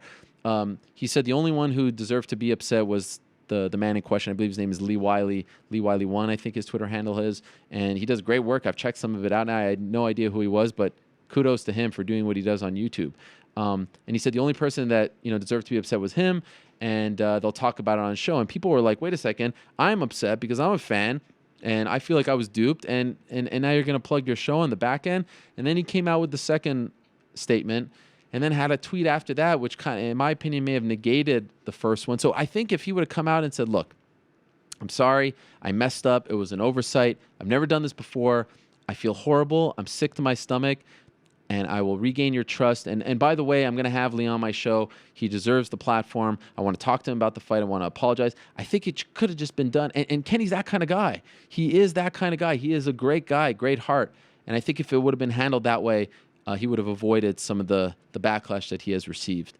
At this point, you know, he's paid a price. There's no doubt about that. And I hope, you know, nothing further happens to him. And I hope he learns his lesson and he can move on. But yeah, it's a serious thing. I mean, I think a lot of lesser known people would have gone fired for it. That's you know, that's been the thing. And I'm not advocating for that. Please. I am not. But I just wish the aftermath would have been handled differently. People who haven't gone to journalism school, who haven't gotten a degree, that's like the number one rule. You know, that's a big thing. And you know, this is a guy who was a fighter and learned the hard way. Well said. Let's move to something more exciting and fun. Yes. On the brighter side of things. Yes. So the thing that I didn't find out until I saw it on Instagram. Well, you know, sometimes, you know, I got to keep secrets. So in exactly 1 hour, if you are watching this live, how about this? How much fun is this? In 1 hour on FS1, if you love me, you'll support me on this one. I don't ask for a lot. I never ask you to subscribe or rate, even though it would be nice if you do that because I feel like you go up on the iTunes charts. So tangent right here. Yes, it would be nice. I'm just saying. I'm just throwing that out there. If you love me, you will check out at 6 p.m. Eastern, 3 p.m. Pacific on FS1. There's a new show called In the Clinch. And our first episode is with Matt Serra. And the premise here is that we go to different fighters' hometowns to see where it all started for them, to see their humble beginnings, turning points in their lives, crossroads. So we started with Matt. This is a pilot. So a pilot means that it could just be one and that's it. Or if it's successful and gets good ratings, we keep doing more. So I appreciate everyone congratulating me and giving me props, but it's really just a pilot. Let's not get too crazy here, but it's nice. Anyway, I have a sneak peek that I wanted to show everyone. The first one is when we met, right? The first one is when he came to pick me up at the train station on Long Island. Again, this is airing in 1 hour on FS1. Here's a quick sneak peek.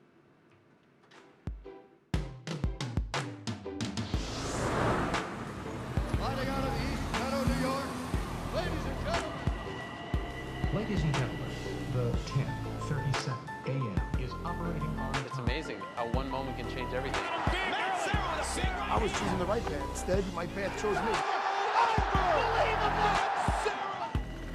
Did you know then that it was done for you? That your career was over? I have a lot of stories for the grandkids.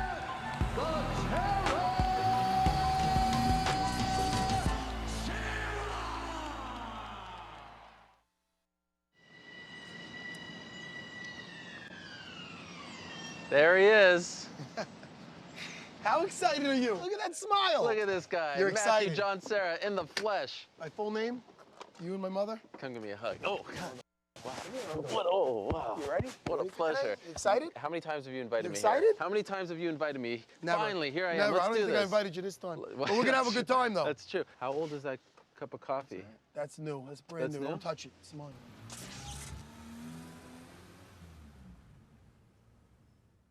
So that was our initial greeting, and it's kind of like an extended version of our walk and talks, but a little more. You know, we do some other things. He tells a story that I've never heard him tell before about. I mean, and we go to the spot where it all went down. It's actually riveting stuff. But we also go get pizza, and let me tell you something. I forget the name of the place. I'll be reminded when I watch it. I haven't seen it the whole show. Greatest pizza I've ever had in my life. No doubt about it, hands down. I'm not just saying this. I swear to you, the greatest pizza I've ever had in my life. This is us going to get that pizza. In order to truly understand, you know, what a man is all about, you got to go to his hometown. The only thing I want to do before my days are done is to share a slice with you on Long Island. Oh. That I feel like I know that's where to go. It's called the Drunken Sicilian. okay. Sicilian. Oh no, listen. I get excited. I'm starting to. I get You excited. starting Look how to happy I salivate? get. I'm starting to like a How much fat you weighing kid. these days, by the way? We Right established now? Before, yeah. Honestly? Yeah. I'm like 215. 250? 215. Don't listen. Okay, I'm just Ariel, saying. my desire for abs in my post-fight career is not as strong as my desire for a slice of Drunken Sicilian. So that's the spot right there. That place, Drunken Sicilian, is phenomenal. I urge anyone who's ever in the New York area to go get one from there. So it's premiering in 1 hour on FS1 in the Clinch. Check it out. If you can't, DVR it. Do me a favor, and then tweet to everyone who works at FS1 that you love it, and we'll do many more. Okay, great. Thank you for that. NY Rick, do you got anything else for me? People watch the show. Oh, okay. Another Yes. thing. Yes. Come on. MMA awards are coming up. Oh, Fighters yes. only awards. Yes. MMA Hour is up for one. If you love this show, vote for us. Yes, if you love us. We'd vote- like to win. We'd like to win the award because we put a lot of hard work and time into this show. Are you guys going to the awards because we're nominated? Sure. Okay. I'll co-accept it on stage. We are nominated. That would be very nice to win, and I would love for you to co-accept it if we win. MMA Fighting is nominated, and myself and Chuck Mindenhall are nominated as well. What do you do there? I mean, there's... Listen, just vote for MMA Fighting. There all you right? go. You know, I just urge you to get out there and let your vote be heard. I appreciate that. Yes, that would be very nice. Great plug there, Mr. New York Rick. And we'll end on that note. All right, you can hit my music. Thank you very much to the guys in the back for letting me go a little longer. I appreciate it greatly. So we were off last Monday, which is yesterday, and we did this special Tuesday show. It seems like all of you liked it, but important to note, we're back next Monday, same time and place, so everything goes back to normal next week. I look forward to that greatly. For now, I have to say goodbye. As sad as that makes me, it's been a fun 4 hours with all of you, but I got to go home to watch In the Clinch on FS1 at 6 p.m. Want to thank Duane Bang Ludwig for stopping by. Appreciate his time as always. BJ Penn, holy moly. I'm going to go home and re-listen to that tonight. That got me all excited inside. I can't imagine what I was doing back there to Mr. New York Rick. Thank you very much to BJ, and good luck to him. Thank you very much to Matt Mitrione. Tremendous stuff as always. Took a lot of courage to come on and put himself out there, and I appreciate it. Appreciate Carlos Condit stopping by as well. All the best to him. Good luck in whatever decision he makes. Thank you very much to Chris Leben. Check out his book. It's on Amazon right now. Just type in Chris Leben. It'll come up. Thank you very much to Paige VanZant. Great stuff from her. Appreciate her time, and good luck with that big news. I hope she gets it as well. Thank you very much to the great Dominick Cruz. Congratulations to him. New champ, old champ, he's back. Great stuff from Mark Henry. Watch out for those Irishmen. Good luck to him as well, and congrats on the win for Eddie Alvarez. And, of course, thank you very much to one Khabib Nurmagomedov for stopping by. Tremendous stuff, as always. Good luck to him as well. If you missed anything, check it out. iTunes, Stitcher, SoundCloud, all that good stuff, and more, of course, YouTube as well. Back next week, same time and place, same day as well. Monday, we're back. Till then, I say peace. I'm out of here.